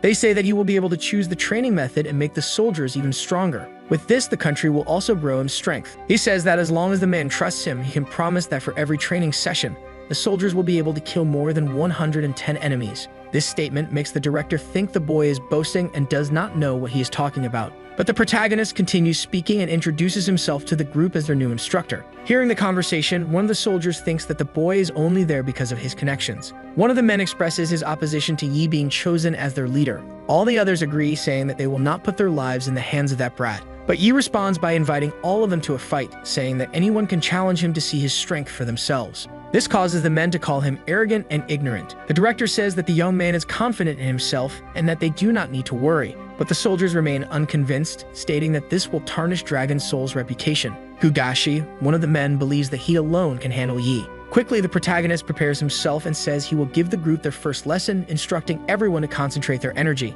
He engages in combat with the soldier and says that this is the best way to utilize strength. Dashi is stunned by the boy's aura and admits that he cannot block it. Before he can take any action, he is struck with a kick to the mouth. All the other soldiers are left speechless, realizing the young man's strength and capabilities. Confident, the protagonist declares that he will not be harmed even if they all attack him at once. Irritated, the group charges at the young man, saying that he is talking too much and that they will teach him a lesson. But he is unfazed and says it is good that they have a sense of combat. With a single move, he prevents all the men from even getting close to him and sends them flying. He celebrates, declaring his victory. Having proven his strength, the young man asks if anyone else has any complaints. On the ground, the men question how someone so powerful could exist and confirm that he is truly formidable. He approaches Budashi and asks how he is feeling. Later, the man is already standing and asks for permission to report to his instructor. Fang Chao, Lai Hu, Zhenaiken, and Zhang Yun also follow suit and introduce themselves. The protagonist observes that they all have a solid foundation in combat and that it will be easy to make them stronger. As their first lesson, the young man decides to teach them the technique called Fist that challenges the heavens. Everyone becomes excited about the possibility of learning that attack. They say they want to master it and become capable of fighting someone like the young man. But Yi asks them to be patient and says he will start by teaching them a few basic movements. Thoughtful, the young man states that if he gains the support of this team, his plans to expand his power will be complete. He knows that the king of Jiangnan controls the underground forces. Meanwhile, the Tianjin Corporation is capable of providing financial support, and now he has the military forces of Dragon Soul. He concludes that he will be able to handle any situation. With this, he will be able to protect all the people close to him, and he will also have the confidence to fight against those who once took everything from him. The young man says that he sent Lingshan to investigate, but he was stopped by an unknown force. He thinks that the capital is extremely dangerous and that even the most powerful and wealthy people must respect the families of martial artists. This explains why they are at the top of China's hierarchy. Instead of competing against these groups, the young man needs to grow his power enough to surpass them all. Far away, a group observes a severely damaged arena. One of the men says that he does not believe Yuan Jingfu was responsible for the destruction of the arena. The other man says that it was a force that emerged from within, and that he never thought a martial artist would be capable of such a thing. Hearing this, the other elder asks if there is an expert in Jiang City that they are unaware of, but he is told that they do not believe so, and that the one responsible might be a cultivator or merely a legend. Speaking about Yi Chen, the group does not believe he would have the ability to kill a grandmaster. However, they admit that it is highly suspicious, especially since President Tang also ordered them to try to locate the boy. Later, he is seen eating alongside Sun Yi and Xie Ruxie. He says he never expected the purple-haired girl to be able to cook. The blonde joins the conversation and says that she has learned a lot from her grandmother in the past few days. Tasting the food, the protagonist says that it is delicious and jokes that the girl knew how to cook but had been lying to him. Curious, Sun asks where her friend was the day before. He explains that he went to a base, whose name he forgot, to help someone, and that he plans to visit Heng later, inviting the girls to come with him. But both say that they had already made plans to go shopping and that they might go next time. With that, he says he will go alone while reminding them to eat slowly. As he leaves the house, he notices a car parked in front of his home that he has never seen before. A man standing near the vehicle salutes and asks if he is heading out. The protagonist assumes that he is part of the Dragon Soul group. Then he says that he is going to Jiangbai University and tells the man that he does not need to call him instructor, just Yi or Yi Chen. At the university, a boy approaches and speaks with the protagonist, who is sitting on a bed. Excited, the young man says that the power given to him is incredible, that he has just finished cultivating the first level, and then he feels his body burning. The boy is exuding a massive amount of energy. Seeing this, the protagonist explains that he must consume one medicinal pill every week. He also warns that he will feel discomfort at first, but he will be in for a big surprise when he uses the cultivation technique he received. Shocked, the boy clenches his fists and declares that he will grow stronger to protect his family. Surprised, he asks if his bowl-cut hair will ever return to its normal appearance. Later that night, on the street, the protagonist is walking alone when someone approaches him. It is an old man who asks how to find the male dormitory,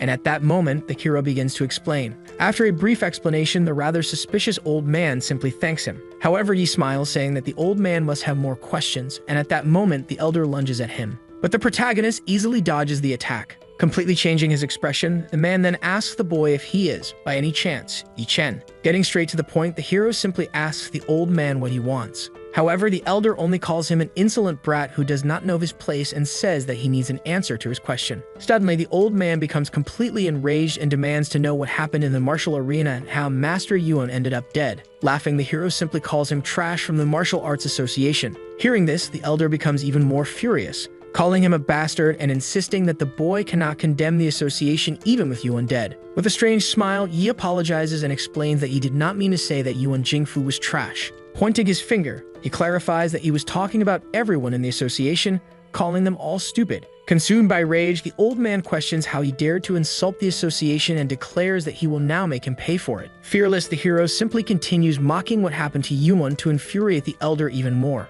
The boy then tells the old man that there is one more thing he wants to share and with just one move strikes him, warning that he can finish him off as well. After this quick attack, the elder collapses to the ground without offering any resistance. After the battle, the protagonist simply calls Deng, asking him to come to the location and help clean up the trash. Suddenly, the phone lying on the ground starts vibrating. It is someone asking the old man if he has found the trash from the Yi family. That same person informs him that even if he does not know the boy, he must not kill him because President Tang wants him alive. However, the caller starts to realize that the person on the other end of the line has not said a single word so far. Smiling in a sinister way, he realizes that the caller has already hung up, but he remarks that he has many ways to find him. At that moment, a jeep arrives at the scene. Dang asks the boy if he is okay, and he replies that he is fine, then asks for help in tracking down the people who called the broken phone. He also requests a full set of information about the Jiangnan Martial Arts Association. Sometime later on the same night at his home, sitting on the floor, he begins investigating the Martial Artists Association. However, it has existed for 100 years.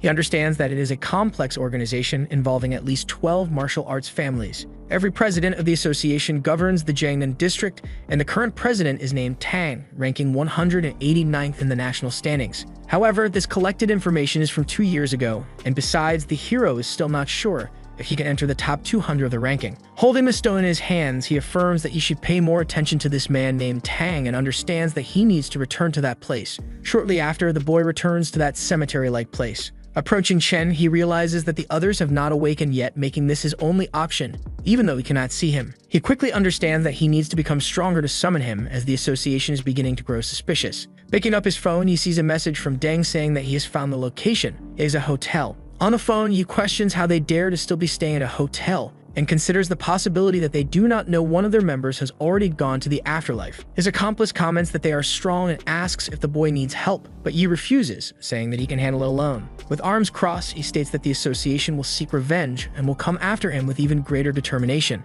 Therefore, he needs to buy time. Then he recalls that he obtained information from Yumshin about controlling others by force, and that if he can master this, things will become much easier. Sometime later that same night at Kangxi Hotel, the bald man asks if Yuanxi has died, but the mustached bald man denies it and questions how someone so powerful could exist in such a small city. One of them comments that Yuan's last known location was near the university. Then he asks if they have found anything unusual there. However, the old man says that he does not sense Yuan's presence at all and that he has likely already perished. Then the other man says that if that is the case, there must be an expert protecting Yi Chen, and he comments that they need to inform the president. So the video ends here. If you don't want to miss the next part, activate the notification bell, and see you next time on Tob's channel.